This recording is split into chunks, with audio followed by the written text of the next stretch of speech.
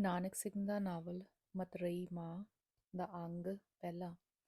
ਕਾੜ ਕਾੜ ਚਪੇੜਾਂ ਤੇ ਮੁੰਡੇ ਦੇ ਡਡਿਆਉਣ ਦੀ ਆਵਾਜ਼ ਸੁਣ ਕੇ ਗਲੀ ਦੀਆਂ ਤ੍ਰੀਮਤਾਂ ਦਿਆਲੀ ਦੇ ਘਰ ਵੱਲ ਉੱਠ ਨੱਸੀਆਂ। ਉਹ ਆਪੋ ਵਿੱਚ ਇਸ ਤਰ੍ਹਾਂ ਗੱਲਾਂ ਕਰਦੀਆਂ ਜਾ ਰਹੀਆਂ ਸਨ। ਇੱਕ ਹਾਏ ਨੀ ਹਾਏ, ਅੱਜ ਫੇਰ ਵਿਚਾਰੇ ਨੂੰ ਕੋਹਣ ਡਈ ਹੋਈ ਊ। ਦੂਜੀ ਠੰਡਾ ਸਾਹ ਭਰ ਕੇ, ਭੈਣਾ ਰੱਬ ਮਤਰਈਆਂ ਨਾਲ ਕਿਸੇ ਦਾ ਵਾਹ ਨਾ ਪਾਵੇ। ਅੜੀਏ ਕਿੰਨਾ ਚੰਨ ਵਰਗਾ ਮੁੰਡਾ ਸੀ, ਜਿੱਦਣ ਦੀ ਮਾਂ ਮੋਈ ਸੂ ਨਿਮਾਣਾ ਮਿੱਟੀ 'ਚ ਰੁਲ ਗਿਆ। ਪਿੰਡੇ ਤੇ ਮਾਸ ਦਾ ਨਾਂ ਨਹੀਂ ਸੂ ਰਿਹਾ। ਤੀਜੀ, ਤੇ ਉਹ ਜਿਹੜਾ ਆਪਣਾ ਸੂ ਉਹਨੂੰ ਤੇ ਵਾਹ ਹੱਥੀ ਛਾਵਾਂ ਕਰਦੀ ਏ। ਇਸ ਵਿਚਾਰੇ ਦਾ ਤਾਂ ਕਿਸੇ ਆਖਿਆ ਸੀ, ਮੂੰਹ 'ਚ ਟੁੱਕਰ ਤੇ ਸਿਰ ਤੇ ਛਿੱਤਰ। ਇੰਨੇ ਨੂੰ ਸਾਰੀਆਂ ਦਿਆਲੀ ਦੀ ਦਿਉਡੀ ਵਿੱਚ ਜਾ ਪਹੁੰਚੀਆਂ।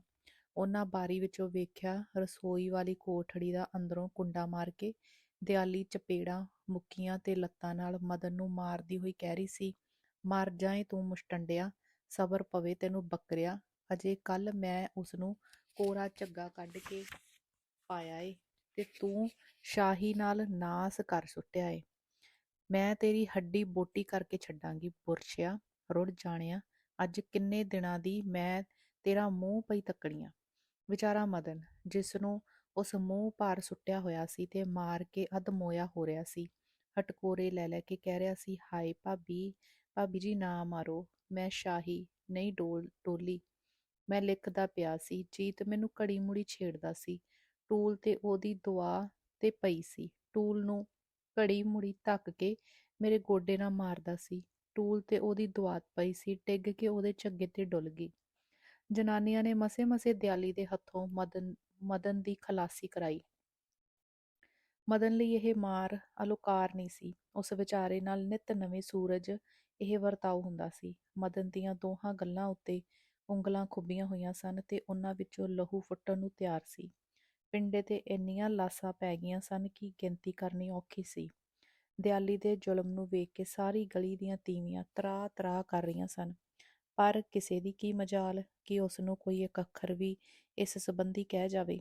ਉਹ ਜਾਣਦੀਆਂ ਸਨ ਕਿ ਉਹ ਕਿਸੇ ਦੇ ਮਗਰ ਪਈ ਲੱਥਦੀ ਨਹੀਂ। ਫਿਰ ਕਿਸੇ ਨੂੰ ਕੀ ਪਈ ਸੀ ਜੋ ਰਾਹ ਜਾਂਦੀ ਬਲਾ ਦੇ ਗੱਲ ਲੱਗਣ ਵਾਲਾ ਮੁਫਤ ਦਾ ਝਗੜਾ ਸਹੇੜੇ।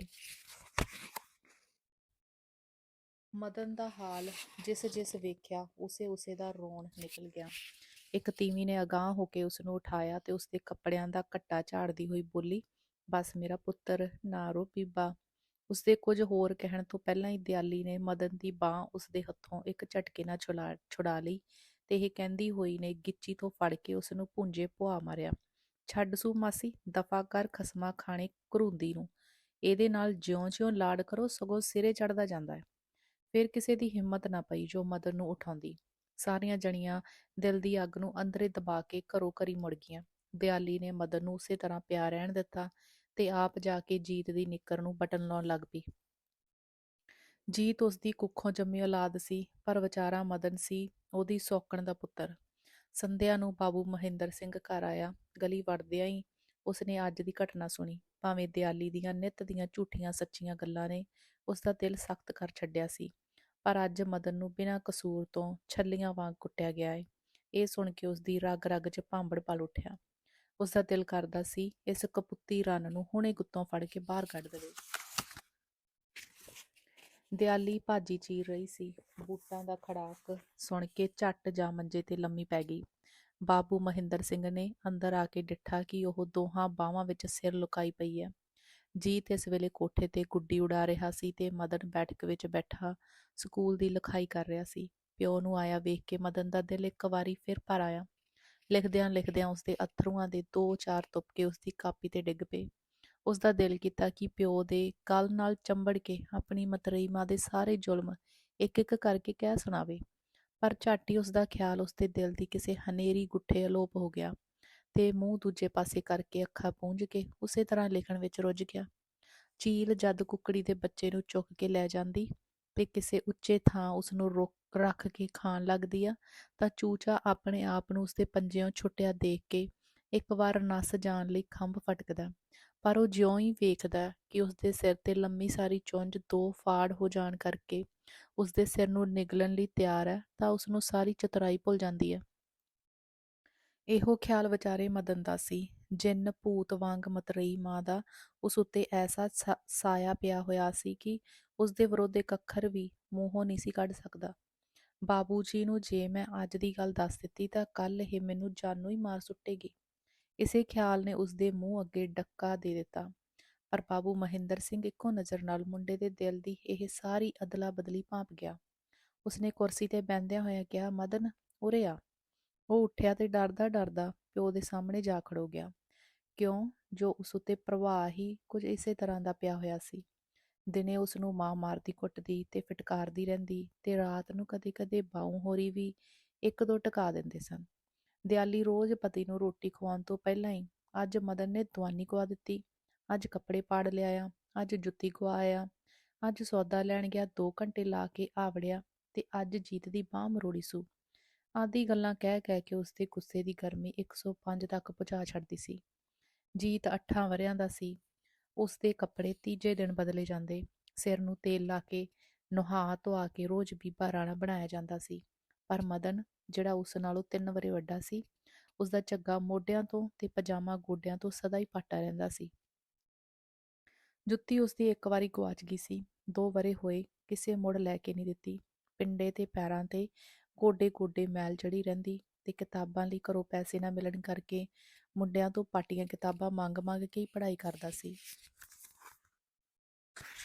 ਇਸ ਤੇ ਵਾਧਾ ਇਹ ਕਿ ਜੀਤ ਨੂੰ ਕੁਝ ਐਸਾ ਸਵਾਦ ਪਿਆ ਹੋਇਆ ਸੀ ਜੋ ਮਦਨ ਨੂੰ ਛੇੜ ਕੇ ਉਹ ਬੜਾ ਖੁਸ਼ ਹੁੰਦਾ ਸੀ। ਉਹ ਕਦੇ ਮਦਨ ਦੀਆਂ ਕਿਤਾਬਾਂ ਲੁਕਾ ਛੱਡਦਾ, ਕਦੇ ਰਾਤ ਨੂੰ ਉਸਦੀ ਦਵਾਤ ਦਾ ਢੱਕਣ ਖੁੱਲ੍ਹਾ ਛੱਡਦਾ ਤੇ ਰਾਤੀ ਚੂਹੇ ਉਸਦੀ ਦਵਾਤ ਖਾਲੀ ਕਰ ਜਾਂਦੇ। ਪਰ ਮਦਨ ਦੇ ਦਿਲ ਦਾ ਮੱਚ ਮਰ ਚੁੱਕਾ ਸੀ। ਉਹ ਹਰ ਗਲੇ ਦੁਖੀ ਹੁੰਦਾ ਹੋਇਆ ਵੀ ਇਹਨਾਂ ਗੱਲਾਂ ਦਾ ਆਦੀ ਹੋ ਚੁੱਕਾ ਸੀ।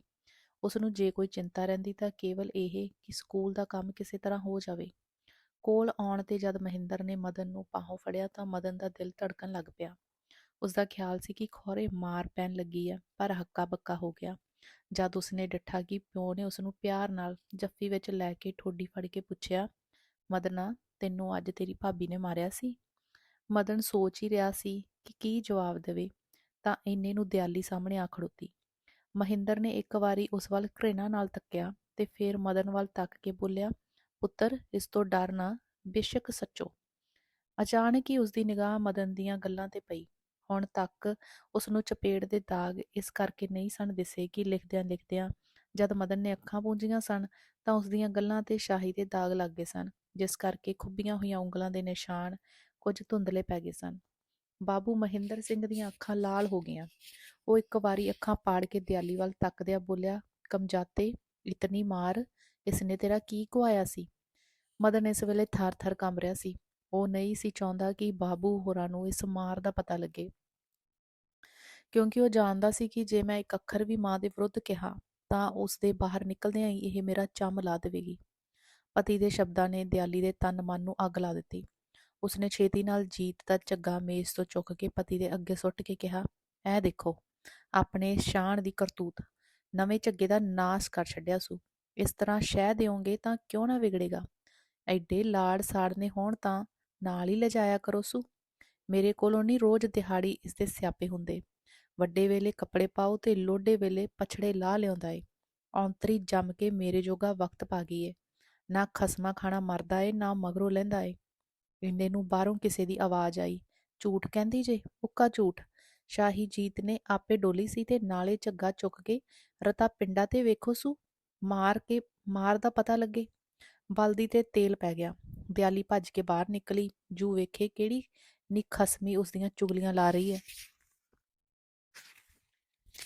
ਪਰ ਵਿਹੜੇ ਵਿੱਚ ਨੱਠੀ ਜਾਂਦੀ ਇੱਕ ਨਿੱਕੀ ਜਿਹੀ ਕੁੜੀ ਦੀ ਪੈਠੀ ਉਸਦੀ ਨਜ਼ਰੀ ਪਈ, ਜੋ ਗਲੀ ਦਾ ਮੋੜ ਮੁੜ ਕੇ ਉਸਦੀ ਨਜ਼ਰੋਂ ਓਹਲੀ ਹੋ ਗਈ। ਦਿਆਲੀ ਖਪਦੀ ਖਿੱਝਦੀ ਮੁੜ ਆਈ। ਜੇ ਉਸਨੂੰ ਪਤਾ ਲੱਗ ਜਾਂਦਾ ਕਿ ਫਲਾਨੀ ਕੁੜੀ ਸੀ ਤਾਂ ਖੌਰੇ ਉਸਨੂੰ ਚੀਰ ਕੇ ਖਾ ਜਾਂਦੀ। ਮਹਿੰਦਰ ਸਿੰਘ ਨੇ ਬਥੇਰਾ ਪੁੱਛਿਆ, ਪਿਆਰ ਕੀਤਾ, ਪਰ ਮਦਨ ਦੇ ਮੂੰਹੋਂ ਹੋਰ ਕੁਝ ਨਾ ਨਿਕਲਿਆ। ਅਖੀਰ ਉਸਨੇ ਜਰਾ ਗੁੱਸੇ ਵਾਲਾ ਮੂੰਹ ਬਣਾ ਕੇ ਕਿਹਾ, ਦੱਸੇਗਾ ਕਿ ਨਹੀਂ? ਸੱਚੋ ਸੱਚ ਦੱਸ, ਭਾਬੀ ਨੇ ਤੈਨੂੰ ਮਾਰਿਆ ਏ? ਅਖੀਰ ਬੜੀ ਔਖਿਆਈ ਨਾਲ ਮਦਨ ਦੇ ਮੂੰਹੋਂ ਨਿਕਲਿਆ, ਨਹੀਂ ਬਾਬੂ ਜੀ, ਮੈਨੂੰ ਭਾਬੀ ਜੀ ਨੇ ਨਹੀਂ ਮਾਰਿਆ। ਤੇ ਹੋਰ ਕਿਸ ਮਾਰਿਆ ਸੀ? ਸਕੂਲੋਂ ਆਉਂਦਿਆਂ ਇੱਕ ਮੁੰਡਾ ਮੇਰੇ ਨਾਲ ਲੜ ਪਿਆ ਸੀ। ਕਿਹੜਾ ਮੁੰਡਾ? ਮੈਨੂੰ ਉਸਦਾ ਨਾਂ ਨਹੀਂ ਆਉਂਦਾ। ਕਿੱਥੇ ਮਾਰਿਆ ਸੀ? ਮੂੰਹ ਤੇ। ਹੋਰ ਕਿਤੇ ਵੀ? ਬਸ ਹੋਰ ਕਿਤੇ ਨਹੀਂ। ਇੰਨਾ ਕਹਿ ਕੇ ਉਸਨੂੰ ਖਿਆਲ ਆ ਗਿਆ ਕਿ ਹੁਣੇ ਇੱਕ ਕੁੜੀ ਕੀ ਕਹਿ ਕੇ ਗਈ ਸੀ। ਉਹ ਝੱਟ ਬੋਲਿਆ, ਪਿੰਡੇ ਤੇ ਵੀ। ਮਹਿੰਦਰ ਸਿੰਘ ਨੇ ਮਦਨ ਦਾ ਝੱਗਾ ਚੁੱਕ ਕੇ ਵੇਖਿਆ। ਨਿੱਤ ਦਾ ਗਿੱਜਾ ਚੋਰ ਜੇ ਇੱਕ ਵਾਰੀ ਫੜਿਆ ਜਾਵੇ ਤਾਂ ਘਰ ਦੇ ਮਾਲਕ ਨੂੰ ਪਿਛਲੀਆਂ ਸਾਰੀਆਂ ਚੋਰੀਆਂ ਹੋਈਆਂ ਚੀਜ਼ਾਂ ਦੀ ਯਾਦ ਫਿਰ ਸੱਜਰੀ ਹੋ ਆਉਂਦੀ ਹੈ। ਮਦਨ ਦੇ ਪਿੰਡੇ ਤੇ ਮਾਰ ਦੇ ਲਾਲ ਲਾਲ ਦਾਗ ਦੇਖ ਕੇ ਬਾਬੂ ਮਹਿੰਦਰ ਸਿੰਘ ਇੱਕ ਵਾਰੀ ਆਤਮਿਕ ਪੀੜ ਨਾਲ ਤੜਫ ਉੱਠਿਆ ਤੇ ਉਸਦਾ ਹੱਡੀਆਂ ਦਾ ਪਿੰਜਰ ਸਰੀਰ ਵੇਖ ਕੇ ਉਸਨੇ ਇੱਕ ਹੌਂਕਾ ਭਰ ਕੇ ਦਿਲ ਵਿੱਚ ਕਿਹਾ, ਆਹ ਲਾਡਲੇ ਮਦਨ ਦਾ ਸਰੀਰ ਇੱਕ ਚੰਦਨ ਦੀ ਗੇਲੀ ਵਰਗਾ ਸੀ। ਹਾਏ, ਇਸ ਡੈਣ ਨੇ ਮੁੰਡੇ ਦਾ ਇਹ ਹਾਲ ਕਰ ਦਿੱਤਾ। ਮੇਰੀ ਕਹੀ ਮੱਤ ਮਾਰੀ ਗਈ। ਉਸਨੇ ਦਿਆਲੀ ਨੂੰ ਹੋਰ ਕੁਝ ਨਾ ਕਿਹਾ। ਉਸਨੂੰ ਇਸ ਵੇਲੇ ਉਹ ਜਾਨੋਂ ਮਾਰ ਦਿੰਦਾ ਤਾਂ ਵੀ ਕੋਈ ਵੱਡੀ ਗੱਲ ਨਹੀਂ ਸੀ, ਪਰ ਇਹ ਸੋਚ ਕੇ ਕਿ ਜੇ ਇਸ ਨੂੰ ਮਾਰਿਆ ਕੁੱਟਿਆ ਤਾਂ ਹਫ਼ਤਿਆਂ ਬੱਧੀ ਘਰ 'ਚ ਕਲੇਸ਼ ਪਿਆ ਰਹੇਗਾ, ਉਹ ਮਨ ਮਾਰ ਕੇ ਰਹਿ ਗਿਆ। ਦਿਆਲੀ ਚੌਖਾ ਚਿਰ ਰੋਂਦੀ ਰਹੀ ਤੇ ਅੱਜ ਆਪਣਾ ਜਾਦੂ ਨਾ ਚੱਲਿਆ ਵੇਖ ਕੇ ਗਲੀ ਮੁਹੱਲੇ ਵਾਲਿਆਂ ਦੇ ਅਗਲਿਆਂ ਪਿਛਲਿਆਂ ਨੂੰ ਲੱਗੀ ਭੁੰਨਣ। ਉਸਦਾ ਖਿਆਲ ਸੀ ਕਿ ਗਲੀ ਵਾਲਿਆਂ ਨੇ ਮੇਰੇ ਪਤੀ ਨੂੰ ਆਉਂਦਿਆਂ ਸਭ ਕੁਝ ਦੱਸ ਦਿੱਤਾ ਹੋਣਾ। ਅੰਗ ਦੂਜਾ। ਇਸ ਘਟਨਾ ਤੋਂ 4-5 ਦਿਨ ਮਗਰੋਂ ਸਕੂਲ ਵਿੱਚ ਜੁਲਾਈ ਦੀਆਂ 1.5 ਮਹੀਨੇ ਦੀਆਂ ਛੁੱਟੀਆਂ ਹੋ ਗਈਆਂ। ਬਾਬੂ ਮਹਿੰਦਰ ਸਿੰਘ ਨੇ ਸੋਚਿਆ ਕੁਝ ਚਿਰ ਲਈ ਮੁੰਡੇ ਨੂੰ ਲਾਂਬੇ ਕਰ ਦਿੱਤਾ ਜਾਵੇ ਤਾਂ ਚੰਗਾ ਹੋਵੇਗਾ। ਉਸਨੇ ਮਦਨ ਨੂੰ ਨਾਨਕੇ ਛੱਡ ਆਉਣ ਦੀ ਸਲਾਹ ਕੀਤੀ। ਰੋਟੀ ਨੂੰ ਖਾ ਕੇ ਜਦ ਸੌਣ ਲੱਗਾ ਤਾਂ ਉਸਨੇ ਦਿਆਲੀ ਅੱਗੇ ਗੱਲ ਛੇੜਦਿਆਂ ਕਿਹਾ, ਮੇਰੀ ਸਲਾਹ ਏ ਮਦਨ ਨੂੰ ਨਾਨਕੇ ਭੇਜ ਦੀਏ। ਕਈ ਵਾਰੀ ਸੁਨੇਹੇ ਵੀ ਆ ਚੁੱਕੇ ਨੇ, ਤੇਰੀ ਕੀ ਮਰਜ਼ੀ ਹੈ। ਦਿਆਲੀ ਦੇ ਹੱਥ ਤੇ ਮਾਨੋ ਕਿਸੇ ਨੇ ਪੱਖ ਦਾ ਕੋਲਾ ਰੱਖ ਦਿੱਤਾ। ਕਿਸੇ ਦੇ ਕਹਿਣ ਵਾਂਗੂ ਅਖੇ ਚੋਰ ਕੀ ਦਾੜੀ ਮੇ ਤਿਣਕਾ ਉਸ ਨੂੰ ਆਪਣਾ ਹੀ ਪਾਲਾ ਮਾਰ ਰਿਹਾ ਸੀ। ਗੁੱਸੇ ਨਾਲ ਲਾਲ ਹੋ ਕੇ ਬੋਲੀ, ਆਹੋ ਚੰਗੀ ਗੱਲ ਹੈ, ਮੈਂ ਤੇ ਵੇਖਾਂ ਸਾਰੀ ਦਿਹਾੜੀ ਉਸ ਤੋਂ ਚੱਕੀ ਪਿਆਂਦੀ ਆ। ਨਾਨਕੇ ਭੇਜ ਦਿਓ ਸੋ ਚੰਗਾ ਸਾਣ ਮਿਲੇਗਾ ਪਲੇਗਾ। ਬਾਬੂ ਮਹਿੰਦਰ ਸਿੰਘ ਗੁੱਸੇ ਨਾਲ ਕੰਬਦਾ ਹੋਇਆ ਬੋਲਿਆ, ਮੇਰਾ ਖਿਆਲ ਸੀ ਤੂੰ ਖੁਸ਼ੀ ਨਾਲ ਮੇਰੀ ਸਲਾਹ ਮੰਨੇਗੀ, ਪਰ ਮਾਲੂਮ ਹੁੰਦਾ ਏ ਮਤਰੇਈਆਂ ਵਾਲਾ ਵਿਤਕਰਾ ਤੇਰੇ ਵਿੱਚ ਇੰਨਾ ਭਰਿਆ ਹੋਇਆ ਏ ਕਿ ਕੋਈ ਅਕਲ ਦੀ ਗੱਲ ਵੀ ਤੈਨੂੰ ਚੰਗੀ ਨਹੀਂ ਲੱਗਦੀ। ਦਿਆਲੀ ਨੂੰ ਇਹਨਾਂ ਸ਼ਬਦਾਂ ਨੇ ਤੜਫਾ ਦਿੱਤਾ। ਉਹ ਅੱਖਾਂ ਵਿੱਚ ਘਸੁੰਨ ਦਿੰਦੀ ਹੋਈ ਬੋਲੀ, ਹੁਣ ਐਵੇਂ ਕਿਉਂ ਮੇਰੇ ਨਾਲ ਸ਼ਰੀਕਾ ਡਾਹ ਬੈਠੇ ਹੋ। ਮੈਂ ਕਦੋਂ ਕਿਹਾ ਨਾ ਭੇਜੋ ਸੂ। ਮੇਰੇ ਵੱਲੋਂ ਉੱਥੇ ਭੇਜੋ ਸੂ ਜਿੱਥੋਂ ਮੁੜ ਕੇ ਨਾ ਆਵੇ। ਕਸਮਾਂ ਖਾਣੇ ਦਾ ਗੂੰ ਮੂਤਰ ਚੁੱਕ ਕੇ 7 ਖਾਤਰਾਂ ਨਾਲ ਪਾਲ ਕੇ ਏਡਾ ਬੱਕਰਾ ਕੀਤਾ ਏ ਤੇ ਛੇਕੜ ਦੀ ਬਾਕੀ ਲੱਗਾ ਜੇ ਹੁਣ ਇਨਾਮ ਮਿਲਣ ਕਿ ਤੂੰ ਮਤਰਈਆਂ ਵਾਲਾ ਵਿਤਕਰਾ ਕਰਨੀ ਏ। ਮੈਂ ਵਿਤਕਰਾ ਕਰਨੀ ਆ ਤਾਂ ਸਕੀ ਦੇ ਮੁਰਦੇ ਨੂੰ ਸੰਦੂਕ 'ਚ ਪਾ ਰੱਖਣਾ ਸੀ ਨਾ। ਰੋਂਦੀ ਹੋਈ, ਮੇਰੇ ਕਰਮਾਂ 'ਚ ਜੋ ਇਹੋ ਨੇਕਨਾਮੀ ਲਿਖੀ ਸੀ, ਕਿਸੇ ਦਾ ਕੀ ਦੋਸ਼। ਦਿਆਲੀ ਦੀ ਹਰ ਇੱਕ ਗੱਲ ਬਾਬੂ ਮਹਿੰਦਰ ਸਿੰਘ ਦੇ ਫੱਟਾਂ ਤੇ ਲੂਣ ਦਾ ਕੰਮ ਕਰ ਰਹੀ ਸੀ। ਉਹ ਬੜੇ ਯਤਨ ਨਾਲ ਆਪਣੇ ਗੁੱਸੇ ਨੂੰ ਦਬਾ ਕੇ ਬੋਲਿਆ, ਚੰਗਾ, ਜੇ ਤੇਰੀ ਇਹੋ ਮਰਜ਼ੀ ਏ ਕਿ ਮੁੜ ਤੇਰੇ ਘਰ ਨਾ ਆਵੇ ਤਾਂ ਰੱਬ ਚਾਹਿਆ ਤਾਂ ਨਾ ਨਹੀਂ ਆਵੇਗਾ। ਲਿਆ ਸੰਦੂਕ ਦੀ ਕੁੰਜੀ ਫੜਾ, ਮੈਂ ਮੁੰਡੇ ਦੇ ਕੱਪੜੇ ਕੱਢਾਂ। ਵੱਡੇ ਵੇਲੇ ਉਸਨੇ ਟੁਰਨਾ ਏ। ਮੂੰਹ ਵਿੱਚ ਬੁੜਬੁੜਾਉਂਦਿਆਂ ਹੋਇਆ ਦਿਆਲੀ ਨੇ ਕੁੰਜੀਆਂ ਦਾ ਗੁੱਛਾ ਖੀਸੇ ਵਿੱਚੋਂ ਕੱਢ ਕੇ ਉਸ ਅੱਗੇ ਸੁੱਟ ਦਿੱਤਾ। ਉਹ ਸੰਦੂਕ ਦਾ ਜਿੰਦਰਾ ਖੋਲ ਕੇ ਮਦਨ ਲਈ ਕੱਪੜੇ ਕੱਢ ਕੱਢ ਕੇ ਬਾਹਰ ਰੱਖਣ ਲੱਗਾ। ਕੱਪੜੇ ਇਕੱਠੇ ਕਰਕੇ ਉਹ ਇੱਕ ਪੁਰਾਣੀ ਚਾਦਰ ਵਿੱਚ ਬੰਨ੍ਹਣ ਹੀ ਲੱਗਾ ਸੀ ਕਿ ਭੁੱਖੀ ਬਘਿਆੜੀ ਵਾਂਗ ਝਪਟ ਕੇ ਦਿਆਲੀ ਨੇ ਗੰਢੜੀ ਉਸਦੇ ਹੱਥੋਂ ਫੜ ਲਈ ਤੇ ਬੋਲੀ, ਤੇ ਸਾਰੇ ਇਸ ਜੋਗੇ ਫੂਕ ਛੱਡਣੇ ਜੇ। ਮੁੰਡੇ ਦੇ ਵੀ ਸਾਰੇ ਬੰਨ ਲਏ ਜੇ। ਉਹ ਮੇਰਾ ਝਾਟਾ ਪਾਏਗਾ। ਕਿਤੇ ਲਾਮ ਤੇ ਤਾਂ ਨਹੀਂ ਚੱਲਿਆ ਜੂ ਸਾਰਾ ਸੰਦੂਕ ਖਾਲੀ ਕਰ ਛੱਡਿਆ ਜੇ। ਮੁੰਡੇ ਦਾ ਕੋਟ ਤੇ ਨਾਲੇ ਉਸਦੀ ਲੂੰਗੀ ਵਿੱਚੇ ਬੰਨ ਲਈ ਜੇ। ਇਹ ਕਮੀਜ਼ ਤੇ ਮੈਂ ਕਦੀ ਵੀ ਨਹੀਂ ਲਿਜਾਣ ਦੇਣੀ। ਇਹ ਨੀਕਰ ਕੋਈ ਅੱਜ ਕੱਲ੍ਹ ਪਾਉਣ ਵਾਲੀ ਹੈ। ਮੈਂ ਨਹੀਂ ਜਾਣਦੀ ਬਹੁਤੀਆਂ ਗੱਲਾਂ। ਮੇਰੇ ਮੁੰਡੇ ਦੇ ਕੱਪੜੇ ਸਿੱਧੀ ਤਰ੍ਹਾਂ ਫੜਾ ਦਿਓ ਮੈਨੂੰ। ਬਾਬੂ ਮਹਿੰਦਰ ਸਿੰਘ ਨੇ ਕੋਟ ਤੇ ਇੱਕ ਕਮੀਜ਼ ਕੱਢ ਕੇ ਸੰਦੂਕ ਤੇ ਰੱਖਦਿਆਂ ਹੋਇਆ ਕਿਹਾ, ਲੈ ਬਸ। ਦਿਆਲੀ ਨੇ ਦੋਵੇਂ ਕੱਪੜੇ ਸੰਦੂਕ ਤੋਂ ਚੁੱਕ ਕੇ ਪੁਆ ਕੇ ਮਾਰੇ। ਤੀਲੀ ਲਾ ਕੇ ਫੂਕ ਦਿਓ ਸਾਰਿਆਂ ਨੂੰ। ਮੈਂ ਅੱਗ ਲਾਣੀ ਏ 2 ਲੀਰਾਂ ਨੂੰ। ਲੈ ਜਾਓ, ਇਹ ਵੀ ਉਸ ਲਡਿਕੜੇ ਦੇ ਕੰਮ ਆਉਣਗੇ। ਇਹ ਕਹਿੰਦਿਆਂ ਹੋਇਆਂ ਉਸਨੇ ਸੰਦੂਕ ਵਿਚਲੇ ਸਭ ਨਵੇਂ ਪੁਰਾਣੇ ਕੱਪੜੇ ਕੱਢ ਕੇ ਮਹਿੰਦਰ ਸਿੰਘ ਦੇ ਅੱਗੇ ਢੇਰੀ ਕਰ ਦਿੱਤੇ। ਮਹਿੰਦਰ ਸਿੰਘ ਦੀ ਛਾਤੀ ਇਸ ਵੇਲੇ ਗੁੱਸੇ ਨਾਲ ਪਾਟ ਰਹੀ ਸੀ, ਪਰ ਉਹ ਚਾਹੁੰਦਾ ਸੀ ਮੁੰਡਾ ਕਿਸੇ ਤਰ੍ਹਾਂ ਸੁੱਖ ਸੁਆਦ ਨਾਲ ਤੁਰ ਜਾਵੇ, ਇਸ ਲਈ ਉਹ ਗੱਲ ਵਧਾਉਣੀ ਨਹੀਂ ਸੀ ਚਾਹੁੰਦਾ। ਮਦਨ ਤੇ ਜੀਤ ਇਸ ਵੇਲੇ ਸੁੱਤੇ ਹੋਏ ਸਨ। ਉਹ ਸੋਚਦਾ ਸੀ ਜੇ ਮਦਨ ਜਾਗ ਪਿਆ ਤਾਂ ਇਹ ਨਾਟਕ ਵੇਖ ਕੇ ਉਸਦੇ ਦਿਲ ਤੇ ਕੀ ਗੁਜ਼ਰੇਗੀ। ਨਾਲੇ ਜੇ ਦਿਆਲੀ ਆਪਣੀ ਆਈ ਤੇ ਆ ਗਈ ਤਾਂ ਇਸ ਰਾਤ ਦੇ ਵੇਲੇ ਸਾਰਾ ਗਲੀ ਮਹੱਲਾ ਸੁਣੇਗਾ। ਉਸਨੇ ਜਰਾ ਨਰਮ ਹੋ ਕੇ ਕਿਹਾ, ਵੇਖ ਇਸ ਤਰ੍ਹਾਂ ਹੱਥੋਂ ਪਾਈ ਨਾ ਕਰ। ਮੈਨੂੰ ਪਹਿਲਾਂ ਜੀਤ ਤੇ ਪਿੱਛੋਂ ਮਦਨ, ਪਰ ਮੈਂ ਚਾਹੁੰਦਾ ਵਾਂ ਵਿਚਾਰਾ ਕੱਪੜਿਆਂ ਖੁਣੋਂ ਉੱਥੇ ਜਾ ਕੇ ਤੰਗ ਨਾ ਹੋਵੇ। ਜੀਤ ਨੂੰ ਮੈਂ ਹੋਰ ਜਿੰਨੇ ਕਹੇਂਗੀ ਸੁਆ ਦਿਆਂਗਾ। ਕੱਪੜਿਆਂ ਦੀ ਕੀ ਗੱਲ ਹੈ, ਪੁੱਤਰਾਂ ਨਾਲੋਂ ਕੱਪੜੇ ਚੰਗੇ ਨੇ। ਮੈਂ ਇਹਨਾਂ ਚੋਚਲਿਆਂ ਨੂੰ ਨਹੀਂ ਜਾਣਦੀ, ਜਿਹੜੇ ਉਸਦੇ ਕੱਪੜੇ ਬੇਸ਼ੱਕ ਲੈ ਜਾਓ, ਪਰ ਆਪਣੇ ਮੁੰਡੇ ਦੀ ਮੈਂ ਇੱਕ ਲੀਰ ਵੀ ਨਹੀਂ ਲੈਣ ਦੇਣੀ, ਭਾਵੇਂ ਉਹ ਇੱਧਰੋਂ ਦਾ ਦਿਨ ਉੱਧਰੋਂ ਚੜ ਜਾਵੇ। ਅੱਛਾ ਫਿਰ ਇਉਂ ਕਰ, ਜਿਹੜੇ ਮਦਨ ਦੇ ਕੱਪੜੇ ਨੇ ਉਹ ਤੂੰ ਆਪੇ ਕੱਢ ਦੇ। ਚੱਲ ਤੂੰ ਜਿੱਤੀ, ਮੈਂ ਹਾਰਿਆ। ਦਿਆਲੀ ਦੀ ਜਾਨ ਵਿੱਚ ਜਾਨ ਆਈ। ਕੱਢ ਦਿੰਨੀ ਆ, ਉਰੇ ਕਰੋ, ਕਹਿ ਕੇ ਉਹ ਲੱਗੀ ਫੁੱਲਾ ਫਾਲੀ ਕਰਨ। ਹੋਰ ਸਾਰੇ ਕੱਪੜੇ ਨੱਪ ਸਵਾਰ ਕੇ ਉਹਨੇ ਉਸੇ ਤਰ੍ਹਾਂ ਤਹਿਾਂ ਲਾ ਕੇ ਸੰਦੂਕ ਵਿੱਚ ਰੱਖ ਲਏ। ਇੱਕ ਕਾਰਖਾਨੇ ਦਾ ਚੱਗਾ, ਇੱਕ ਪਜਾਮਾ, ਇੱਕ ਪਾਟਾ ਹੋਇਆ ਕੋਟ ਤੇ ਕਿੱਲੀ ਨਾਲ ਟੰਗਿਆ ਹੋਇਆ ਇੱਕ ਪੁਰਾਣਾ ਕੁੜਤਾ ਲਾ ਕੇ ਮੂਹੜੇ ਤੇ ਰੱਖਦੀ ਹੋਈ ਬੋਲੀ, ਐ ਲੋ। ਮਹਿੰਦਰ ਸਿੰਘ ਇਹਨਾਂ ਕੱਪੜਿਆਂ ਵੱਲ ਤੱਕ ਕੇ ਅੱਗ ਭਬੂਕਾ ਹੋ ਗਿਆ। ਉਸਨੇ ਗੁੱਸੇ ਨਾਲ ਗਿਣ ਗਿਣ ਕੇ ਸੁਣਾਉਣੇ ਸ਼ੁਰੂ ਕੀਤੇ। ਫਲਾਨਾ ਕੋਟ, ਨਾਨਕੀ ਲੂੰਗੀ, ਐਤਕਾਂ ਸਿਵਾਏ ਹੋਏ ਬੋਸਕੀ ਦੇ 2 ਝੱਗੇ ਤੇ ਲੱਠੇ ਦੇ ਪਜਾਮੇ ਤੇ ਪਰੂ ਵਾਲਾ ਸਨ ਪ੍ਰੂਫ ਦਾ ਕੋਟ, ਇਹ ਸਾਰੇ ਕਿੱਥੇ ਗਏ? ਮੇਰੀ ਜਾਣੇ ਜੁੱਤੀ ਕਿੱਥੇ ਗਈ? ਰੋਜ਼ ਇੱਕ ਨਵਾਂ ਜੋੜਾ ਪਾਲ ਆਉਂਦਾ ਏ, ਅਜੇ ਪੁੱਛਦੇ ਨੇ ਕਿੱਥੇ ਗਏ। ਪਰ ਮੈਂ ਤਾਂ ਇਹਨਾਂ ਵਿੱਚੋਂ ਕਦੇ ਕੋਈ ਪਾਉਂਦਿਆਂ ਉਹਨੂੰ ਨਹੀਂ ਡਿੱਠਾ, ਤੇ ਹੋਰ ਜਾ ਕੇ ਵੇਚ ਆਈ ਹੋਵਾਂਗੀ। ਮਹਿੰਦਰ ਸਿੰਘ ਨੇ ਵੇਖਿਆ ਕਿ ਇਹਨਾਂ ਤਿਲਾਂ 'ਚ ਤੇਲ ਨਹੀਂ। ਉਹਨੇ ਉਹ ਚਾਰੇ ਕੱਪੜੇ ਚੁੱਕ ਕੇ ਇੱਕ ਪਾਸੇ ਰੱਖ ਦਿੱਤੇ ਤੇ ਆਪ ਜਾ ਕੇ ਸੌਂ ਗਿਆ। ਅੰਗ ਤੀਜਾ। ਬਾਬੂ ਮਹਿੰਦਰ ਸਿੰਘ ਦੇ ਨਾਲ ਦਾ ਘਰ ਸਰਦਾਰ ਪ੍ਰਤਾਪ ਸਿੰਘ ਖਜ਼ਾਨਚੀ ਦਾ ਸੀ। ਉਹ ਚੰਗਾ ਰੱਜਿਆ ਪੁੱਜਿਆ ਘਰਾਣਾ ਸੀ। ਇਹਨਾਂ ਦੇ ਘਰ ਇੱਕੋ ਇੱਕ 8 ਕੁ ਵਰ੍ਹਿਆਂ ਦੀ ਕੁੜੀ ਸ਼ਾਂਤੀ ਸੀ। ਭਾਵੇਂ ਮਦਨ ਦੀ ਤਰਸਯੋਗ ਹਾਲਤ ਦੇਖ ਕੇ ਸਾਰੀ ਗਲੀ ਅੱਥਰੂ ਗੇਰਦੀ ਸੀ, ਪਰ ਇਸ ਘਰ ਦੇ ਬੰਦੇ ਤਾਂ ਮੁੰਡੇ ਦੇ ਦੁੱਖ ਨੂੰ ਆਪਣਾ ਹੀ ਦੁੱਖ ਸਮਝਦੇ ਸਨ। ਖਬਰੇ ਕੰਧ ਇੱਕੋ ਹੋਣ ਕਰਕੇ ਇਹ ਮਦਨ ਦੀ ਮਤਰੇਈ ਮਾਂ ਦੇ ਨਿੱਤ ਦੇ ਜ਼ੁਲਮ ਦੇਖਦੇ ਰਹਿੰਦੇ ਸਨ, ਜਾਂ ਖਬਰੇ ਇਸ ਕਰਕੇ ਕਿ ਉਹਨਾਂ ਦੀ ਕੁੜੀ ਸ਼ਾਂਤੀ ਤੇ ਮਦਨ ਨਿੱਕੇ ਹੁੰਦਿਆਂ ਤੋਂ ਹੀ, ਅੱਜ ਜਦੋਂ ਅਜੇ ਮਦਨ ਦੀ ਮਾਂ ਜਿਉਂਦੀ ਸੀ, ਇਕੱਠੇ ਖੇਡਦੇ ਰਹੇ ਸਨ। ਇਸ ਤੋਂ ਛੁੱਟ ਇਸਦਾ ਇੱਕ ਕਾਰਨ ਹੋਰ ਵੀ ਸੀ ਕਿ ਸ਼ਾਂਤੀ ਦੀ ਮਾਂ ਤੇ ਮਦਨ ਦੀ ਮਾਂ ਦੋਵੇਂ ਸਹੇਲੀਆਂ ਸਨ। ਮਦਨ ਦੀ ਮਾਂ ਜਦ ਮਰਨ ਲੱਗੀ ਸੀ ਤਾਂ ਉਹ ਆਪਣੇ ਮਦਨ ਦੀ ਬਾਂਹ ਸ਼ਾਂਤੀ ਦੀ ਮਾਂ ਜਮਨਾ ਨੂੰ ਫੜਾ ਗਈ ਸੀ, ਪਰ ਜਦ ਤੋਂ ਬਾਬੂ ਮਹਿੰਦਰ ਸਿੰਘ ਨੇ ਦਿਆਲੀ ਨੂੰ ਲਿਆਂਦਾ ਹੈ, ਤਦ ਤੋਂ ਇਹ ਮਦਨ ਨੂੰ ਬੁਲਾਉਣ ਦਾ ਵੀ ਹੀਲਾ ਨਹੀਂ ਸੀ ਕਰ ਸਕਦੀ। ਕਾਰਨ ਮਦਨ ਨੂੰ ਜਿਹੜਾ ਕੋਈ ਪਿਆਰ ਨਾਲ ਬੁਲਾਉਂਦਾ ਸੀ, ਦਿਆਲੀ ਉਸਦੇ ਗਲ ਦਾ ਹਾਰ ਬਣ ਜਾਂਦੀ ਸੀ। ਉਸ ਦਿਨ ਜਿਸ ਕੁੜੀ ਨੇ ਵਿਹੜੇ ਵਿੱਚ ਲੁਕ ਕੇ ਆਵਾਜ਼ ਦਿੱਤੀ ਸੀ, ਝੂਠ ਕਹਿੰਦੀ ਆ ਉੱਕਾ ਝੂਠ, ਉਹ ਸ਼ਾਂਤੀ ਸੀ। ਅੱਜ ਰਾਤ ਦੀ ਜੋ ਗੱਲਬਾਤ ਸ਼ਾਂਤੀ ਦੀ ਮਾਂ ਨੇ ਸੁਣੀ ਸੀ, ਉਸਨੇ ਸਾਰੀ ਆਪਣੇ ਪਤੀ ਨੂੰ ਸੁਣਾਈ। ਖਜ਼ਾਨਚੀ ਦੇ ਦਿਲ ਤੇ ਕੁਝ ਐਸਾ ਅਸਰ ਪਿਆ ਕਿ ਉਹ ਅੱਥਰੂਆਂ ਨੂੰ ਰੋਕ ਨਾ ਸਕਿਆ। ਉਸਨੇ ਜਮਨਾ ਨੂੰ ਕਿਹਾ, ਕੀ ਕਰੀਏ, ਮੁੰਡੇ ਦੀ ਦੁਰਦਸ਼ਾ ਨਹੀਂ ਵੇਖੀ ਜਾਂਦੀ। ਦੂਜੇ ਦਿਨ ਐਤਵਾਰ ਸੀ। ਸਵੇਰੇ ਜਦ ਮਹਿੰਦਰ ਸਿੰਘ ਖਜ਼ਾਨਚੀ ਦੇ ਘਰ ਅੱਗੋਂ ਲੰਘ ਕੇ ਬਾਜ਼ਾਰ ਜਾਣ ਲੱਗਾ ਤਾਂ ਘਰ ਦੇ ਬੂਹੇ ਅੱਗੇ ਖਜ਼ਾਨਚੀ ਖਲੋਤਾ ਸੀ। ਮਹਿੰਦਰ ਸਿੰਘ ਉਸ ਨੂੰ ਵੇਖ ਕੇ ਖੜਾ ਹੋ ਗਿਆ ਤੇ ਬੋਲਿਆ, ਸੁਣਾਓ ਸਰਦਾਰ ਜੀ, ਅੱਜ ਛੁੱਟੀ ਮਨਾ ਰਹੇ ਹੋ?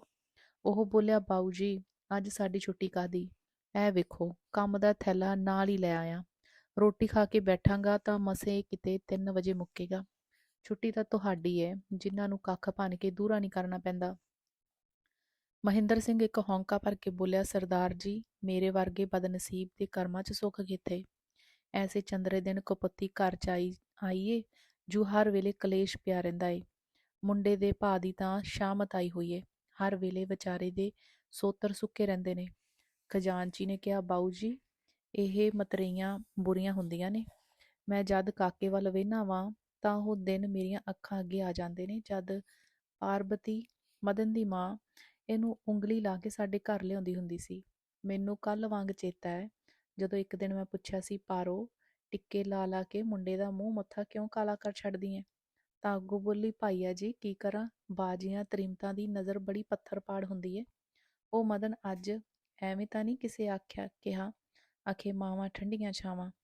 ਸਰਦਾਰ ਜੀ, ਇਸ ਤੋਂ ਤੰਗ ਆ ਕੇ ਮੁੰਡੇ ਨੂੰ ਨਾਨਕੇ ਭੇਜਣ ਦੀ ਸਲਾਹ ਕੀਤੀ ਆ। ਹੋਰ ਨਹੀਂ ਤਾਂ 1.5 ਮਹੀਨਾ ਤਾਂ ਵਿਚਾਰਾ ਸੁੱਖ ਦਾ ਕੱਟੇਗਾ।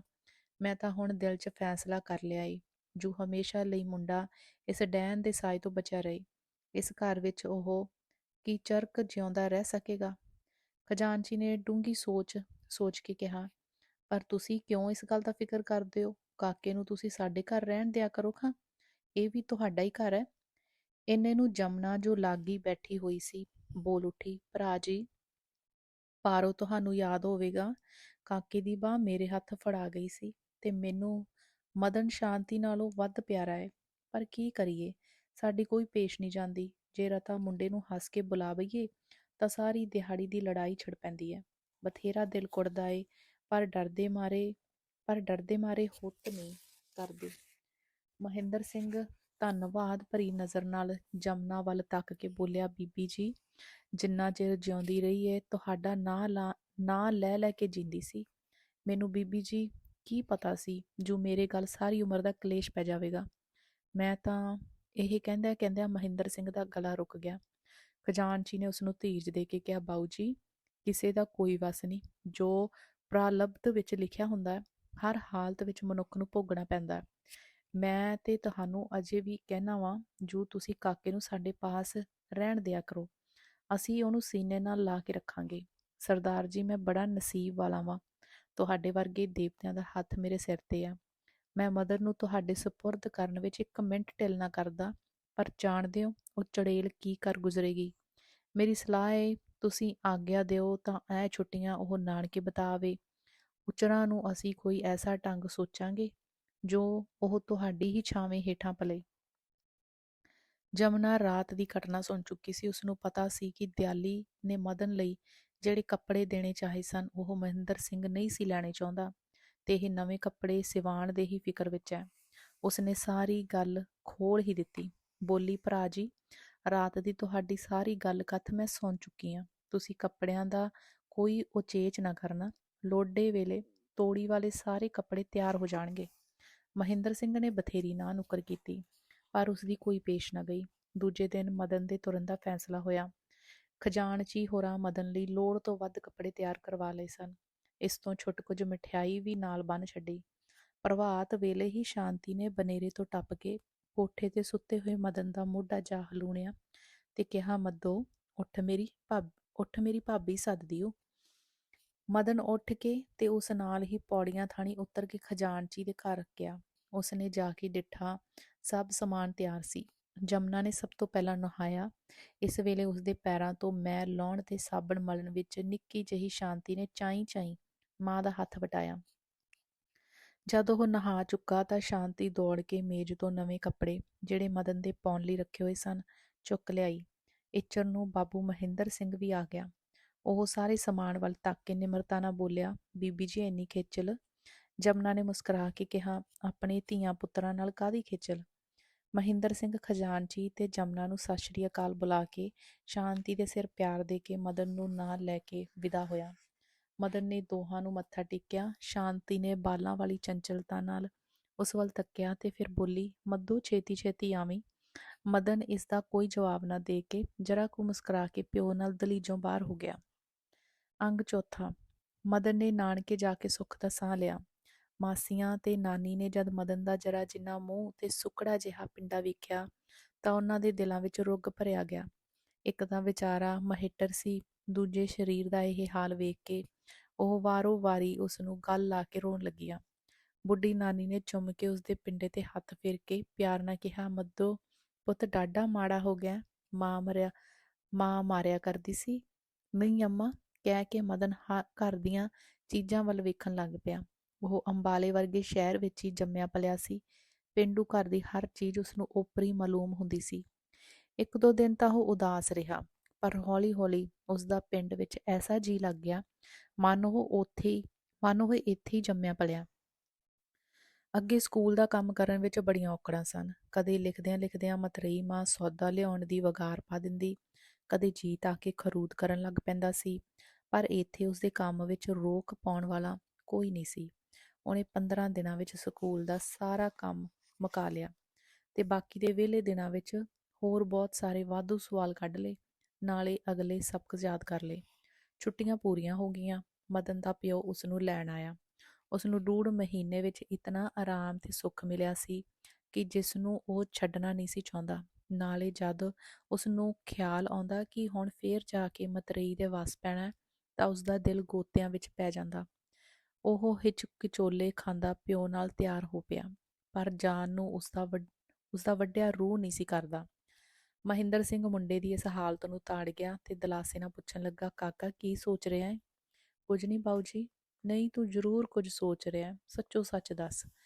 ਮਦਨ ਕੁਝ ਚਿਰ ਚੁੱਪ ਰਿਹਾ। ਅਖੀਰ ਉਸਦੇ ਮੂੰਹੋਂ ਇਤਨਾ ਨਿਕਲਿਆ, ਬਾਊ ਜੀ, ਭਾਬੀ। ਮਹਿੰਦਰ ਸਿੰਘ ਉਸਦਾ ਮਤਲਬ ਸਮਝ ਗਿਆ। ਉਹ ਪਿਆਰ ਨਾਲ ਉਸਦਾ ਸਿਰ ਜੱਫੀ ਵਿੱਚ ਲੈ ਕੇ ਕਹਿਣ ਲੱਗਾ, ਕਾਕਾ, ਤੈਨੂੰ ਹੁਣ ਭਾਬੀ ਦੇ ਘਰ ਨਹੀਂ ਜਾਣਾ ਪਵੇਗਾ। ਤੇ ਬਾਊ ਜੀ, ਹੋਰ ਕਿੱਥੇ ਲੈ ਚੱਲੋਗੇ? ਖਜ਼ਾਨਚੀ ਦੇ ਘਰ। ਮਦਨ ਦੇ ਦਿਲ ਵਿੱਚ ਬਿਜਲੀ ਜੀ ਦੌੜ ਗਈ।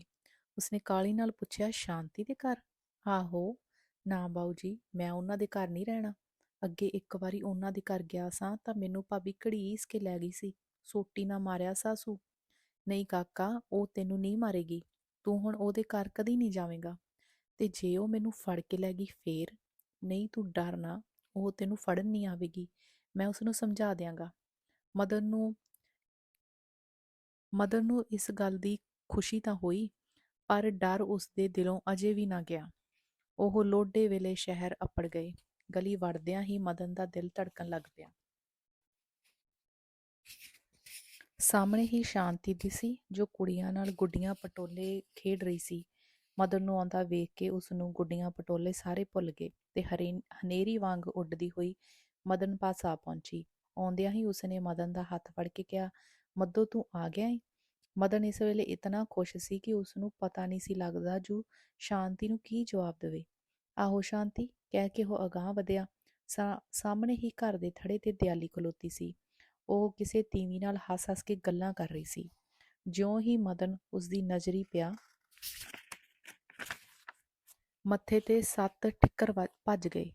ਮਦਨ ਦੇ ਸਾਫ਼ ਕੱਪੜੇ ਤੇ ਸਰੀਰ ਦੀ ਪੁਸ਼ਟੀ ਵੇਖ ਕੇ ਉਹ ਸੜ ਬਲ ਕੇ ਕੋਲਾ ਹੋ ਗਈ। ਇਹ ਦ੍ਰਿਸ਼ ਵੇਖਣ ਦੀ ਉਸ ਵਿੱਚ ਤਾਬ ਨਹੀਂ ਸੀ। ਉਹ ਅੰਦਰ ਜਾਣ ਲਈ ਪਛਾਹ ਮੁੜੀ ਸੀ, ਜੋ ਕੀ ਵੇਖਦੀ ਹੈ ਕਿ ਮਦਨ ਤੇ ਉਸਦਾ ਪਿਓ ਖਜ਼ਾਨਚੀ ਦੇ ਘਰ ਵੜ ਗਏ।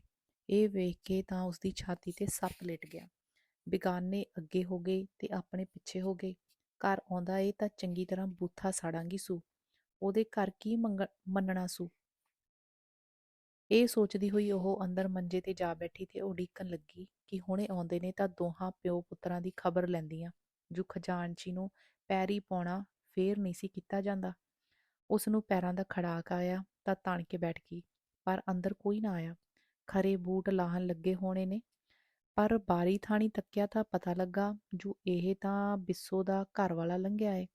ਉੱਥੇ ਹੀ ਘਰ ਪਾ ਬੈਠੇ। ਚੋਖਾ ਚਿਰ ਲੰਘ ਗਿਆ। ਕਿੰਨਾ ਹੀ ਚਿਰ ਫੇਰ ਕਿਸੇ ਦੇ ਆਉਣ ਦਾ ਖੜਾਕ ਨਾ ਹੋਇਆ। ਉਹਦਾ ਗੁੱਸਾ ਪਲ-ਪਲ ਵੱਧਦਾ ਜਾਂਦਾ ਸੀ। ਉਧਰ ਮਦਨ ਅਜੇ ਗਲੀ ਵਿੱਚ ਹੀ ਸੀ ਕਿ ਸ਼ਾਂਤੀ ਇੱਕ ਸ਼ੂਟ ਕਰਕੇ ਘਰ ਜਾ ਪੁੱਜੀ। ਜਮਨਾ ਵਿਹੜੇ ਵਿੱਚ ਚਰਖਾ ਕੱਤ ਰਹੀ ਸੀ। ਭਾਬੀ, ਮੱਦੋ ਆ ਗਿਆ, ਕਹਿ ਕੇ ਉਸਨੇ ਮਾਂ ਦਾ ਹੱਥ ਫੜ ਕੇ ਕਿਹਾ, ਚੱਲ ਤੈਨੂੰ ਦਿਖਾਵਾਂ। ਇੰਨੇ ਨੂੰ ਦੋਵੇਂ ਪਿਓ ਪੁੱਤਰ ਅੰਦਰ ਆ ਗਏ। ਵੇਖ ਕੇ ਜਮਨਾ ਨੂੰ ਚਾਹ ਚੜ ਗਿਆ। ਉਸਨੇ ਮਦਨ ਨੂੰ ਚੁੱਕ ਕੇ ਗਲ ਲਾਇਆ, ਮੱਥਾ ਚੁੰਮਿਆ ਤੇ ਪਿਆਰ ਨਾਲ ਬਿਠਾਇਆ। ਮਹਿੰਦਰ ਸਿੰਘ ਵੀ ਸਤਿ ਸ੍ਰੀ ਅਕਾਲ ਬੁਲਾ ਕੇ ਬੈਠ ਗਿਆ। ਕੁਝ ਚਿਰ ਇੱਧਰ ਉੱਧਰ ਦੀਆਂ ਗੱਲਾਂ ਹੁੰਦੀਆਂ ਰਹੀਆਂ। ਅੰਤ ਮਹਿੰਦਰ ਸਿੰਘ ਬੋਲਿਆ, ਬੀਬੀ ਜੀ, ਮੱਦੋ ਦੀ ਮਾਂ ਨੇ ਤਾਂ ਇਸ ਦੀ ਬਾਂਹ ਤੁਹਾਨੂੰ ਫੜਾਈ ਸੀ, ਪਰ ਮੈਂ ਇਸ ਨੂੰ ਤੁਹਾਡੀ ਝੋਲੀ ਪਾਉਂਦਾ ਹਾਂ।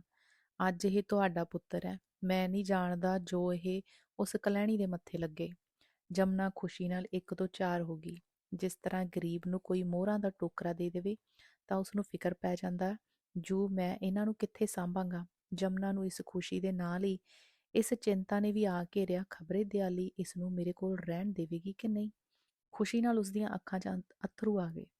ਗਦ-ਗਦ ਹੋ ਕੇ ਬੋਲੀ, ਭਰਾ ਜੀ, ਮਦਨ ਅੱਗੇ ਹੀ ਮੈਨੂੰ ਟੱਬਰ ਨਾਲੋਂ ਪਿਆਰਾ ਹੈ। ਮੈਂ ਇਸ ਨੂੰ ਜਿੰਦ ਪ੍ਰਾਣ ਨਾਲੋਂ ਵੱਧ ਸਮਝ ਕੇ ਕਲੇਜੇ ਨਾਲ ਲਾਈ ਰੱਖਾਂਗੀ। ਕੁਝ ਚਿਰ ਹੋਰ ਗੱਲਾਂ ਕਰਨ ਤੋਂ ਬਾਅਦ ਮਹਿੰਦਰ ਸਿੰਘ ਮਦਨ ਨੂੰ ਉੱਥੇ ਹੀ ਛੱਡ ਤੁਰਿਆ। ਜਿਉਂ ਹੀ ਦਿਆਲੀ ਨੇ ਜਾਣਿਆ ਕਿ ਬੈਠਕ ਦਾ ਬੂਹਾ ਕਿਸੇ ਖੋਲ੍ਹਿਆ ਹੈ, ਉਹ ਬਿੱਲੀ ਵਾਂਗ ਛਹਿ ਕੇ ਬੈਠ ਗਈ। ਉਹ ਪਹਿਲਾਂ ਮਦਨ ਉੱਤੇ ਤੇ ਫੇਰ ਪਤੀ ਉੱਤੇ ਆਪਣਾ ਸਾਰਾ ਗੁੱਸਾ ਝਾੜਨਾ ਚਾਹੁੰਦੀ ਸੀ, ਪਰ ਮਦਨ ਨੂੰ ਨਾਲ ਨਾ ਵੇਖ ਕੇ ਉਸਦੀਆਂ ਅੱਖਾਂ ਵਿੱਚੋਂ ਅਲੰਬੇ ਨਿਕਲਣ ਲੱਗ ਪਏ। ਮਹਿੰਦਰ ਸਿੰਘ ਕੋਟ ਕਿੱਲੀ ਤੇ ਟੰਗਦਾ ਹੋਇਆ ਬੋਲਿਆ, ਜੀਤ ਅਜੇ ਨਹੀਂ ਆਇਆ?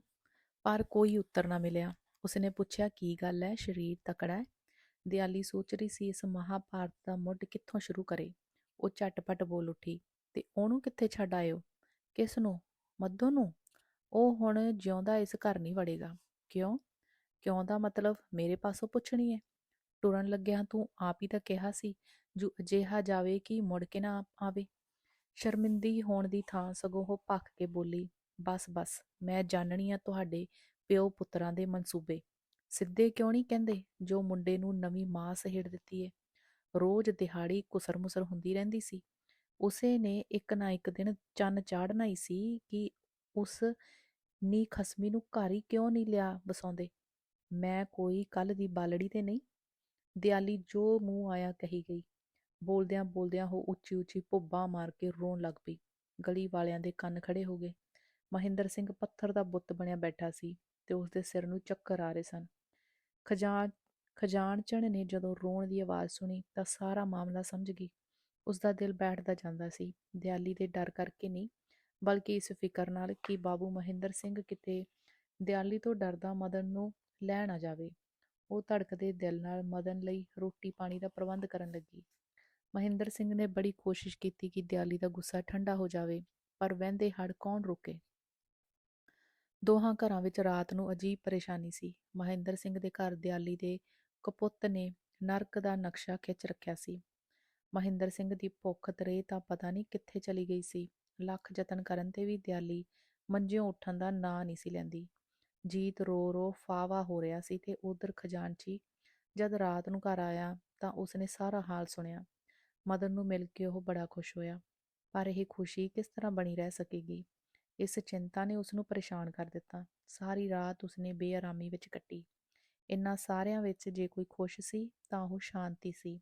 ਉਹ ਮਦਨ ਨੂੰ ਘਰ ਆਇਆ ਵੇਖ ਕੇ ਅੰਦਰ ਬਾਹਰ ਖੁਸ਼ੀ ਨਾਲ ਭੁੜਕਦੀ ਫਿਰਦੀ ਸੀ। ਖਜ਼ਾਨਚੀ ਨੇ ਸੋਚਿਆ, ਇੱਥੇ ਰਹਿਣ ਨਾਲ ਦਿਆਲੀ ਸਾਨੂੰ ਕਦੇ ਸੁਖੀ ਨਹੀਂ ਹੋਣ ਦੇਵੇਗੀ।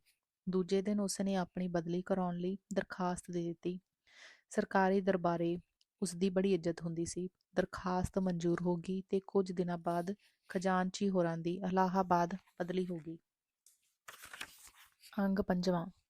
ਖਜ਼ਾਨਚੀ ਨੂੰ ਟੱਬਰ ਸਣੇ ਇਲਾਹਾਬਾਦ ਆਇਆਂ 6 ਮਹੀਨੇ ਹੋ ਗਏ। ਇਸ ਸਮੇਂ ਵਿੱਚ ਕੋਈ ਖਾਸ ਗੱਲ ਅਜਿਹੀ ਨਹੀਂ ਹੋਈ ਜਿਸ ਦਾ ਇੱਥੇ ਜ਼ਿਕਰ ਕੀਤਾ ਜਾਵੇ।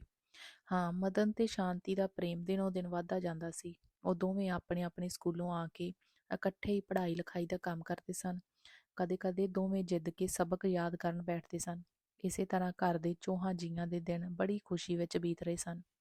ਖਜ਼ਾਨਚੀ ਤੇ ਜਮਨਾ ਨੂੰ ਸਭ ਤੋਂ ਵਧੇਰੇ ਖੁਸ਼ੀ ਇਸ ਗੱਲ ਦੀ ਸੀ ਕਿ ਮਦਨ ਐਤਕੀ ਇਮਤਿਹਾਨ ਵਿੱਚ ਸਾਰੀ ਜਮਾਤ ਵਿੱਚੋਂ ਅੱਵਲ ਰਿਹਾ ਸੀ।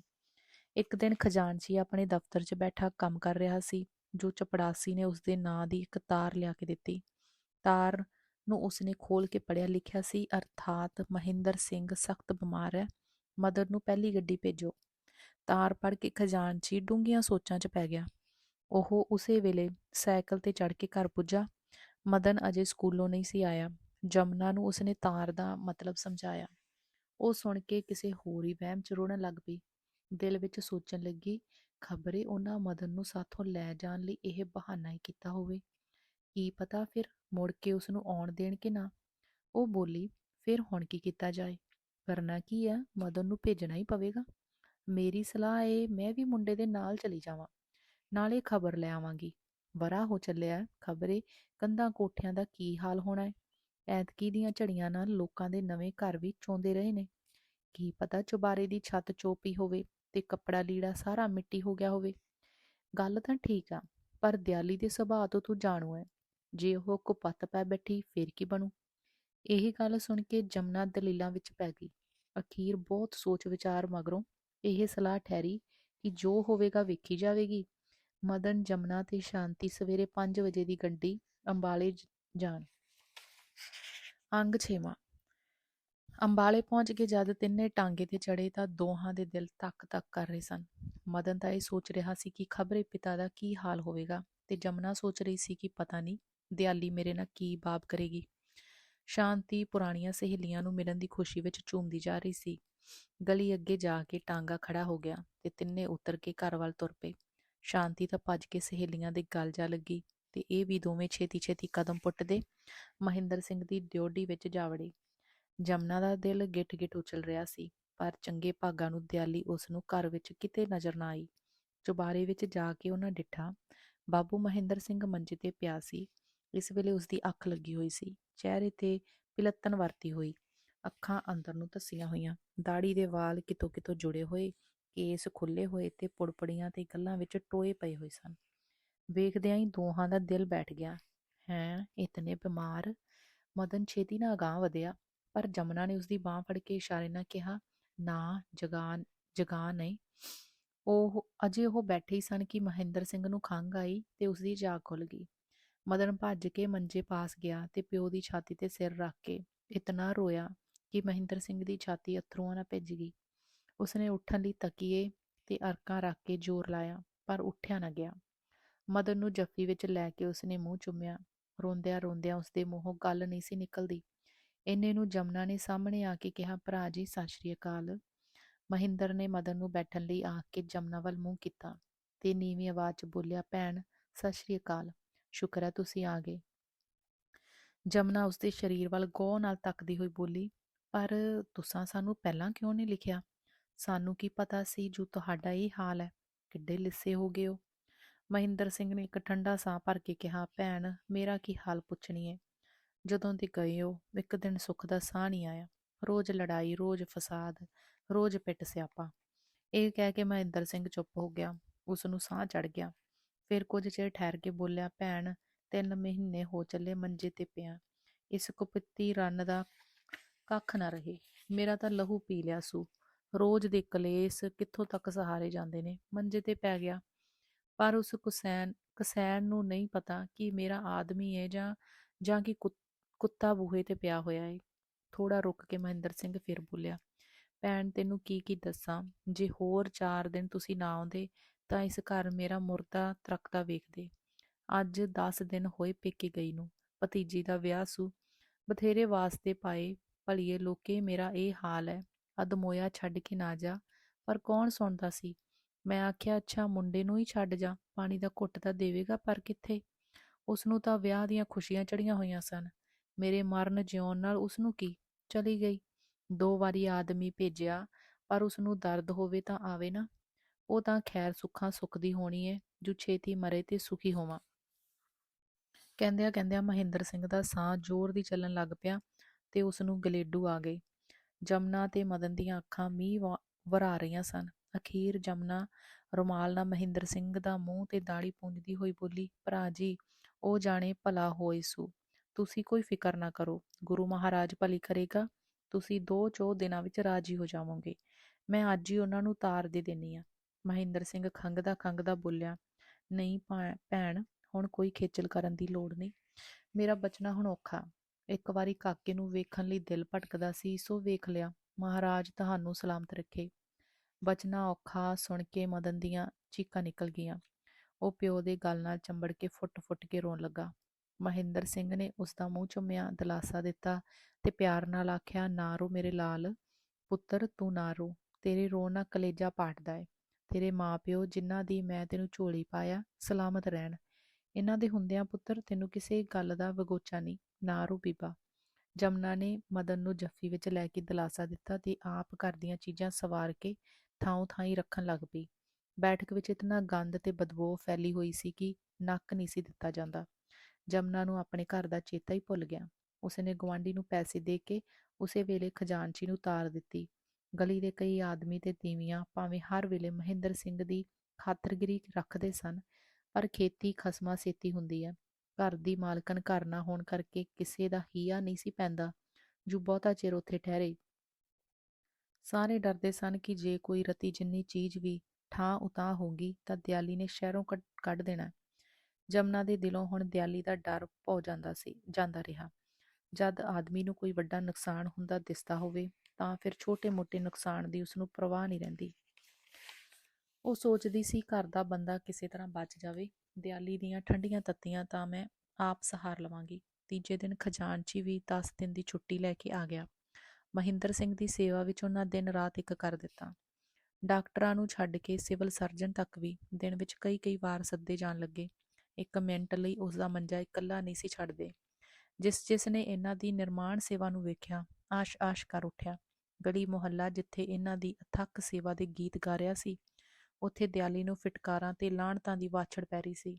ਮਹਿੰਦਰ ਸਿੰਘ ਨੂੰ ਮੌਤ ਦੇ ਮੂੰਹੋਂ ਬਚਾਉਣ ਲਈ ਖਜ਼ਾਨਚੀ ਤੇ ਜਮਨਾ ਨੇ ਕੋਈ ਢੰਗ ਬਾਕੀ ਨਾ ਛੱਡਿਆ, ਪਰ ਉਹਨਾਂ ਦੀ ਭੜੀ ਕਬੂਲ ਨਾ ਹੋਈ। ਮਦਨ ਦੀ ਤਾਂ ਅੱਥਰ ਹੀ ਨਹੀਂ ਸੀ ਸੁੱਕਦੀ। ਉਹ ਕਦੀ ਕਿਸੇ ਨੁੱਕਰ ਤੇ ਕਦੇ ਕਿਸੇ ਖੂੰਜੇ ਸਿਰ ਵਾੜ ਕੇ ਹਟਕੋਰੇ ਲੈਂਦਾ ਰਹਿੰਦਾ ਸੀ। ਸ਼ਾਂਤੀ ਵਿਚਾਰੀ ਬਾਲੜੀ ਸੀ, ਉਸਨੂੰ ਹੋਰ ਤਾਂ ਕਿਸੇ ਗੱਲ ਦਾ ਹਿਰਖ ਸੂਗ ਨਹੀਂ ਸੀ, ਪਰ ਮਦਨ ਨੂੰ ਰੋਂਦਿਆਂ ਵੇਖ ਕੇ ਉਸਦੇ ਦਿਲ ਨੂੰ ਕੁਝ ਕੁਝ ਹੁੰਦਾ ਸੀ। 10 ਦਿਨ ਤੇ 10 ਰਾਤਾਂ ਉਹਨਾਂ ਇੱਕਸਾਰ ਅੱਖਾਂ ਵਿੱਚ ਬਿਤਾਈਆਂ, ਪਰ ਸ਼ੋਕ ਦਰਗਾਹੋਂ ਟੁੱਟੀਆਂ ਨੂੰ ਕੌਣ ਗੰਢ ਸਕਦਾ ਹੈ। ਮਹਿੰਦਰ ਸਿੰਘ ਦੀ ਅਰੋਗਤਾ ਨੇ ਇਤਨਾ ਵੀ ਮੋੜਾ ਨਾ ਖਾਧਾ ਜਿੰਨੀ ਮਾਂ ਉੱਤੇ ਸਫੇਦੀ ਹੁੰਦੀ ਸੀ। 11ਵੇਂ ਦਿਨ ਸਵੇਰੇ ਹੀ ਮਹਿੰਦਰ ਸਿੰਘ ਦਾ ਚਿਹਰਾ ਕੁਝ ਟਹਿਕਿਆ ਜਿਹਾ ਮਾਲੂਮ ਹੋਇਆ। ਉਸਨੇ ਪਾਸਾ ਪਰਤਿਆ। ਜਮਨਾ ਸਰਾਂ ਦੀ ਕੁਰਸੀ ਤੇ ਬੈਠੀ ਸੀ। ਉਹ ਬੋਲਿਆ, ਭੈਣ, ਮੈਨੂੰ ਭੁੱਖ ਲੱਗੀ ਹੈ। ਜਮਨਾ ਨੇ ਉਸਦੀ ਇਹ ਮੰਗ ਅੱਜ 10 ਦਿਨਾਂ ਵਿੱਚ ਪਹਿਲੀ ਵਾਰੀ ਸੁਣੀ। ਉਹ ਛੇਤੀ ਨਾਲ ਉੱਠ ਕੇ ਮਹਿੰਦਰ ਸਿੰਘ ਦੇ ਮੱਥੇ ਤੇ ਹੱਥ ਫੇਰਦੀ ਹੋਈ ਬੋਲੀ, ਸ਼ੁਕਰ ਹੈ ਵਾਹਿਗੁਰੂ ਦਾ। ਭਰਾ ਜੀ, ਕੀ ਖਾਓਗੇ? ਡਾਕਟਰ ਨੇ ਕੀ ਦੱਸਿਆ ਸੀ? ਉਹਨੇ ਤਾਂ ਦੁੱਧ ਦੇਣ ਲਈ ਕਿਹਾ ਸੀ। ਸਾਬੂਦਾਨਾ ਬਣਾ ਦਿਓ। ਜਮਨਾ ਚਾਈਂ ਚਾਈਂ ਸਾਬੂਦਾਨਾ ਬਣਾ ਕੇ ਲੈ ਆਈ ਤੇ ਚਮਚੇ ਨਾਲ ਉਸਦੇ ਮੂੰਹ ਵਿੱਚ ਪਾਉਣ ਲੱਗੀ। ਕੌਲੀ ਵਾਲਾ ਸਾਰਾ ਸਾਬੂਦਾਨਾ ਖਵਾ ਕੇ ਬੋਲੀ, ਭਰਾ ਜੀ, ਹੋਰ ਲਿਆਵਾਂ? ਨਹੀਂ, ਬਸ, ਕਹਿ ਕੇ ਤੇ ਪਾਸਾ ਪਰਤ ਕੇ ਉਹ ਜਰਾ ਟਿਕ ਗਿਆ। ਇੰਨੇ ਨੂੰ ਖਜ਼ਾਨਚੀ ਅੰਦਰ ਆਇਆ। ਮਹਿੰਦਰ ਸਿੰਘ ਦੀਆਂ ਅੱਖਾਂ ਵੱਲ ਉਸਨੇ ਇੱਕ ਵਾਰੀ ਤੱਕਿਆ ਤੇ ਫਿਰ ਹੌਲੀ ਜਿਹੀ ਕਹਿਣ ਲੱਗਾ, ਅੱਜ ਹਾਲਤ ਚੰਗੀ ਨਹੀਂ ਜਾਪਦੀ। ਕੀ ਕਹਿਣ ਡਏ ਹੋਏ ਜੇ? ਮੈਨੂੰ ਤੇ ਸਗੋਂ ਅੱਜ ਆਰਾਮ ਜਾਪਦਾ ਏ। ਭੁੱਖ ਵੀ ਲੱਗੀ ਏ। ਹੁਣੇ ਸਾਬੂਦਾਨਾ ਖਵਾ ਕੇ ਹਟੀਆਂ। ਤਾਂ ਬਸ ਹੁਣ ਮੇਰੀ ਗੱਲ ਦੀ ਹੋਰ ਵੀ ਪੁਸ਼ਟੀ ਹੋ ਗਈ। ਉਹ ਅਜੇ ਇਹ ਗੱਲਾਂ ਹੀ ਕਰ ਰਹੇ ਸਨ ਕਿ ਮਹਿੰਦਰ ਸਿੰਘ ਨੇ ਹੌਲੀ ਜਿਹੀ ਕਿਹਾ, ਭੈਣ, ਮੈਨੂੰ ਰਤਾ ਉਠਾ ਖਾਂ? ਜਮਨਾ ਨੇ ਛੇਤੀ ਨਾਲ ਦੋਹਾਂ ਹੱਥਾਂ ਦੇ ਸਹਾਰੇ ਉਸਨੂੰ ਚੁੱਕਿਆ ਤੇ ਮਦਨ ਨੇ ਪਿੱਠ ਪਿੱਛੇ ਤਕੀਆ ਰੱਖ ਦਿੱਤਾ। ਉਸਨੂੰ ਇਸ ਤਰ੍ਹਾਂ ਬੈਠਿਆਂ ਮਿੰਟ ਵੀ ਨਹੀਂ ਸੀ ਹੋਇਆ, ਜੂੰ ਉਸਨੂੰ ਕੰਬਣੀ ਜਿਹੀ ਆਈ।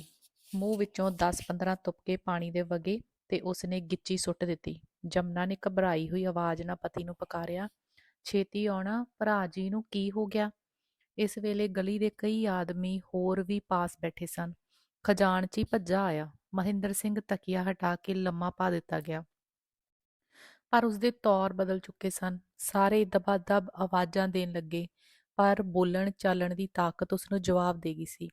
ਪਹਿਲਾਂ 5-6 ਹਟਕੋਰੇ ਆਏ, ਫਿਰ ਉਸਨੇ ਇੱਕ ਖੰਗੂਰਾ ਮਾਰਿਆ, ਜਿਸ ਦੇ ਨਾਲ ਹੀ ਉਸਦੇ ਅੰਦਰੋਂ ਲਹੂ ਰੰਗਾ ਕੁਝ ਕਲਤਣਦਾਰ ਗਾੜਾ ਜਿਹਾ ਪਾਣੀ ਗੜ-ਗੜ ਕਰਕੇ ਨਿਕਲਿਆ ਤੇ ਫਿਰ ਮਹਿੰਦਰ ਸਿੰਘ 100 ਵਰਿਆਂ ਦਾ ਸੁੱਤਾ ਹੋਇਆ ਜਾਪਦਾ ਸੀ। ਅੰਗ 7ਵਾਂ। ਮਹਿੰਦਰ ਸਿੰਘ ਦਾ ਸੰਸਕਾਰ ਕਰਕੇ ਸੰਧਿਆ ਨੂੰ ਸਾਰੇ ਗਲੀ ਵਾਲੇ ਘਰ ਮੁੜੇ। ਤਮਾਮ ਤੀਵੀਆਂ, ਮਰਦ ਖਜ਼ਾਨਚੀ ਤੇ ਯਮਨਾ ਦੀ ਉਪਮਾ ਕਰ ਰਹੇ ਸਨ। ਜਨਾਨੀਆਂ ਇੱਕ ਦੂਜੇ ਨਾਲ ਮੂੰਹ ਜੋੜ ਕੇ ਕਹਿ ਰਹੀਆਂ ਸਨ, ਅੜੀਏ ਵੇਖੋ ਨਾ, ਉਸ ਚੰਦਰੀ ਦੀ ਮੱਤ ਨੂੰ ਕੀ ਹੋ ਗਿਆ? ਬਿਮਾਰੀ ਵੇਲੇ ਤਾਂ ਨਹੀਂ ਸੀ ਬੌੜੀ, ਮਰਨ ਲੱਗੇ ਤਾਂ ਮੂੰਹ ਤੇ ਵੇਖ ਲੈਂਦੀ। ਲੱਖ ਲਾਹਣਤ ਨੀ ਇਹੋ ਜੀਆਂ ਦੇ ਜੰਮਣ ਨੂੰ। ਕਰਮਾ ਸੜੀ ਕਲੈਣੀ, ਐਵੇਂ ਨੱਸੀਏ ਜੀਕਣ ਸੜੇ ਗਰਾਉਂ ਜੋਗੀ ਨੱਸਦਾ ਏ। ਭਲਾ ਹੋਵੇ ਵਿਚਾਰੀ ਜਮਨਾ ਦਾ, ਵੇਲੇ ਸਿਰ ਆ ਗਈ ਤੇ ਕੱਖ ਕੱਜੇ ਗਏ, ਨਹੀਂ ਤੇ ਖੌਰੇ ਕਿੱਕਣ ਗਰੀਬ ਦਾ ਮੁਰਦਾ ਰੋਲਣਾ ਸੀ। ਇਸ ਵੇਲੇ ਕਿਸੇ ਦੇ ਉੱਚੀ ਉੱਚੀ ਰੋਣ ਦੀ ਆਵਾਜ਼ ਉਹਨਾਂ ਦੇ ਕੰਨੀ ਪਈ। ਇਹ ਦਿਆਲੀ ਸੀ। ਉਹ ਝਾਟਾ ਪੁੱਟਦੀ ਤੇ ਕੀਰਨੇ ਪਾਉਂਦੀ ਜਦ ਗਲੀ ਵਿੱਚੋਂ ਲੰਘ ਰਹੀ ਸੀ ਤਾਂ ਸਾਰੇ ਮਰਦਾਂ ਤੀਵੀਆਂ ਨੇ ਘ੍ਰਿਣਾ ਨਾਲ ਮੂੰਹ ਫੇਰ ਲਿਆ। ਸਭ ਕਹਿ ਰਹੇ ਸਨ, ਜਿਉਂਦਿਆਂ ਪਿੱਤਰ ਨਾ ਪੂਜਿਆ ਤੇ ਮੋਇਆ ਕਰੇ ਸਰਾਧ। ਗਲੀ ਦਾ ਕੋਈ ਬੰਦਾ ਉਸਨੂੰ ਪਹਿਚਾਣ ਨਾ ਗਿਆ। ਉਹ ਝੱਟ ਕੁ ਰੋ ਧੋ ਕੇ ਚੁੱਪ ਕਰ ਗਈ ਤੇ ਸ਼ਰਾਧਾਂ ਦੇ ਕਾਵਾਂ ਵਾਂਗ ਲੱਗੀ ਬਿਟ ਬਿਟ ਤੱਕਣ। ਉਹ ਆਪਣੇ ਕੀਤੇ ਤੇ ਹੱਦੋਂ ਵੱਧ ਸ਼ਰਮਿੰਦੀ ਸੀ, ਪਰ ਤੀਵੀਆਂ ਦੇ ਇਸ ਵਰਤਾਓ ਤੋਂ ਛਿੱਦੀ ਹੋ ਰਹੀ ਸੀ। ਕੁਝ ਦਿਨਾਂ ਬਾਅਦ ਮਦਨ ਰੋਂਦਾ ਧੋਂਦਾ ਖਜ਼ਾਨਚੀ ਹੋਰਾਂ ਨਾਲ ਅਲਾਹਾਬਾਦ ਚਲਾ ਗਿਆ। ਇੱਕ ਤਾਂ ਖਜ਼ਾਨਚੀ ਦੀ ਛੁੱਟੀ ਪੂਰੀ ਹੋ ਗਈ ਸੀ, ਦੂਜੇ ਉਹ ਹੁਣ ਇੱਥੇ ਠਹਿਰਨਾ ਵੀ ਯੋਗ ਨਹੀਂ ਸੀ ਸਮਝਦੇ। ਦਿਆਲੀ ਦੇ ਸੁਭਾਅ ਤੋਂ ਉਹ ਅਣਜਾਣ ਨਹੀਂ ਸਨ। ਅੰਗ 8ਵਾਂ। ਸਮਾਂ ਪਾ ਕੇ ਪਿਓ ਦੇ ਦੁੱਖ ਨੂੰ ਮਦਨ ਭੁੱਲ ਗਿਆ ਤੇ ਪੜ੍ਹਾਈ ਵਿੱਚ ਉਸੇ ਤਰ੍ਹਾਂ ਲੱਗ ਪਿਆ। ਸਮਾਂ ਬੀਤਦਿਆਂ ਚਿਰ ਨਹੀਂ ਲੱਗਦਾ। ਮਦਨ ਹਰ ਸਾਲ ਚੰਗੇ ਨੰਬਰਾਂ ਤੇ ਪਾਸ ਹੁੰਦਾ ਹੋਇਆ BA ਤੱਕ ਜਾ ਪੁੱਜਾ। ਖਜ਼ਾਨਚੀ ਦਾ ਮੁੱਢ ਤੋਂ ਹੀ ਖਿਆਲ ਸੀ ਕਿ ਮਦਨ ਨੂੰ ਬੈਰਿਸਟਰ ਬਣਾਵਾਂਗਾ, ਸੋ BA ਦਾ ਇਮਤਿਹਾਨ ਪਾਸ ਕਰਨ ਲਈ ਇੰਗਲੈਂਡ ਘੱਲਣ ਦਾ ਇਰਾਦਾ ਕੀਤਾ। ਰੁਪਏ ਦਾ ਕੋਈ ਅਟਕਾ ਨਹੀਂ ਸੀ ਤੇ ਮੁੰਡਾ ਵੀ ਹੋਣਹਾਰ ਤੇ ਵਿੱਦਿਆ ਦਾ ਪ੍ਰੇਮੀ ਸੀ। ਇਸ ਵੇਲੇ ਸ਼ਾਂਤੀ ਦੀ ਉਮਰ ਭਰ ਜਵਾਨੀ ਤੇ ਸੀ। ਉਹ ਬੜੀ ਸੁੰਦਰ ਤੇ ਭੋਲੀ ਭਾਲੀ ਕੁੜੀ ਸੀ। ਉਸਦਾ ਭੋਲਾ ਚਿਹਰਾ ਤੇ ਭਾਵ ਪੂਰਤ ਸ਼ਰਮੀਲੀਆਂ ਅੱਖਾਂ ਉਸਦੀ ਸੁੰਦਰਤਾ ਨੂੰ ਹੋਰ ਵੀ ਚਾਰ ਚੰਨ ਲਾ ਰਹੇ ਸਨ। ਉਸਦਾ ਦੇਵੀਆਂ ਵਰਗਾ ਸੁਭਾਅ ਖਬਰੇ ਕੁਦਰਤ ਨੇ ਉਚੇਚੇ ਬਣਾ ਕੇ ਉਸਨੂੰ ਪ੍ਰਦਾਨ ਕੀਤਾ ਸੀ। ਮਦਨ ਨਾਲ ਉਸਦਾ ਬਾਲ ਉਮਰ ਤੋਂ ਹੀ ਪ੍ਰੇਮ ਸੀ। ਅੱਗੇ ਤਾਂ ਉਹ ਮਦਨ ਨੂੰ ਮੱਦੋ ਕਰਕੇ ਬੁਲਾਉਂਦੀ ਸੀ, ਪਰ ਹੁਣ ਮਦਨ ਬੁਲਾਉਂਦਿਆਂ ਵੀ ਉਸਨੂੰ ਸ਼ਰਮ ਮਾਲੂਮ ਹੁੰਦੀ ਸੀ। ਹੁਣ ਜਦ ਕਦੇ ਮਦਨ ਉਸਨੂੰ ਬੁਲਾਉਂਦਾ ਸੀ ਤਾਂ ਉਹ ਥੋੜਾ ਜਿਹਾ ਬੁੱਲ੍ਹਾਂ ਵਿੱਚ ਮੁਸਕਰਾ ਕੇ ਤੇ ਅੱਖਾਂ ਨੀਵੀਆਂ ਪਾ ਕੇ ਨੱਸ ਜਾਂਦੀ ਸੀ। ਮਦਨ ਨੂੰ ਤੋਰਨ ਲਈ ਖਜ਼ਾਨਚੀ ਨੇ ਬੰਬਈ ਤੱਕ ਉਸਦੇ ਨਾਲ ਜਾਣ ਦੀ ਸਲਾਹ ਕੀਤੀ। ਸ਼ਾਂਤੀ ਦਾ ਖਿਆਲ ਸੀ ਕਿ ਪਿਤਾ ਜੀ ਮੈਨੂੰ ਵੀ ਨਾਲ ਲੈ ਜਾਣਗੇ, ਪਰ ਘਰ ਵਿੱਚ ਜਦ ਇਸ ਦਾ ਕਿਸੇ ਭੋਗ ਹੀ ਨਾ ਪਾਇਆ ਤਾਂ ਇਸਦੇ ਢਿੱਡ ਵਿੱਚ ਚੂਹੇ ਨੱਚਣ ਲੱਗੇ। ਆਖਣ ਦਾ ਉਸ ਵਿੱਚ ਹੌਸਲਾ ਨਹੀਂ ਸੀ ਤੇ ਰਿਹਾ ਵੀ ਨਹੀਂ ਸੀ ਜਾਂਦਾ। ਅਖੀਰ ਉਸਨੇ ਪਹਾੜ ਜਿੱਡਾ ਜੇਰਾ ਕਰਕੇ ਮਾਂ ਨੂੰ ਕਹਿ ਹੀ ਦਿੱਤਾ, ਮਾਂ, ਪਿਤਾ ਜੀ ਬੰਬਈ ਜਾਣਗੇ? ਆਹੋ ਪੁੱਤ, ਕਿਉਂ? ਕੁਝ ਨਹੀਂ, ਐਵੇਂ ਪੁੱਛਿਆ। ਜਮਨਾ ਉਸਦੇ ਭਾਵ ਨੂੰ ਸਮਝ ਕੇ ਬੋਲੀ, ਕਿਉਂ, ਤੂੰ ਵੀ ਜਾਣਾ? ਸ਼ਾਂਤੀ ਦੀ ਰੱਬ ਨੇ ਸੁਣੀ, ਪਰ ਉਸਨੇ ਮਾਂ ਦੇ ਪ੍ਰਸ਼ਨ ਦਾ ਕੋਈ ਉੱਤਰ ਨਾ ਦਿੱਤਾ ਤੇ ਛੇਤੀ ਨਾਲ ਬਹਾਨਾ ਲਾ ਕੇ ਬੋਲੀ, ਮਾਂ, ਅੱਜ ਦੁੱਧ ਨਹੀਂ ਸੀ ਧਰਨਾ, ਪਿਆ ਪਿਆ ਖਰਾਬ ਹੋ ਜਾਵੇਗਾ। ਤੇ ਉਹ ਛੇਤੀ ਨਾਲ ਦੁੱਧ ਧਰਨ ਲਈ ਰਸੋਈ ਵੱਲ ਦੌੜ ਗਈ। ਖਜ਼ਾਨਚੀ ਜਦ ਆਇਆ, ਜਮਨਾ ਨੇ ਜਾਣ ਦੀ ਗੱਲ ਛੇੜਦਿਆਂ ਹੋਇਆ ਕਿਹਾ, ਪਰਸੋਂ ਕਿਹੜੀ ਗੱਡੀ ਜਾਉਂਗੇ? ਬੰਬੇ ਮੇਲ ਰਾਤ ਦੇ 9 ਵਜੇ ਚੱਲਦੀ ਏ, ਉਸੇ ਤੇ ਚੜਾਂਗੇ। ਤੇ ਮੈਂ ਕਿਹਾ, ਸ਼ਾਂਤੀ ਨੂੰ ਵੀ ਨਾਲ ਲਈ ਜਾਇਓ ਖਾਂ, ਵਿਚਾਰੀ ਜਿਉਂ ਦੀ ਜੰਮੀ ਐ, ਕਦੇ ਘਰ ਦੀਆਂ ਕੰਧਾਂ ਤੋਂ ਬਾਹਰ ਨਹੀਂ ਨਿਕਲੀ। ਲੈ ਚੱਲਣ ਲੈ ਚੱਲਣ ਦਾ ਤਾਂ ਕੋਈ ਹਰਜ ਨਹੀਂ, ਪਰ ਕਿੱਥੇ ਏਡੇ ਲੰਮੇ ਸਫ਼ਰ ਵਿੱਚ ਲਈ ਫਿਰਾਂਗਾ। ਨਾਲੇ ਤੂੰ ਵੀ ਤਾਂ ਪਿੱਛੇ ਕੱਲੀ ਐ। ਮੇਰੀ ਸੋਖਾ, ਤੁਸਾਂ ਕਿਹੜੇ ਬਹੁਤੇ ਦਿਨ ਲਾਣੇ ਨੇ, ਆਉਣ ਜਾਣ ਹੀ ਕਰਨਾ ਜੇ। ਲਈ ਜਾਓ ਸੋ ਵਿਚਾਰੀ ਨੂੰ, ਬੰਬਈ ਵੇਖ ਆਵੇਗੀ, ਨਾਲੇ ਕਹਿੰਦੀ ਹੁੰਦੀ ਐ ਮੈਂ ਸਮੁੰਦਰ ਵੇਖਣਾ ਏ। ਚੰਗਾ, ਜਿਸ ਤਰ੍ਹਾਂ ਤੇਰੀ ਸਲਾਹ, ਕਹਿ ਕੇ ਖਜ਼ਾਨਚੀ ਸਫ਼ਰ ਲਈ ਜ਼ਰੂਰੀ ਸਮਾਨ ਤੇ ਮਦਨ ਦੇ ਕੱਪੜਿਆਂ ਆਦਿ ਦਾ ਪ੍ਰਬੰਧ ਕਰਨ ਲਈ ਬਾਜ਼ਾਰ ਚਲਾ ਗਿਆ। ਸ਼ਾਂਤੀ ਬਾਹਰ ਬੂਹੇ ਨਾਲ ਲੱਗ ਕੇ ਸਾਰੀਆਂ ਗੱਲਾਂ ਸੁਣਦੀ ਰਹੀ ਸੀ। ਜਦ ਉਸਨੇ ਸੁਣਿਆ ਕਿ ਉਸਨੂੰ ਜਾਣ ਦੀ ਆਗਿਆ ਮਿਲ ਗਈ ਤਾਂ ਉਹ ਖੁਸ਼ੀ ਨਾਲ ਆਪੇ ਤੋਂ ਬਾਹਰ ਹੋ ਗਈ। ਅੰਗ 9ਵਾਂ। ਅੱਜ ਮਦਨ ਦੇ ਤੁਰਨ ਦਾ ਦਿਨ ਹੈ। ਸਫ਼ਰ ਦਾ ਸਾਮਾਨ ਸਵੇਰ ਤੋਂ ਹੀ ਤਿਆਰ ਕਰ ਦਿੱਤਾ ਗਿਆ ਸੀ। ਦੁਪਹਿਰ ਹੁੰਦਿਆਂ ਹੀ ਸ਼ਾਂਤੀ ਗੇਂਦ ਵਾਂਗ ਇੱਧਰ ਉੱਧਰ ਬੁੜਕਣ ਲੱਗ ਪਈ। ਉਹ ਹਰ ਚੀਜ਼ ਇਕੱਠੀ ਕਰਕੇ ਟਰੰਕ ਵਿੱਚ ਭਰ ਚੁੱਕੀ ਸੀ, ਪਰ ਫੇਰ ਵੀ ਕਦੇ ਸਲੀਪਰਾਂ ਦਾ ਚੇਤਾ ਆ ਜਾਂਦਾ, ਕਦੇ ਮਦਨ ਦਾ ਰੁਮਾਲ ਲੱਭ ਕੇ ਰੱਖਦੀ, ਕਦੇ ਪਾਲਿਸ਼ ਵਾਲੀ ਡੱਬੀ ਤੇ ਕਦੇ ਬੁਰਸ਼ ਨਜ਼ਰੀ ਪੈ ਜਾਂਦਾ, ਤੇ ਕਦੀ ਪਾਣੀ ਪੀਣ ਲਈ ਗੜਵੀ ਗਲਾਸ ਚੁੱਕ ਕੇ ਲਿਆਉਂਦੀ। ਉਹ ਚਾਹੁੰਦੀ ਸੀ ਕਿ 4 ਘੰਟੇ 4 ਮਿੰਟਾਂ ਵਿੱਚ ਹੀ ਬੀਤ ਜਾਣ। ਪਲ ਪਲ ਮਗਰੋਂ ਘੜੀ ਵੱਲ ਦੇਖਦੀ, ਕਦੇ ਉਸਨੂੰ ਕੰਨ ਲਾ ਕੇ ਸੌਂਦੀ ਜੋ ਕਿਤੇ ਖੜੋ ਤਾਂ ਨਹੀਂ ਗਈ, ਕਦੇ ਅੱਖਾਂ ਮੀਟ ਕੇ ਮੰਜੇ ਤੇ ਜਾ ਲੇਟਦੀ ਜੋ ਗੱਡੀ ਦਾ ਵੇਲਾ ਛੇਤੀ ਆ ਜਾਵੇ। ਪਰ 1-2 ਮਿੰਟ ਲੇਟ ਕੇ ਫੇਰ ਉੱਠ ਖੜੋਂਦੀ। ਕਿਸੇ ਤਰ੍ਹਾਂ ਸ਼ੁਕਰ ਸ਼ੁਕਰ ਕਰਕੇ ਲੰਪਾ ਜਗੀਆਂ। ਜਮਨਾ ਭਾਵੇਂ ਮਦਨ ਨੂੰ ਵਲੈਤ ਨੂੰ ਤੋਰਨ ਦੀ ਖੁਸ਼ੀ ਵਿੱਚ ਕੱਪੜਿਆਂ ਵਿੱਚ ਨਹੀਂ ਸੀ ਸਮਾਂਦੀ, ਪਰ ਅੱਜ ਵੱਡੇ ਵੇਲੇ ਤੋਂ ਉਸਦਾ ਦਿਲ ਡਾਢਾ ਉਦਾਸ ਸੀ।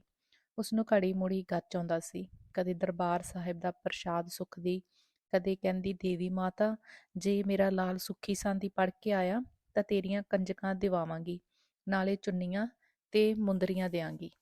ਜਮਨਾ ਨੇ ਮੂੰਹ ਚੁੰਮ ਕੇ ਪਿੱਠ ਤੇ ਥਾਪੀਆਂ ਦੇ ਕੇ ਮਦਨ ਨੂੰ ਵਿਦਾ ਕੀਤਾ, ਪਰ ਸ਼ਾਂਤੀ ਨੂੰ ਇਹ ਸਭ ਕੁਝ ਬੁਰਾ ਲੱਗਦਾ ਸੀ। ਉਹ ਦਿਲ ਵਿੱਚ ਕਹਿੰਦੀ ਸੀ, ਕੀ ਕਰਨ ਡਈ ਹੋਈ ਹੈ, ਟੁਰਨ ਕਿਉਂ ਨਹੀਂ ਦਿੰਦੀ। ਤਿੰਨੇ ਜਣੇ ਸੈਕਿੰਡ ਕਲਾਸ ਦੇ ਇੱਕ ਛੋਟੇ ਡੱਬੇ ਵਿੱਚ ਬੈਠ ਗਏ। ਇਸ ਵਿੱਚ 3 ਸੀਟਾਂ ਸਨ, 2-3 ਸਟੇਸ਼ਨ। ਤਾਂ ਮਦਨ ਉਦਾਸ ਰਿਹਾ, ਪਰ ਹੌਲੀ ਹੌਲੀ ਇੰਗਲੈਂਡ ਦੀ ਧਰਤੀ ਦੇ ਅਣਦੇਖੇ ਦ੍ਰਿਸ਼ ਅੱਖਾਂ ਅੱਗੇ ਫਿਰਨ ਕਰਕੇ ਉਸਦਾ ਦਿਲ ਟਿਕਾਣੇ ਹੋ ਗਿਆ। ਮਦਨ ਤੇ ਸ਼ਾਂਤੀ ਦੋਵੇਂ ਇੱਕ ਸੀਟ ਤੇ ਨਾਲੋਂ ਨਾਲ ਬੈਠੇ ਸਨ ਤੇ ਖਜ਼ਾਨਚੀ ਸਾਹਮਣੀ ਸੀਟ ਤੇ ਢੱਸ ਨਾ ਲਾਈ ਲੰਮਾ ਪਿਆ ਸੀ। ਬਾਰੀ ਰਾਹੀਂ ਹਵਾ ਛਪਾ ਛਪ ਆ ਰਹੀ ਸੀ। ਮਦਨ ਆਪਣੇ ਖਿਆਲਾਂ ਵਿੱਚ ਮਸਤ ਸੀ। ਜਦ ਕਿਸੇ ਕਿਸੇ ਵੇਲੇ ਉਸਦੀ ਨਜ਼ਰ ਸ਼ਾਂਤੀ ਦੇ ਚਿਹਰੇ ਤੇ ਪੈਂਦੀ ਸੀ ਤਾਂ ਉਸ ਦੇ ਅੰਦਰ ਸਰੂਰ ਜਿਹਾ ਆ ਜਾਂਦਾ ਸੀ। ਸ਼ਾਂਤੀ ਕਿਸੇ ਕਿਸੇ ਵੇਲੇ ਇੱਕ ਲੁਕਵੀਂ ਨਜ਼ਰ ਨਾਲ ਮਦਨ ਦੇ ਮੂੰਹ ਵੱਲ ਤੱਕਦੀ ਤੇ ਫਿਰ ਅੱਖਾਂ ਨੀਵੀਆਂ ਪਾ ਲੈਂਦੀ ਸੀ। ਦੋਹਾਂ ਦੇ ਦਿਲਾਂ ਵਿੱਚ ਕੋਈ ਐਸੀ ਬੇਮਲੂਮੀ ਮਿਕਨਾਤੀਸੀ ਖਿੱਚ ਸੀ ਜਿਹੜੀ ਤਿੱਗੋ ਜੋਰੀ ਉਹਨਾਂ ਨੂੰ ਇੱਕ ਦੂਜੇ ਵੱਲ ਖਿੱਚ ਰਹੀ ਸੀ। ਪਰ ਪਤਾ ਨਹੀਂ ਉਹਨਾਂ ਦੇ ਵਿਚਕਾਰ ਕੋਈ ਪੱਥਰ ਦੀ ਕੰਧ ਸੀ ਜਾਂ ਕੀ ਸੀ, ਜਿਸ ਨਾਲ ਟਕਰਾ ਕੇ ਉਹਨਾਂ ਦੇ ਦਿਲ ਦੀ ਮੁਹਾਰ ਫਿਰ ਪਛਾਹ ਨੂੰ ਮੁੜ ਪੈਂਦੀ ਸੀ। ਦੋਹਾਂ ਦਾ ਦਿਲ ਕਰਦਾ ਸੀ ਜੋ ਇੱਕ ਦੂਜੇ ਨਾਲ ਦਿਲ ਖੋਲ ਕੇ ਗੱਲਾਂ ਕਰੀਏ, ਪਰ ਕਿਹੜੀ ਗੱਲ ਤੋਂ ਸ਼ੁਰੂ ਕਰੀਏ ਇਹ ਕਿਸੇ ਨੂੰ ਨਹੀਂ ਸੀ ਔੜਦਾ। ਇਸ ਵੇਲੇ ਸ਼ਾਂਤੀ ਦਾ ਪਿਤਾ ਊਂਘਦਾ ਸੌਂ ਗਿਆ। ਮਦਨ ਨੇ ਇਸ ਵੇਲੇ ਨੂੰ ਗਨੀਮਤ ਸਮਝ ਕੇ ਦਿਲ ਕਰੜਾ ਕੀਤਾ ਤੇ ਬੋਲਿਆ, ਸ਼ਾਂਤੀ, ਕੀ? ਮਦਨ ਨੇ ਇਸ ਕੀ ਦਾ ਕੋਈ ਜਵਾਬ ਨਾ ਦਿੱਤਾ ਤੇ ਯਤਨ ਕਰਨ ਤੇ ਵੀ ਉਸਦੀ ਜ਼ਬਾਨ ਨਹੀਂ ਸੀ ਖੁੱਲਦੀ। ਸ਼ਾਂਤੀ ਕੀ ਕਹਿਣ ਤੋਂ ਬਾਅਦ ਉੱਤਰ ਦੀ ਉਡੀਕ ਕਰਦੀ ਕਰਦੀ ਤੰਗ ਆ ਗਈ। ਉਸਦੇ ਦਿਲ ਵਿੱਚ ਖੁਤਖੁਤੀ ਜਿਹੀ ਹੋ ਰਹੀ ਸੀ ਤੇ ਚਾਹੁੰਦੀ ਸੀ ਕਿ ਮਦਨ ਛੇਤੀ ਗੱਲ ਕਰੇ, ਪਰ ਮਦਨ ਉੱਤੇ ਇੱਕਦਮ ਚੁੱਪ ਸਵਾਰ ਹੋਈ ਵੇਖ ਕੇ ਉਹ ਰਹਿ ਨਾ ਸਕੀ ਤੇ ਬੋਲੀ, ਕੀ ਹੈ ਮਦਨ? ਦੱਸ ਵੀ ਕੀ ਦੱਸ ਵੀ ਕੀ ਕਿਹਾ ਈ? ਕੁਝ ਨਹੀਂ, ਤੇ ਫਿਰ ਬੁਲਾਇਆ ਕਾਹਦੇ ਲਈ ਸੀ? ਨਾ ਬੁਲਾਉਂਦਾ? ਬੁਲਾਉਂਦਾ ਕਿਉਂ ਨਾ, ਪਰ ਗੱਲ ਤੇ ਦੱਸ ਨਾ, ਕਾਹਦੇ ਲਈ ਬੁਲਾਇਆ ਸੀ? ਮਦਨ ਫੇਰ ਸੋਚੀ ਪੈ ਗਿਆ ਤੇ ਫਿਰ ਬੋਲਿਆ, ਸ਼ਾਂਤੀ, ਤੂੰ ਸਾਡੇ ਨਾਲ ਕਾਹਦੇ ਲਈ ਆਈ ਹੈ? ਭੋਲੀ ਸ਼ਾਂਤੀ ਦੇ ਰਗ ਰਗ ਵਿੱਚ ਮਦਨ ਦੇ ਪ੍ਰੇਮ ਦਾ ਕੀ ਭਾਵ ਹੈ, ਇਸ ਦੇ ਸਮਝਣ ਤੋਂ ਉਹ ਅੱਜ ਤੱਕ ਸਮਰਥ ਰਹੀ ਸੀ। ਮਦਨ ਦੀ ਗੱਲ ਸੁਣ ਕੇ ਉਸਨੇ ਸਮਝਿਆ, ਮਦਨ ਮੇਰੇ ਨਾਲ ਆਉਣ ਕਰਕੇ ਗੁੱਸੇ ਹੋ ਗਿਆ। ਉਹ ਕੁਝ ਬੇਚੈਨ ਜਿਹੀ ਹੋ ਕੇ ਬੋਲੀ, ਕਿਉਂ ਮਦਨ, ਮੈਂ ਨਾ ਆਉਂਦੀ?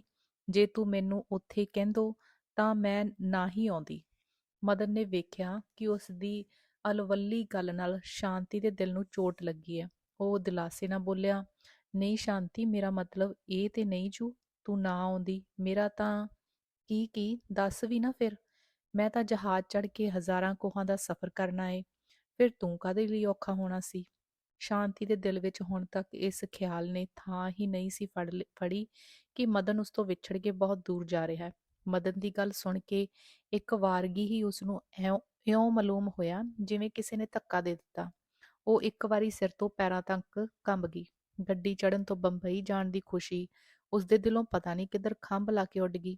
ਉਹ ਬੇਦਿਲ ਜਿਹੀ ਹੋ ਕੇ ਬੋਲੀ, ਤੇ ਫੇਰ ਮਦਨ, ਤੂੰ ਜਹਾਜ਼ੋਂ ਮੁੜ ਕੇ, ਨਾ ਸੱਚ ਵਲੈਤੋਂ ਮੁੜ ਕੇ ਕਦੋਂ ਆਵੇਂਗਾ? 3 ਵਰਿਆਂ ਨੂੰ। ਤੇ ਉੱਥੇ ਇਕੱਲਾ ਰਹੇਗਾ? ਨਹੀਂ, ਹੋਰ ਬਥੇਰੇ ਵਿਦਿਆਰਥੀ ਹੋਣਗੇ, ਪਰ ਆਪਣਾ ਤੇ ਕੋਈ ਨਹੀਂ ਨਾ ਹੋਣਾ। ਮਦਨ ਦੀਆਂ ਅੱਖਾਂ ਭਰ ਆਈਆਂ। ਉਹ ਬੜੀ ਔਖਿਆਈ ਨਾਲ ਆਵਾਜ਼ ਠੀਕ ਕਰਕੇ ਬੋਲਿਆ, ਸ਼ਾਂਤੀ, ਆਪਣਿਆਂ ਪਾਸੋਂ ਤਾਂ ਵਿਛੜ ਕੇ ਜਾ ਰਿਹਾ ਵਾਂ। ਰੱਬ ਮਿਲਾਇਆ ਤਾਂ 3 ਵਰਿਆਂ ਬਾਅਦ ਹੀ ਆਪਣਿਆਂ ਦੇ ਇਹ ਸੋਹਣੇ ਮੂੰਹ ਵੇਖਾਂਗਾ। ਇਹ ਵੀ ਪਤਾ ਨਹੀਂ ਜੋ ਖਬਰੇ ਉੱਥੇ ਹੀ ਚੰਗਾ ਨਖੁੱਟ ਜਾਵੇ। ਗੱਲ ਸੁਣਦਿਆਂ ਸੁਣਦਿਆਂ ਸ਼ਾਂਤੀ ਦੇ ਦਿਲ ਵਿੱਚ ਚੀਸਾਂ ਪੈਣ ਲੱਗੀਆਂ। ਉਸਦੇ ਸਬਰ ਦਾ ਕੜ ਪਾਟ ਗਿਆ। ਉਹ ਰੋਂਦੀ ਰੋਂਦੀ ਬੋਲੀ, ਹਾਏ ਮਦਨ, ਤੂੰ?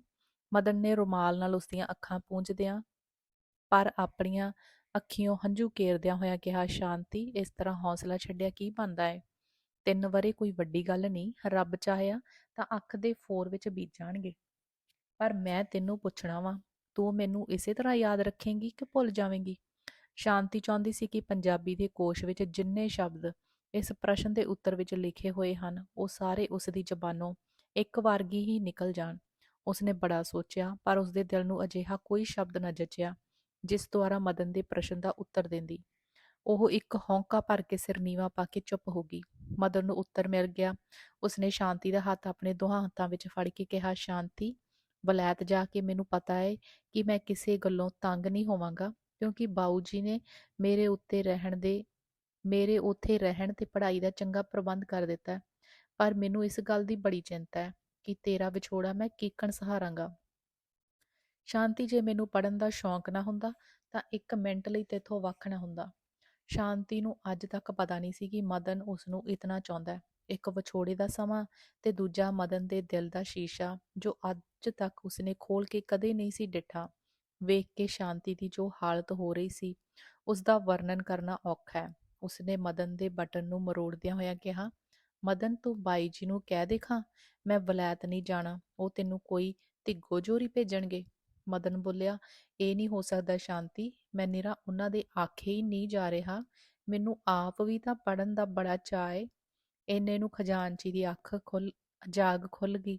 ਵੇਖ ਕੇ ਮਦਨ ਤੇ ਸ਼ਾਂਤੀ ਨੇ ਗੱਲਾਂ ਦਾ ਰੁੱਖ ਪਲਟ ਦਿੱਤਾ। ਸ਼ਾਂਤੀ ਬੋਲੀ, ਮਦਨ, ਵਲੈਤ ਜਾ ਕੇ ਰੋਟੀ ਕਿੱਥੋਂ ਖਾਇਆ ਕਰੇਗਾ? ਉੱਥੇ ਤਾਂ ਲੋਕੀ ਤੰਦੂਰਾਂ ਤੋਂ ਖਾਂਦੇ ਹੋਣਗੇ। ਉਸਦੀ ਭੋਲੀ ਗੱਲ ਸੁਣ ਕੇ ਖਜ਼ਾਨਚੀ ਬੋਲਿਆ, ਪੁੱਤਰ, ਤੂੰ ਨਾਲ ਚਲੀ ਜਾ ਖਾਂ, ਉੱਥੇ ਰੋਟੀ ਪਕਾ ਕੇ ਖਵਾਇਆ ਕਰੀ ਸੂ। ਸ਼ਾਂਤੀ ਮੂੰਹ ਬਣਾ ਕੇ ਬੋਲੀ, ਹਾਏ, ਮੈਂ ਤੇ ਬਾਊ ਜੀ ਐਡੀ ਦੂਰ ਕਦੇ ਨਾ ਜਾਵਾਂ, ਕਿਤੇ ਜਹਾਜ਼ ਤੋਂ ਪੈਰ ਤਿਲਕ ਗਿਆ ਤਾਂ ਡੁੱਬ ਜਾਵਾਂਗੀ। ਇਹ ਗੱਲ ਸੁਣ ਕੇ ਦੋਵੇਂ ਖਿੱਲੀ ਮਾਰ ਕੇ ਹੱਸ ਪਏ। ਅੰਗ 10ਵਾਂ।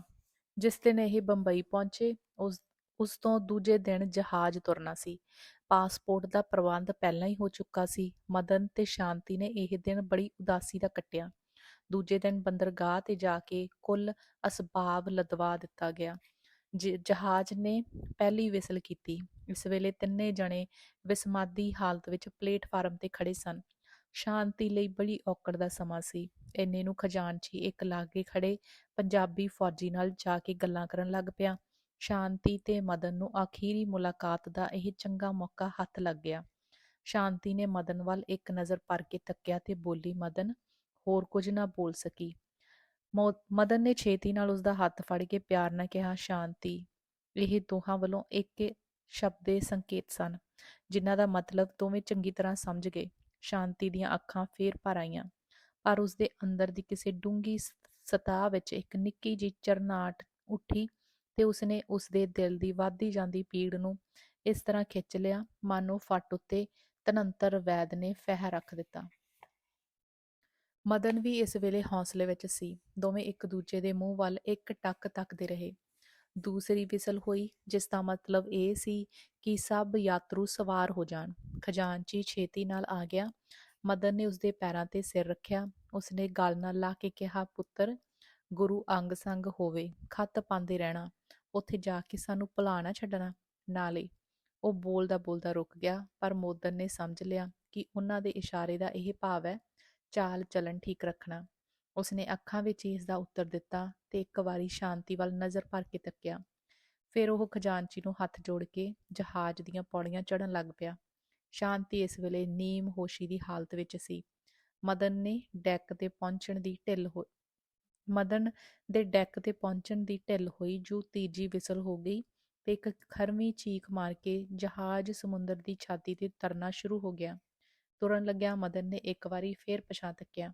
ਜਦ ਤੱਕ ਜਹਾਜ਼ ਦਿਸਦਾ ਰਿਹਾ, ਮਦਨ ਤੇ ਸ਼ਾਂਤੀ ਦੀਆਂ ਨਜ਼ਰਾਂ ਮਿਲੀਆਂ ਰਹੀਆਂ, ਪਰ ਜਹਾਜ਼ ਦੇ ਅਲੋਪ ਹੁੰਦਿਆਂ ਹੀ ਸ਼ਾਂਤੀ ਦੇ ਧੀਰਜ ਨੇ ਵੀ ਜਵਾਬ ਦੇ ਦਿੱਤਾ। ਅੰਕ 11। ਸਮਾਂ ਹਮੇਸ਼ਾ ਆਪਣੀ ਇੱਕ ਰਸ ਤੋਰੇ ਤੁਰਦਾ ਹੀ ਰਹਿੰਦਾ ਹੈ। ਮਦਨ ਨੂੰ ਵਲੈਤਿਆਂ 3 ਵਰ੍ਹੇ ਹੋਣ ਵਿੱਚ 2 ਕੁ ਮਹੀਨਿਆਂ ਦੀ ਢਿੱਲ ਬਾਕੀ ਸੀ। ਘਰ ਵਿੱਚ ਮੋਦਨ ਦੀਆਂ ਉਡੀਕਾਂ ਲੱਗੀਆਂ ਹੋਈਆਂ ਸਨ।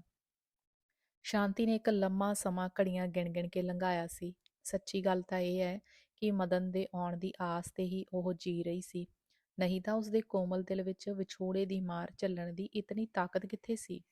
ਜਿਸ ਦਿਨ ਦਾ ਮਦਨ ਗਿਆ, ਉਸਦੀ ਸਾਰੀ ਖੁਸ਼ੀ ਹੱਸਣਾ ਖੇਡਣਾ ਸੁਪਨਾ ਹੋ ਗਿਆ ਸੀ। ਉਸ ਦਿਨ ਦੀਆਂ ਗੱਡੀਆਂ ਵਾਲੀਆਂ ਗੱਲਾਂ ਤੇ ਫਿਰ ਜਹਾਜ਼ ਚੜ੍ਹਨ ਵੇਲੇ ਦਾ ਦੁਖਦਾਈ ਦ੍ਰਿਸ਼, ਇਹ 2 ਚੀਜ਼ਾਂ ਹੀ ਉਸਦੀ ਮਾਲਾ ਬਣ ਚੁੱਕੀਆਂ ਸਨ। ਕਦੀ ਕਦੀ ਜਦ ਵੱਡੇ ਵੇਲੇ ਉਹ ਸੁੱਤੀ ਉੱਠਦੀ ਸੀ ਤਾਂ ਉਸ ਦਾ ਦਿਲ ਇਉਂ ਜਾਪਦਾ ਸੀ ਜਿਕਣ ਕਿਰਦਾ ਜਾਂਦਾ। ਉਸ ਨੂੰ ਹਰ ਪਾਸੇ ਉਦਾਸੀ ਤੇ ਨਿਰਾਸ਼ਤਾ ਦਾ ਰਾਜ ਵਿਖਾਈ ਦਿੰਦਾ ਸੀ।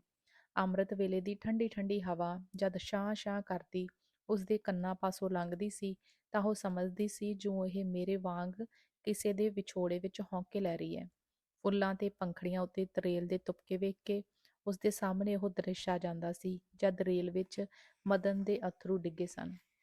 ਧੁੰਦਲੇ ਆਕਾਸ਼ ਵਿੱਚ ਪੰਛੀਆਂ ਨੂੰ ਉੜਦੇ ਤੇ ਚਹਿਕਦੇ ਵੇਖ ਕੇ ਸ਼ਾਂਤੀ ਦਾ ਦਿਲ ਕਰਦਾ ਸੀ ਜੋ ਉਹ ਵੀ ਸੀਨੇ ਦੇ ਪਿੰਜਰੇ ਵਿੱਚੋਂ ਦਿਲ ਰੂਪੀ ਪੰਛੀ ਨੂੰ ਕੱਢ ਕੇ ਉਡਾ ਦੇਵੇ ਤੇ ਉਹ ਇੱਕੋ ਉਡਾਰੀ ਨਾਲ ਮਦਨ ਦਾ ਸੁੱਖ ਸੁਨੇਹਾ ਲਿਆ ਦੇਵੇ। ਭਾਵੇਂ ਸਿਆਲ ਦੀ ਰੁੱਤ ਹੋਣ ਕਰਕੇ ਅੰਤ ਦੀ ਠੰਡ ਪੈਂਦੀ ਸੀ, ਪਰ ਸ਼ਾਂਤੀ ਨੂੰ ਰਾਤੀ ਨੀਂਦਰ ਕਿੱਥੇ। ਨਾ ਵੇਲਾ ਵੇਖਦੀ ਨਾ ਕਵੇਲਾ। ਮੰਜਿਓਂ ਉੱਠ ਕੇ ਠਰੂ ਠਰੂ ਕਰਦੀ ਕੋਠੇ ਤੇ ਚੜ੍ਹ ਜਾਂਦੀ। ਚੰਨ ਦੀ ਨਿਖਰੀ ਹੋਈ ਚਾਨਣੀ ਵੇਖ ਕੇ ਉਸਦੇ ਦਿਲ ਦੇ ਸਮੁੰਦਰ ਵਿੱਚ ਜੁਆਰ ਭੱਟ ਆ ਜਾਂਦਾ ਸੀ। ਚੰਦਰਮਾ ਵੱਲ ਨੀਝ ਲਾ ਕੇ ਵੇਖਦੀ ਹੋਈ ਸੋਚਣ ਲੱਗ ਪੈਂਦੀ, ਖਬਰੇ ਇਸ ਵੇਲੇ ਮਦਨ ਵੀ ਸਕੂਲ ਦੇ ਕੋਠੇ ਤੇ ਚੜ੍ਹ ਕੇ ਇਸ ਚੰਨ ਨੂੰ ਵੇਖ ਰਿਹਾ ਹੋਵੇ। ਇਨ੍ਹਾਂ ਖਿਆਲਾਂ ਵਿੱਚ ਹੀ ਉਸਦੇ ਸਬਰ ਦਾ ਸੋਮਾ ਫੁੱਟ ਨਿਕਲਦਾ ਤੇ ਉਹ ਇੱਕ ਨੁਕਰੇ ਜਾ ਕੇ ਇਤਨਾ ਰੋਂਦੀ ਕਿ ਜੇ ਇਸ ਦੀ ਇਹ ਹਾਲਤ ਕੋਈ ਪੱਥਰ ਦਿਲ ਵਾਲਾ ਬੰਦਾ ਵੀ ਵੇਖ ਲਵੇ ਤਾਂ ਖੌਰੇ ਉਸਦਾ ਦਿਲ ਟੋਟੇ ਟੋਟੇ ਹੋ ਜਾਵੇ। ਜਦ ਰੋ ਰੋ ਕੇ ਉਸਦਾ ਦਿਲ ਹੌਲਾ ਹੋ ਜਾਂਦਾ ਤੇ ਨਾਲ ਹੀ ਉਸਦੀ ਬਿਰੋਂ ਖੁਮਾਰੀ ਵੀ ਉਤਰਨੀ ਸ਼ੁਰੂ ਹੋ ਜਾਂਦੀ ਤਾਂ ਉਹ ਦੱਬੇ ਪੈਰੀ ਹੇਠਾਂ ਉਤਰ ਕੇ ਆਪਣੇ ਮੰਜੇ ਤੇ ਜਾ ਸੌਂਦੀ। ਸ਼ਾਂਤੀ ਬੜੀ ਸ਼ਰਮੀਲੀ ਕੁੜੀ ਸੀ। ਉਸਨੇ ਆਪਣਾ ਇਹ ਹਾਲ ਆਪਣੇ ਮਾਂ-ਪਿਓ ਜਾਂ ਕਿਸੇ ਸਹੇਲੀ ਤੱਕ ਪ੍ਰਗਟ ਨਹੀਂ ਸੀ ਹੋਣ ਦਿੱਤਾ, ਪਰ ਉਸਨੂੰ ਦਿਨੋਂ ਦਿਨ ਲਿੱਸੀ ਹੁੰਦੀ ਜਾਂਦੀ ਵੇਖ ਕੇ ਤੇ ਉਸਦੇ ਚਿਹਰੇ ਤੇ ਉਦਾਸੀ ਦੇ ਨਿਸ਼ਾਨ ਵੇਖ ਕੇ ਉਸਦੀ ਮਾਂ ਨੇ ਸਾਰਾ ਭੇਤ ਮਾਲੂਮ ਕਰ ਲਿਆ। ਅੰਗ 12। ਉਧਰ ਮਦਨ ਦਾ ਹਾਲ ਸ਼ਾਂਤੀ ਨਾਲੋਂ ਵੀ ਵਧੇਕ ਭੈੜਾ ਸੀ, ਕਿਉਂਕਿ ਸ਼ਾਂਤੀ ਤਾਂ ਮਦਨ ਦੇ ਪ੍ਰੇਮ ਵਿੱਚ ਪਾਗਲ ਹੋ ਰਹੀ ਸੀ, ਪਰ ਮਦਨ ਦੇ ਸਿਰ ਤੇ ਇੱਕ ਨਹੀਂ 2 ਬੋਝ ਸਨ। ਇੱਕ ਸ਼ਾਂਤੀ ਦੇ ਵਿਛੋੜੇ ਦੀ ਭਟਕਣਾ ਤੇ ਦੂਜਾ ਪੜ੍ਹਾਈ ਦਾ ਫਿਕਰ। ਫਿਰ ਵੀ ਉਹ ਮਰਦ ਸੀ। ਦਿਲ ਨੂੰ ਸਖਤ ਕਰਕੇ ਉਸਨੇ ਪੜ੍ਹਾਈ ਵਿੱਚ ਕਿਸੇ ਤਰ੍ਹਾਂ ਦਾ ਫਰਕ ਨਾ ਆਉਣ ਦਿੱਤਾ ਤੇ ਸ਼ੁਕਰ ਕਰਕੇ ਉਸਦੀ ਮਿਹਨਤ ਥਾਂ ਪਈ। ਉਸਨੇ ਇਮਤਿਹਾਨ ਪਾਸ ਕਰ ਲਿਆ। ਮਦਨ ਹੁਣ ਵਤਨ ਤੁਰਨ ਦੀ ਤਿਆਰੀ ਵਿੱਚ ਸੀ। ਇਸ ਖੁਸ਼ੀ ਵਿੱਚ ਉਸ ਨੂੰ ਰਾਤੀ ਨੀਂਦਰ ਨਹੀਂ ਸੀ ਪੈਂਦੀ। ਉਹ ਹਰ ਵੇਲੇ ਸੋਚਦਾ ਰਹਿੰਦਾ, ਸ਼ਾਂਤੀ ਜ਼ਰੂਰ ਬੰਬਈ ਆਵੇਗੀ, ਕਿਉਂਕਿ ਉਹ ਮੈਨੂੰ ਕਈ ਵਾਰ ਖਤਾਂ ਵਿੱਚ ਲਿਖ ਚੁੱਕੀ ਹੈ। ਉਹ ਮੈਨੂੰ ਵੇਖ ਕੇ ਕਿੰਨੀ ਖੁਸ਼ ਹੋਵੇਗੀ। ਮੈਨੂੰ ਦੂਰੋਂ ਵੇਖ ਕੇ ਭੀੜ ਚੀਰਦੀ ਹੋਈ ਭੱਜੀ ਆਵੇਗੀ। ਇਸ ਵੇਲੇ ਮਦਨ ਦੇ ਸਾਹਮਣੇ ਸ਼ਾਂਤੀ ਦੀ ਹੂਬਹੂ ਉਹ ਗੱਡੀ ਵਾਲੀ ਸ਼ਕਲ ਆ ਗਈ। ਉਹ ਰੋ ਰੋ ਕੇ ਮੇਰੇ ਕੋਟ ਦੇ ਬਟਨਾਂ ਨਾਲ ਕਲੋਲ ਕਰਦੀ ਹੋਈ ਮੇਰੇ ਵਿਛੋੜੇ ਤੋਂ ਘਾਬਰ ਕੇ ਕੰਬ ਰਹੀ ਸੀ। ਉਸ ਵੇਲੇ ਤਾਂ ਉਸਦਾ ਚਿਹਰਾ ਸਗੋਂ ਹੋਰ ਵੀ ਸੋਹਣਾ ਲੱਗਦਾ ਸੀ। 3 ਵਰ੍ਹਿਆਂ ਵਿੱਚ ਤਾਂ ਸ਼ਾਂਤੀ ਦੀ ਸ਼ਕਲ ਜ਼ਰੂਰ ਬਦਲ ਗਈ ਹੋਵੇਗੀ। ਉਹ ਮੈਨੂੰ ਕਿੰਨਾ ਪਿਆਰ ਕਰਦੀ ਸੀ। ਇਨ੍ਹਾਂ ਖਿਆਲਾਂ ਵਿੱਚ ਮਸਤ ਹੋ ਕੇ ਮਦਨ ਖੁਸ਼ੀ ਨਾਲ ਝੂਮ ਰਿਹਾ ਸੀ ਜੋ ਉਸਨੂੰ ਇੱਕ ਰਜਿਸਟਰੀ ਲਿਫਾਫਾ ਮਿਲਿਆ। ਉਸਨੇ ਛੇਤੀ ਨਾਲ ਲਿਫਾਫਾ ਖੋਲ੍ਹ ਕੇ ਪੜ੍ਹਨਾ ਸ਼ੁਰੂ ਕੀਤਾ। ਲਿਖਿਆ ਸੀ, ਪਿਆਰੇ ਮਦਨ ਸਿੰਘ ਜੀ, ਤੁਹਾਡੇ ਪਾਸ ਹੋਣ ਦੀ ਖਬਰ ਨੇ ਦਿਲ ਬਾਗ-ਬਾਗ ਕਰ ਦਿੱਤਾ। ਪੁੱਤਰ ਜੀ, ਤੁਹਾਡੇ ਵਰਗੇ ਨੌ-ਨਿਹਾਲ ਪੁਰ ਪਹਿਲਾਂ ਹੀ ਇਹੋ ਆਸ ਸੀ। ਜਦ ਕਿ ਤੁਸੀਂ ਸਾਨੂੰ ਪਾਸ ਹੋਣ ਦੀ ਖੁਸ਼ਖਬਰੀ ਸੁਣਾਈ ਆ, ਤਾਂ ਹੁਣ ਸਾਡਾ ਵੀ ਫਰਜ਼ ਹੈ ਕਿ ਇਸ ਦੇ ਬਦਲੇ ਤੁਹਾਨੂੰ ਇਸ ਨਾਲੋਂ ਵੀ ਵੱਧ ਖੁਸ਼ੀ ਦੀ ਖਬਰ ਸੁਣਾਈਏ। ਤੁਸੀਂ ਇਹ ਸੁਣ ਕੇ ਬੜੇ ਪ੍ਰਸੰਨ ਹੋਵੋਗੇ ਕਿ 12 ਮੱਘਰ ਨੂੰ ਅੰਬਾਲੇ ਦੇ ਇੱਕ ਪਤਵੰਤੇ ਸਰਦਾਰ ਦੇ ਘਰੋਂ ਤੁਹਾਡੀ ਕੁੜਮਾਈ ਆਈ ਹੈ। ਲੜਕੀ ਪੜ੍ਹੀ ਲਿਖੀ, ਸੁਚੱਜੀ ਤੇ ਸੁੰਦਰ ਹੈ। ਉਹਨਾਂ ਵਿਆਹ ਵੀ ਨਾਲ ਦਿੱਤਾ ਹੈ, ਪਰ ਅਸੀਂ ਵਿਆਹ ਦਾ ਦਿਨ ਮੁਕਰਰ ਨਹੀਂ ਕਰ ਸਕੇ। ਇਹ ਤੁਹਾਡੇ ਆਉਣ ਤੇ ਹੋਵੇਗਾ। ਸੋ ਤੁਸੀਂ ਤਾਰ ਦੁਆਰਾ ਪਤਾ ਦਿਓ ਕਿ ਕਿਸ ਤਰੀਕ ਨੂੰ ਇੱਥੇ ਪਹੁੰਚੋਗੇ ਤਾਂ ਜੋ ਵਿਆਹ ਦਾ ਦਿਨ ਮੁਕਰਰ ਕੀਤਾ ਜਾਵੇ। ਤੁਹਾਡੀ ਮਾਂ ਜੀ ਵੱਲੋਂ ਬਹੁਤ ਬਹੁਤ ਪਿਆਰ। ਸ਼ਾਂਤੀ ਵੱਲੋਂ ਸਤਿ ਸ਼੍ਰੀ ਅਕਾਲ। ਤੁਹਾਡਾ ਪ੍ਰਤਾਪ ਸਿੰਘ। ਪੜ੍ਹਦਿਆਂ ਪੜ੍ਹਦਿਆਂ ਮਦਨ ਦੇ ਹੱਥੋਂ ਖੱਤ ਡਿੱਗ ਪਿਆ। ਉਸਨੂੰ ਮਾਲੂਮ ਹੁੰਦਾ ਸੀ ਜੀਕਣ ਛੱਤ ਉੱਪਰ ਆ ਗਈ। ਸਾਰਾ ਸਰੀਰ ਉਸਦਾ ਸੁੰਨ ਹੋ ਗਿਆ ਤੇ ਸਾਹ ਉਹਦਾ ਰੁਕਦਾ ਜਾਂਦਾ ਮਾਲੂਮ ਹੁੰਦਾ ਸੀ। ਉਸਦੀਆਂ ਆਸਾਂ ਉਮੀਦਾਂ ਦੀ ਖੇਤੀ ਜੋ ਲਗਭਗ ਪੱਕਣ ਵਾਲੀ ਸੀ ਉੱਤੇ ਗੜੇਮਾਰ ਹੋ ਗਈ। ਦਿਲ ਦੀਆਂ ਸਾਰੀਆਂ ਉਮੰਗਾਂ ਤੇ ਤਰੰਗਾਂ ਜਿੱਥੇ ਸਨ ਉੱਥੇ ਹੀ ਠੱਪੀਆਂ ਗਈਆਂ। ਉਹ ਸੋਚਣ ਲੱਗਾ, ਇਹ ਵੀ ਚੰਗਾ ਹੋਇਆ ਜੋ ਮੈਨੂੰ ਇਹ ਖਬਰ ਪਾਸ ਹੋਣ ਤੋਂ ਬਾਅਦ ਪੁੱਜੀ। ਜੇ ਕੁਝ ਦਿਨਾਂ ਪਹਿਲਾਂ ਮਿਲਦੀ ਤਾਂ ਸ਼ਾਇਦ ਮੈਂ ਇਮਤਿਹਾਨ ਵਿੱਚ ਬੈਠ ਹੀ ਨਾ ਸਕਦਾ। ਮਦਨ ਮੱਥਾ ਫੜ ਕੇ ਬੈਠ ਗਿਆ। ਜਿਸ ਫੁੱਲ ਨੂੰ ਪ੍ਰਾਪਤ ਕਰਨ ਲਈ ਉਸਦੇ ਬੂਟੇ ਨੂੰ ਉਹ ਸਾਲਾਂ ਬੱਧੀ ਪ੍ਰੇਮ ਦਾ ਪਾਣੀ ਪਾ ਪਾ ਕੇ ਪਾਲਦਾ ਆਇਆ ਸੀ, ਉਸਦੀ ਮਾਲਕੀ ਦਾ ਦਾਅਵਾ ਖਾਰਜ ਹੋ ਗਿਆ। ਪਤਾ ਨਹੀਂ ਕਿੰਨਾ ਚਿਰ ਇਸੇ ਡੂੰਘੀ ਸੋਚ ਵਿੱਚ ਪਿਆ ਰਿਹਾ। ਰਾਤ ਨੂੰ ਮਦਨ ਨੇ ਕੁਝ ਨਾ ਖਾਧਾ ਪੀਤਾ। ਅੱਜ ਉਸਨੂੰ ਨੀਂਦਰ ਕਿੱਥੇ। ਉਹ ਅੱਧੀ ਰਾਤ ਤੱਕ ਉਸਲਵੱਟੇ ਲੈਂਦਾ ਰਿਹਾ। ਹੋਸਟਲ ਦੀ ਘੜੀ ਨੇ 12 ਖੜਕਾਏ। ਮਦਨ ਉੱਠ ਕੇ ਮੰਜੇ ਤੇ ਬੈਠ ਗਿਆ। ਉਹ ਗੋਡਿਆਂ ਵਿੱਚ ਸਿਰ ਦੇ ਕੇ ਕਿੰਨਾ ਹੀ ਚਿਰ ਕੁਝ ਸੋਚਦਾ ਰਿਹਾ। ਅਚਾਨਕ ਉਸਨੂੰ ਪਤਾ ਨਹੀਂ ਕੀ ਖਿਆਲ ਫੁਰਿਆ। ਝੱਟ ਮੰਜੇ ਤੋਂ ਉੱਠ ਕੇ ਖੜਾ ਹੋ ਗਿਆ। ਹੋਸਟਲ ਤੋਂ ਬਾਹਰ ਨਿਕਲਿਆ ਤਾਂ ਸਾਹਮਣੇ ਸੜਕ ਤੇ ਇੱਕ ਟੈਕਸੀ ਜਾ ਰਹੀ ਸੀ। ਉਸਨੇ ਇਸ਼ਾਰਾ ਕਰਕੇ ਮੋਟਰ ਠਹਿਰਾ ਲਈ ਤੇ ਉਸ ਤੇ ਬੈਠਦਿਆਂ ਹੋਇਆ ਡਰਾਈਵਰ ਨੂੰ ਕਿਹਾ, ਟੇਮਸ ਦੇ ਪੁਲ ਤੇ। ਡਰਾਈਵਰ ਨੇ ਮੋਟਰ ਦਾ ਹੈਂਡਲ ਪਵਾ ਦਿੱਤਾ। ਕੁਝ ਚਿਰ ਬਾਅਦ ਮਦਨ ਟੇਮਸ ਨਦੀ ਦੇ ਪੁਲ ਤੇ ਖੜਾ ਸੀ। ਇਸ ਵੇਲੇ ਉਹ ਅੱਧ-ਹੋਸ਼ੀ ਦੀ ਹਾਲਤ ਵਿੱਚ ਸੀ। ਛੇਤੀ ਨਾਲ ਪੁਲ ਦੇ ਉੱਚੇ ਕੰਢੇ ਤੇ ਚੜ੍ਹ ਗਿਆ ਤੇ ਨਦੀ ਦੀਆਂ ਸ਼ਾਂ-ਸ਼ਾਂ ਕਰਦੀਆਂ ਭਿਆਨਕ ਲਹਿਰਾਂ ਨੇ ਉਸਦੇ ਹਨੇਰੇ ਦਿਲ ਵਿੱਚ ਇੱਕ ਵਾਰੀ ਫੇਰ ਹਲਚਲ ਮਚਾ ਦਿੱਤੀ। ਟੇਮਸ ਨਦੀ ਇਸ ਵੇਲੇ ਮੌਤ ਦਾ ਰੂਪ ਧਾਰ ਕੇ ਮੂੰਹ ਅੱਡੀ ਕਹਿ ਰਹੀ ਸੀ, ਆ ਮਦਨ, ਛੇਤੀ ਆ। ਮੈਂ ਤੈਨੂੰ ਪਲ ਦੀ ਪਲ ਵਿੱਚ ਸਾਰੇ ਦੁੱਖਾਂ ਕਲੇਸ਼ਾਂ ਤੋਂ ਛੁਡਾ ਕੇ ਆਪਣੀ ਗੋਦ ਵਿੱਚ ਮਿੱਠੀ ਲੋਰੀ ਦੇ ਕੇ ਸੁਆ ਦਿਆਂ। ਅਜਿਹਾ ਸੁਆਵਾਂ ਜੋ ਸੰਸਾਰ ਦੀ ਕੋਈ ਤਾਕਤ ਤੇਰੀ ਨੀਂਦ ਨੂੰ ਉਚਾਟ ਨਾ ਕਰ ਸਕੇ। ਮਦਨ ਨੇ ਇੱਕ ਵਾਰੀ ਆਪਣੇ ਹਰ ਪਾਸੇ ਨਜ਼ਰ ਦੌੜਾਈ। ਕੰਢੇ ਦੇ ਦੋਹੀਂ ਪਾਸੇ ਉੱਚੇ ਉੱਚੇ ਮਕਾਨਾਂ ਵਿੱਚ ਬਿਜਲੀ ਦੀਆਂ ਲੈਂਪਾਂ ਉਸਦੀ ਤਰਸਯੋਗ ਹਾਲਤ ਵੱਲ ਮਾਨੋ ਅੱਖਾਂ ਪਾੜ ਪਾੜ ਕੇ ਤੱਕ ਰਹੀਆਂ ਸਨ। ਮੋਟਰਾਂ ਤੇ ਤੂਤੂਆਂ ਦੀ ਪੰਮ-ਪੰਮ ਆਵਾਜ਼ ਉਸਦੀ ਮੌਤ ਨੂੰ ਸੀਟੀਆਂ ਦੁਆਰਾ ਬੁਲਾ ਰਹੀ ਸੀ। ਇਸ ਖਿਆਲ ਨਾਲ ਕਿ ਕੋਈ ਆ ਨਾ ਜਾਵੇ, ਉਸਨੇ ਉੱਥੇ ਬਹੁਤਾ ਚਿਰ ਖੜੇ ਰਹਿਣਾ ਯੋਗ ਨਾ ਸਮਝ ਕੇ ਦੋਹਾਂ ਬਾਹਾਂ ਨੂੰ ਇੱਕ ਦੋ ਹੁਲਾਰੇ ਦਿੱਤੇ, ਅੱਡੀਆਂ ਚੁੱਕ ਲੀਆਂ ਤੇ ਉਤਲਾ ਧੜ ਹੁਜੱਕੇ ਨਾਲ ਇੱਕ ਦੋ ਵਾਰੀ ਹੇਠਾਂ ਉੱਤੇ ਕਰਕੇ ਜਿਉਂ ਹੀ ਛਾਲ ਮਾਰਨ ਲੱਗਾ ਕਿ ਕਿਸੇ ਨਵੇਂ ਖਿਆਲ ਨੇ ਝੱਟ ਉਸਦੇ ਪੈਰ ਫੜ ਲਏ। ਉਹ ਛਾਲ ਮਾਰਦਾ ਮਾਰਦਾ ਫੇਰ ਰੁਕ ਗਿਆ। ਇਸ ਵੇਲੇ ਕੋਈ ਮੋਹਣੀ ਮੂਰਤ ਉਸਦੀਆਂ ਅੱਖਾਂ ਅੱਗੇ ਆ ਗਈ। ਦਿਲ ਵਿੱਚ ਕਿਸੇ ਦੇ ਖਿਆਲ ਨੇ ਉਥਲ ਪੁਥਲ ਮਚਾ ਦਿੱਤੀ। ਮਦਨ ਦੀਆਂ ਅੱਖਾਂ ਚੋਂ ਟੇਮਸ ਨਦੀ ਤੋਂ ਵੱਧ ਤੇਜ਼ੀ ਨਾਲ ਅੱਥਰੂਆਂ ਦਾ ਹੜ੍ਹ ਵਗ ਰਿਹਾ ਸੀ। ਉਸਦੇ ਮੂੰਹੋਂ ਨਿਕਲ ਗਿਆ, ਆਹ ਸ਼ਾਂਤੀ, ਸ਼ਾਂਤੀ, ਤੂੰ ਮੈਨੂੰ ਇਸ ਵੇਲੇ ਨਾ ਰੋਕ। ਤੈਨੂੰ ਗੁਆ ਕੇ ਮੈਂ ਨਹੀਂ ਜੀਵਾਂਗਾ। ਸ਼ਾਂਤੀ, ਇਸ ਸੰਸਾਰ ਵਿੱਚ ਮੇਰਾ ਸਭ ਕੁਝ ਤੂੰ ਹੀ ਹੋ ਸੈਂ। ਜਦ ਤੂੰ ਗਵਾਚ ਗਈਓ ਤਾਂ ਇਸ ਮਦਨ ਦੇ ਜਿਉਣ ਦੀ ਕੀ ਲੋੜ ਹੈ? ਕਿਸ ਨੂੰ ਲੋੜ ਹੈ? ਫਿਰ ਮਦਨ ਪੁਲ ਦੇ ਥੜੇ ਤੋਂ ਉਤਰ ਕੇ ਇੱਕ ਪਾਸੇ ਜਾ ਖੜੋਤਾ। ਉਹ ਸੋਚਣ ਲੱਗਾ, ਭਾਵੇਂ ਸ਼ਾਂਤੀ ਮੈਥੋਂ ਖੋਹ ਲਈ ਗਈ, ਪਰ ਉਸਦਾ ਪ੍ਰੇਮ ਤਾਂ ਮੇਰੇ ਦਿਲ ਚੋਂ ਕੋਈ ਖਿੱਚ ਨਹੀਂ ਸਕਦਾ। ਫਿਰ ਜਦ ਮੈਂ ਉਸ ਨੂੰ ਪ੍ਰੇਮ ਕਰਦਾ, ਪ੍ਰੇਮ ਹੀ ਨਹੀਂ, ਉਸ ਨੂੰ ਆਪਣੇ ਦਿਲ ਦੀ ਮਾਲਕਣ ਸਮਝਦਾ, ਤਾਂ ਮੇਰਾ ਕੀ ਹੱਕ ਆ ਜੋ ਸ਼ਾਂਤੀ ਨੂੰ ਦੁਖੀ ਕਰਨ ਵਾਲਾ ਕੋਈ ਕੰਮ ਕਰਾਂ? ਕੀ ਮੇਰੇ ਮਰਨ ਨਾਲ ਉਹ ਦੁਖੀ ਨਹੀਂ ਹੋਵੇਗੀ? ਉਹ ਰੋ ਰੋ ਕੇ ਸ਼ੈਤਾਨ ਨਹੀਂ ਹੋ ਜਾਵੇਗੀ? ਨਹੀਂ ਨਹੀਂ, ਮੈਂ ਨਹੀਂ ਮਰਾਂਗਾ। ਸ਼ਾਂਤੀ ਤੂੰ ਸੁਹਾਗਣ ਹੋਵੇਂ, ਵਾਹਿਗੁਰੂ ਤੈਨੂੰ ਤੱਤੀ ਵਾਹ ਨਾ ਲਾਵੇ। ਮੈਂ ਜੀਵਾਂਗਾ ਤੇ ਕੇਵਲ ਤੇਰੇ ਲਈ ਜੀਵਾਂਗਾ। ਉਹ ਜਾਣੇ ਜੇ ਤੂੰ ਮੈਥੋਂ ਖੋਹ ਲਈ ਗਈ ਹੈ, ਫੇਰ ਵੀ ਮੈਂ ਆਪਣਾ ਸਾਰਾ ਜੀਵਨ ਤੇਰੀ ਯਾਦ ਵਿੱਚ ਬਿਤਾ ਦਿਆਂਗਾ। ਕੌਣ ਕਹਿ ਸਕਦਾ ਹੈ ਕਿ ਤੂੰ ਮੈਥੋਂ ਵੱਖ ਕੀਤੀ ਗਈ ਹੈ? ਬੇਸ਼ੱਕ ਤੇਰਾ ਸਰੀਰ ਮੈਥੋਂ ਖੋਹ ਲਿਆ ਗਿਆ ਹੈ, ਪਰ ਕੀ ਮੇਰਾ ਪ੍ਰੇਮ ਸਿਰਫ ਤੇਰੇ ਜਿਸਮ ਨਾਲ ਹੀ ਹੈ? ਨਹੀਂ, ਮੈਂ ਤੇਰੀ ਸੁੱਚੀ ਤੇ ਪ੍ਰਕਾਸ਼ਮਈ ਆਤਮਾ ਨੂੰ ਪ੍ਰੇਮ ਕਰਦਾ। ਉਹ ਪ੍ਰੇਮ ਜਿਹੜਾ ਸਰੀਰ ਦੇ ਅੰਤ ਹੋ ਜਾਣ ਤੇ ਵੀ ਕਾਇਮ ਰਹਿੰਦਾ ਹੈ। ਮੈਂ ਨਹੀਂ ਮਰਾਂਗਾ, ਮੈਂ ਆਪਣੀ ਸ਼ਾਂਤੀ ਲਈ ਜੀਵਾਂਗਾ। ਮਦਨ ਜਿੱਧਰੋਂ ਆਇਆ ਸੀ ਉਧਰੇ ਮੁੜ ਗਿਆ। ਅੰਗ 13। ਖਜ਼ਾਨਚੀ ਦੇ ਘਰ ਵਿੱਚ ਮਦਨ ਦੇ ਵਿਆਹ ਦੀਆਂ ਤਿਆਰੀਆਂ ਹੋ ਰਹੀਆਂ ਸਨ। ਹਰ ਪਾਸੇ ਚਹਿਲ ਪਹਿਲ ਮਚੀ ਹੋਈ ਹੈ। ਕੁੜੀਆਂ ਚਿੜੀਆਂ ਨੇ ਢੋਲਕੀ ਨਾਲ ਉੱਧੜ ਧੁੰਮੀ ਮਚਾ ਰੱਖੀ ਹੈ। ਭਾਵੇਂ ਖਜ਼ਾਨਚੀ ਇਸ ਸ਼ਹਿਰ ਵਿੱਚ ਇੱਕ ਪਰਦੇਸੀ ਦੀ ਹੈਸੀਅਤ ਵਿੱਚ ਹੈ, ਪਰ ਉਸਦੀ ਮਿਲਣਸਾਰ ਤੇ ਮਿੱਠ ਬੋਲੀ ਤਬੀਅਤ ਦੇ ਅਸਰ ਨਾਲ ਸਾਰਾ ਆਲਾ ਦੁਆਲਾ ਉਸਦਾ ਇੱਕ ਮਿੱਕ ਹੈ। ਸਕੇ ਸੰਬੰਧੀਆਂ ਵਾਂਗ ਉਸ ਨਾਲ ਸਭਨਾਂ ਦੀ ਵਰਤੋਂ ਹੈ। ਇਹੋ ਕਾਰਨ ਹੈ ਕਿ ਅੱਜ ਉਸਦੇ ਘਰ ਵਿੱਚ ਅੰਦਰ ਬਾਹਰ ਗਹਿਮਾ ਗਹਿਮ ਹੈ। ਦੂਸਰੀ ਗੱਲ ਇਹ ਕਿ ਜਿਸ ਮਹੱਲੇ ਵਿੱਚ ਖਜ਼ਾਨਚੀ ਰਹਿੰਦਾ ਹੈ, ਉਹ ਲਗਭਗ ਸਾਰਾ ਹੀ ਪੰਜਾਬੀਆਂ ਦਾ ਹੈ। ਇਸ ਲਈ ਇਹ ਥਾਂ ਪੰਜਾਬੀ ਮਹੱਲਾ ਕਰਕੇ ਪ੍ਰਸਿੱਧ ਹੈ। ਸ਼ਾਂਤੀ ਦੀ ਮਾਂ ਖੁਸ਼ੀ ਨਾਲ ਅੰਦਰ ਬਾਹਰ ਭੱਜੀ ਫਿਰਦੀ ਆ। ਕੱਲ ਮਦਨ ਨੇ ਆਉਣਾ ਹੈ ਤੇ ਪਰਸੋਂ ਦੀ ਜੰਨ ਚੜ੍ਹਨੀ ਹੈ। ਇਸ ਲਈ ਸ਼ਾਂਤੀ ਦੀ ਮਾਂ ਅੱਜ ਮੂੰਹ ਹਨੇਰੇ ਤੋਂ ਹੀ ਕੰਮ ਧੰਦੇ ਲੱਗੀ ਹੋਈ ਹੈ। ਇਸ ਵੇਲੇ ਉਹ ਹਲਵਾਈਆਂ ਨੂੰ ਕੁਝ ਚੇਤਾਵਨੀਆਂ ਕਰਦੀ ਸੀ ਕਿ ਇੰਨੇ ਨੂੰ ਇੱਕ ਤੀਵੀਂ ਨੇ ਆ ਕੇ ਪੁੱਛਿਆ, ਭਾਬੋ, ਕਾਕਾ ਤਾਂ ਅਜੇ ਆਇਆ ਨਹੀਂ, ਕਦੋਂ ਆਵੇਗਾ ਸੁੱਖ ਨਾਲ? ਬੀਬੀ ਕੱਲ ਦੁਪਹਿਰੇ 11 ਵਜੇ ਦੀ ਗੱਡੀ ਆਉਣਾ ਸੂ। ਆਪ ਪਰਸੋਂ ਦੇ ਬੰਬਈ ਗਏ ਹੋਏ ਨੇ, 19 ਨੂੰ ਆਉਣਾ ਸੂ। ਵਿਆਹ ਦਾ ਮਹੂਰਤ ਨਿਕਲਿਆ ਵੇ 20ਵੀਂ ਦਾ। ਵਿਚਾਰਾ ਲੰਮੇ ਪੰਧ ਵਿੱਚੋਂ ਥੱਕਿਆ ਮਾਂਦਾ ਆਵੇਗਾ ਤੇ ਆਉਂਦਿਆਂ ਹੀ ਜੰਨ ਦੀ ਤਿਆਰੀ। ਇਹ ਤਾਂ ਬੀਬੀ ਉਹ ਗੱਲ ਬਣੀ ਅਖੇ ਝੱਟ ਰੋਟੀ ਤੇ ਪੱਟ ਦਾਲ। ਉਹ ਜਾਣੇ ਭਾਬੋ, ਸ਼ੁਕਰ ਹੈ ਵਾਹਿਗੁਰੂ ਨੇ ਇਹ ਦਿਨ ਦਿੱਤਾ ਏ। ਆਪੇ ਘਰ ਜਾ ਕੇ ਪਿਆ ਆਰਾਮ ਕਰੇਗਾ। ਕੱਲ ਜੰਨ ਕਿਹੜੇ ਵੇਲੇ ਤੁਰੇਗੀ? ਪਹਿਲਾਂ ਤਾਂ ਰਾਤ ਦੀ ਗੱਡੀ ਦੀ ਸਲਾਹ ਸੀ, ਪਰ ਉਹ ਕਹਿੰਦੇ ਸਨ ਰਾਹ ਵਿੱਚ ਬਦਲਦੀ ਏ। ਇਸ ਕਰਕੇ ਪ੍ਰਭਾਤੇ 4:15 ਦੀ ਗੱਡੀ ਜਾਣ ਦੀ ਪੱਕੀ ਹੋਈ ਹੈ। ਅੱਗੋਂ ਵੇਖੀਏ, ਹੁਣ ਕਾਕਾ ਸੁੱਖ ਸੰਦ ਨਾਲ ਆ ਗਿਆ ਤਾਂ ਸਾਰੇ ਕੰਮ ਹੋ ਜਾਣਗੇ। ਅੱਛਾ ਭਾਬੋ, ਗੁਰੂ ਮਹਾਰਾਜ ਤੇਰੀ ਛਾਤੀ ਠੰਡੀ ਕਰੇ। ਵਿਚਾਰੇ ਨੇ ਟੱਬਰ ਤੋਂ ਵਿਛੜ ਕੇ ਖੋਰੇ ਕਿੰਨਾ ਹਾਲਾਂ ਨਾਲ 3 ਸਾਲ ਕੱਟੇ ਹੋਣੇ ਨੇ। ਕੀ ਦੱਸਾਂ ਬੀਬੀ, ਜਾਂ ਖੱਤ ਆਉਂਦਾ ਸੀ, ਇਹੋ ਲਿਖਦਾ ਸੀ, ਡਾਢਾ ਹੁਸੜਿਆ ਹੋਇਆ ਵਾਂ। ਇਹ ਕਹਿ ਕੇ ਉਹ ਫੇਰ ਕੰਮ ਧੰਦੇ ਲੱਗ ਪਈ। ਅੰਗ 14।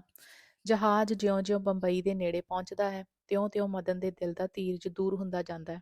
ਸਭ ਤੋਂ ਪਹਿਲਾਂ ਉਸਨੂੰ ਦੂਰੋਂ ਧੂੰਆਂ ਜਿਹਾ ਨਜ਼ਰ ਆਇਆ, ਫੇਰ ਧੁੰਦਲੀ ਜਿਹੀ ਧਰਤੀ, ਫੇਰ ਉੱਥੇ ਮਕਾਨ ਤੇ ਕਾਰਖਾਨਿਆਂ ਦੀਆਂ ਚਿਮਨੀਆਂ ਤੇ ਬੰਦਰਗਾਹ ਦਾ ਰਮਣੀਕ ਦ੍ਰਿਸ਼।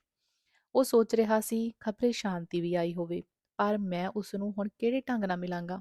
ਕੀ ਉਹ ਅੱਗੇ ਵਰਗੀ ਗਰਮਜੋਸ਼ੀ ਨਾਲ ਮੇਰੀ ਆਓ ਭਗਤ ਕਰੇਗੀ? ਨਹੀਂ, ਹੁਣ ਉਸਨੂੰ ਇਹ ਸਭ ਕੁਝ ਨਹੀਂ ਕਰਨਾ ਚਾਹੀਦਾ। ਮੈਂ ਉਸਨੂੰ ਹੁਣ ਉਸ ਤਰ੍ਹਾਂ ਮਿਲ ਸਕਦਾ ਜੀਕਣ ਕਿਸੇ ਸਧਾਰਨ ਜਾਣ ਪਛਾਣ ਦੀ ਕੁੜੀ ਨੂੰ। ਉਹ ਬਥੇਰੇ ਵਲਵਲੇਵੇਂ ਪਾ ਪਾ ਕੇ ਆਪਣੇ ਦਿਲ ਨੂੰ ਕਿਸੇ ਹੋਰ ਪਾਸੇ ਪਾਉਣ ਦਾ ਯਤਨ ਕਰਦਾ ਸੀ, ਪਰ ਅਮੋੜ ਘੋੜੇ ਵਾਂਗ ਦਿਲ ਉਲਟਾ ਹੀ ਜਾਂਦਾ ਸੀ। ਮਦਨ ਨੇ ਇੱਕ ਵਾਰੀ ਦੋਹਾਂ ਹੱਥਾਂ ਨਾਲ ਆਪਣੇ ਸੀਨੇ ਨੂੰ ਜ਼ੋਰ ਦੀ ਦਬਾਇਆ। ਇਸ ਤਰ੍ਹਾਂ ਉਸਦੇ ਦਿਲ ਦੀ ਧੜਕਣ ਕੁਝ ਘੱਟ ਮਾਲੂਮ ਹੁੰਦੀ ਸੀ। ਉਸਦਾ ਜੀਅ ਕੀਤਾ ਕਿ ਛਾਤੀ ਦੇ ਦੁਆਲੇ ਕੱਸ ਕੇ ਪੱਟੀ ਬੰਨ੍ਹ ਦਿਆਂ, ਪਰ ਇੰਨੇ ਨੂੰ ਜਹਾਜ਼ ਐਨ ਬੰਦਰਗਾਹ ਦੇ ਕੋਲ ਜਾ ਪੁੱਜਾ। ਮਦਨ ਨੂੰ ਸਭ ਕੁਝ ਭੁੱਲ ਗਿਆ। ਉਸਨੇ ਰੇਲਿੰਗ ਕੋਲ ਜਾ ਕੇ ਬੰਦਰਗਾਹ ਦੇ ਖੜੇ ਆਦਮੀਆਂ ਦੀ ਭੀੜ ਵੱਲ ਤੱਕਣਾ ਸ਼ੁਰੂ ਕੀਤਾ। ਉੱਤੇ ਫੱਟਿਆਂ ਤੇ ਕਿਸੇ ਨੇ ਉਰਦੂ ਵਿੱਚ ਮੋਟੇ ਅੱਖਰਾਂ 'ਚ ਲਿਖਿਆ ਸੀ, ਵਤਨ ਮੇਂ ਆਣਾ ਮੁਬਾਰਕ ਹੋ, ਤੇ ਕਿਸੇ ਅੰਗਰੇਜ਼ੀ ਵਿੱਚ ਵੈਲਕਮ ਹੋਮ ਲਿਖਿਆ ਹੋਇਆ ਸੀ। ਇਹਨਾਂ ਨੂੰ ਪੜ੍ਹ ਕੇ ਮਦਨ ਦੇ ਦਿਲ ਤੇ ਇੱਕ ਹੋਰ ਠੋਕਰ ਜਿਹੀ ਵੱਜੀ। ਆਹ, ਮੇਰੇ ਨਾਲ ਦੇ ਯਾਤਰੂ ਵਤਨ ਆਉਣ ਦੀ ਖੁਸ਼ੀ ਵਿੱਚ ਕਿੱਡੇ ਖੁਸ਼ ਹੋਣਗੇ, ਪਰ ਮੈਂ ਮੌਤ ਦੇ ਮੂੰਹ ਵਿੱਚ ਜਾ ਰਿਹਾ। ਜਹਾਜ਼ ਬੰਦਰਗਾਹ ਤੇ ਜਾ ਲੱਗਾ। ਮਦਨ ਦੀਆਂ ਅੱਖਾਂ ਚੌਂਹੀ ਪਾਸੇ ਕਿਸੇ ਦੀ ਭਾਲ ਕਰ ਰਹੀਆਂ ਸਨ, ਜੋ ਅਚਾਨਕ ਉਸਦੀ ਨਜ਼ਰ ਖਜ਼ਾਨਚੀ ਤੇ ਪਈ। ਪਰ ਜਿਸ ਚੀਜ਼ ਨੂੰ ਢੂੰਡ ਰਿਹਾ ਸੀ ਉਹ ਨਹੀਂ ਸੀ। ਮਦਨ ਛੇਤੀ ਛੇਤੀ ਅਸਬਾਬ ਚੁੱਕ ਕੇ ਜਹਾਜ਼ ਤੋਂ ਉਤਰਿਆ ਤੇ ਦੌੜ ਕੇ ਖਜ਼ਾਨਚੀ ਦੇ ਪੈਰਾਂ ਤੇ ਜਾ ਡਿੱਗਾ। ਖਜ਼ਾਨਚੀ ਨੇ ਚੌਖਾ ਚਿਰ ਉਸਨੂੰ ਛਾਤੀ ਨਾਲ ਲਾਈ ਰੱਖਿਆ। ਮਦਨ ਨੇ ਵੀ ਦਿਲ ਦੀ ਅੱਗ ਦਿਲ ਵਿੱਚ ਹੀ ਦਬਾ ਕੇ ਬਨਾਵਟੀ ਖੁਸ਼ੀ ਨਾਲ ਗੱਲਾਂ ਕਰਨੀਆਂ ਸ਼ੁਰੂ ਕੀਤੀਆਂ। ਉਸਨੇ ਸਭ ਤੋਂ ਪਹਿਲਾਂ ਪੁੱਛਿਆ, ਭਾਬੀ ਜੀ ਰਾਜੀ ਨੇ? ਰਾਜੀ ਖੁਸ਼ੀ? ਉਹ ਤਾਂ ਨਾਲ ਆਉਣ ਨੂੰ ਤਿਆਰ ਸੀ, ਪਰ ਮੈਂ ਤਿੱਗੋ ਜੋਰੀ ਛੱਡ ਕੇ ਆਇਆ। ਮੈਂ ਆਖਿਆ, ਘਰ ਵਿੱਚ ਵਿਆਹ ਰਚਿਆ ਹੋਇਆ, ਪਿੱਛੇ ਕੰਮ ਧੰਦਾ ਕੌਣ ਕਰੇਗਾ? ਮਦਨ ਨੇ ਦਿਲ ਨੂੰ ਜਰਾ ਪੱਕਾ ਕਰਕੇ ਬੜੀ ਔਖਿਆਈ ਨਾਲ ਪੁੱਛਿਆ, ਸ਼ਾਂਤੀ ਰਾਜੀ ਸੀ? ਆਹੋ, ਘਰ ਹੁੰਦੀ ਤਾਂ ਨਾਲੇ ਆਏ ਬਿਨਾਂ ਕਿੱਥੇ ਛੱਡਣ ਲੱਗੀ ਸੀ। ਅੰਬਾਲੇ ਗਈ ਹੋਈ ਐ। ਅੱਜ 12 ਦਿਨ ਹੋਈ ਸੂ। ਤੇਰੀ ਭਾਬੀ ਨਾਲ ਗਈ ਸੀ। ਇਹ ਤਾਂ ਘਰ ਦੀ ਸਫਾਈ ਕਰਾ ਕੇ ਮੁੜ ਆਈ, ਪਰ ਉਸਨੂੰ ਉੱਥੇ ਹੀ ਛੱਡ ਆਈ। ਟੁਕਣਾ ਜੋ ਵਿੱਚੇ ਹੀ ਹੋਇਆ। ਨਾਲੇ ਸਾਡੀ ਸਲਾਹ ਏ ਵਹੁਟੀ ਨੂੰ ਫੇਰਾ ਵੀ ਉੱਥੇ ਹੀ ਪਵਾਵਾਂਗੇ ਤੇ ਕੁਝ ਦਿਨ ਉੱਥੇ ਹੀ ਰਹਾਂਗੇ। ਇਸੇ ਕਰਕੇ ਮੈਂ ਸਲਾਹ ਕੀਤੀ ਏ, ਅਲਾਹਾਬਾਦ ਜਿਹੜਾ ਮੇਲ ਜੋਲ ਆਇਆ ਹੋਇਆ ਏ, ਉਹ ਸਾਰਾ ਜਨ ਨਾਲ ਹੀ ਚਲਾ ਜਾਏਗਾ। ਮਦਨ ਨੂੰ ਇਹਨਾਂ ਗੱਲਾਂ ਨਾਲ ਕੋਈ ਮੱਸ ਨਹੀਂ ਸੀ। ਫੇਰ ਉਹ ਸੋਚਣ ਲੱਗਾ, ਚਲੋ ਇਹ ਵੀ ਚੰਗਾ ਹੋਇਆ ਜੋ ਸ਼ਾਂਤੀ ਨਹੀਂ ਆਈ। ਉਸਨੂੰ ਵੇਖ ਕੇ ਮੇਰੇ ਦਿਲ ਨੂੰ ਦੁੱਖ ਹੀ ਹੋਣਾ ਸੀ। ਅੰਗ 15। ਅਲਾਹਾਬਾਦ ਰੇਲਵੇ ਸਟੇਸ਼ਨ ਤੇ ਮਦਨ ਦੀ ਆਓ ਭਗਤ ਲਈ ਬੇਅੰਤ ਖਲਕਤ ਜੁੜੀ ਹੋਈ ਸੀ। ਸ਼ਹਿਰ ਦੇ ਕਈ ਪਤਵੰਤੇ ਹੱਥਾਂ ਵਿੱਚ ਫੁੱਲਾਂ ਦੇ ਸਿਹਰੇ ਲਈ ਇੱਧਰ ਉੱਧਰ ਟਹਿਲ ਰਹੇ ਸਨ। ਬਹੁਤ ਸਾਰੀਆਂ ਜਨਾਨੀਆਂ ਸਣੇ ਜਮਨਾ ਦੇ ਵੇਟਿੰਗ ਰੂਮ ਵਿੱਚ ਬੈਠੀਆਂ ਗੱਡੀ ਦੀ ਉਡੀਕ ਕਰ ਰਹੀਆਂ ਸਨ। ਇੰਨੇ ਨੂੰ ਟਨ ਟਨ ਕਰਕੇ ਗੱਡੀ ਆਉਣ ਦੀ ਘੰਟੀ ਵੱਜੀ। ਲੋਕੀ ਇੱਕ ਲੰਮੀ ਕਤਾਰ ਵਿੱਚ ਖੜੇ ਹੋ ਗਏ। ਉਹਨਾਂ ਦੇ ਹੱਥਾਂ ਵਿੱਚ ਰੰਗ ਬਰੰਗੇ ਸਿਹਰੇ ਇਸ ਵੇਲੇ ਅਜਬ ਸਮਾਂ ਬਣ ਰਹੇ ਸਨ। ਇੱਕ ਪਾਸੇ ਜਮਨਾ ਤੇ ਹੋਰ ਜਨਾਨੀਆਂ ਖੜੀਆਂ ਸਨ। ਜਮਨਾ ਕੱਪੜਿਆਂ ਵਿੱਚ ਨਹੀਂ ਸੀ ਸਮਾਂਦੀ। ਉਹ ਘੜੀ ਮੁੜੀ ਸਿਰ ਚੁੱਕ ਕੇ ਪੱਬਾਂ ਭਾਰ ਹੋ ਕੇ ਵੇਖ ਰਹੀ ਸੀ। ਜਿਉਂ ਹੀ ਉਸਨੂੰ ਇੰਜਣ ਦੀ ਸ਼ਕਲ ਨਜ਼ਰ ਆਈ, ਉਸਦਾ ਦਿਲ ਧੱਕ ਧੱਕ ਕਰਨ ਲੱਗ ਪਿਆ। ਗੱਡੀ ਦਾ ਇੱਕ ਇੱਕ ਡੱਬਾ ਉਸਦੇ ਸਾਹਮਣੇ ਲੰਘਦਾ ਜਾਂਦਾ ਸੀ ਤੇ ਉਸਦੀ ਨਜ਼ਰ ਸਭ ਮੁਸਾਫਰਾਂ ਤੇ ਫਿਰਦੀ ਜਾਂਦੀ ਸੀ। ਗੱਡੀ ਖੜੀ ਹੋ ਗਈ ਤੇ ਰੱਬ ਸਬੱਬੀ ਜਿਸ ਡੱਬੇ ਵਿੱਚ ਮਦਨ ਸੀ, ਉਹ ਐਨ ਜਮਨਾ ਦੇ ਕੋਲ ਆ ਕੇ ਠਹਿਰਿਆ। ਜਮਨਾ ਦੀ ਨਜ਼ਰ ਮਦਨ ਤੇ ਪਈ। ਉਹ ਉੱਡਦੀ ਹੋਈ ਸਭ ਤੋਂ ਪਹਿਲਾਂ ਗੱਡੀ ਤੇ ਚੜ੍ਹ ਗਈ। ਮਦਨ ਨੇ ਵੀ ਉਸਨੂੰ ਡਿੱਠਾ ਤੇ ਕੁਝ ਚਿਰ ਲਈ ਉਹ ਸਾਰੇ ਖਿਆਲਾਂ ਨੂੰ ਭੁੱਲ ਗਿਆ। ਇਸ ਧਰਮ ਮਾਂ ਦੇ ਪ੍ਰੇਮ ਵਿੱਚ ਉਹ ਸਿਰ ਤੋਂ ਪੈਰਾਂ ਤੱਕ ਰੰਗਿਆ ਗਿਆ। ਉਹ ਮਾਂ ਦੇ ਪੈਰਾਂ ਪਰ ਸਿਰ ਰੱਖਣ ਹੀ ਲੱਗਾ ਸੀ, ਪਰ ਜਮਨਾ ਨੇ ਉਸਨੂੰ ਸਮਾਂ ਹੀ ਨਾ ਦਿੱਤਾ ਤੇ ਜੱਫੀ ਵਿੱਚ ਲੈ ਲਿਆ। 3 ਵਰ੍ਹਿਆਂ ਦੀ ਵਿਛੋੜੇ ਦੀ ਕਸਰ ਉਹ ਇੱਕ ਅੱਧ ਮਿੰਟ ਵਿੱਚ ਕੀਕਣ ਕੱਢ ਸਕਦੀ ਸੀ। ਨਾਲੇ ਹੋਰ ਲੋਕ ਵੀ ਮਦਨ ਨੂੰ ਘੇਰੀ ਖਲੋਤੇ ਸਨ। ਦਿਲ ਪੱਥਰ ਦਾ ਕਰਕੇ ਉਸਨੇ ਜੱਫੀ ਢਿੱਲੀ ਕੀਤੀ। ਮਦਨ ਨੂੰ ਇਸ ਸਵਰਗੀ ਪਿਆਰ ਵਿੱਚੋਂ ਉਹ ਸਵਾਦ ਆਇਆ, ਉਹ ਠੰਡਕ ਆਈ ਕਿ ਕੁਝ ਚਿਰ ਲਈ ਉਹ ਸਭ ਕੁਝ ਭੁੱਲ ਗਿਆ। ਮਦਨ ਦੇ ਗਲ ਵਿੱਚ ਇਤਨੇ ਸਿਹਰੇ ਪੈ ਗਏ ਕਿ ਉਸਦਾ ਮੂੰਹ ਮੁਸ਼ਕਲ ਨਾਲ ਦਿਸਦਾ ਸੀ। ਫੁੱਲਾਂ ਨਾਲ ਸ਼ਿੰਗਾਰੀ ਹੋਈ ਮੋਟਰ ਵਿੱਚ ਬਿਠਾ ਕੇ ਤੇ ਵਾਜਿਆਂ ਗਾਜਿਆਂ ਦੀ ਰੌਣਕ ਨਾਲ ਉਸਦਾ ਜਲੂਸ ਨਿਕਲਿਆ।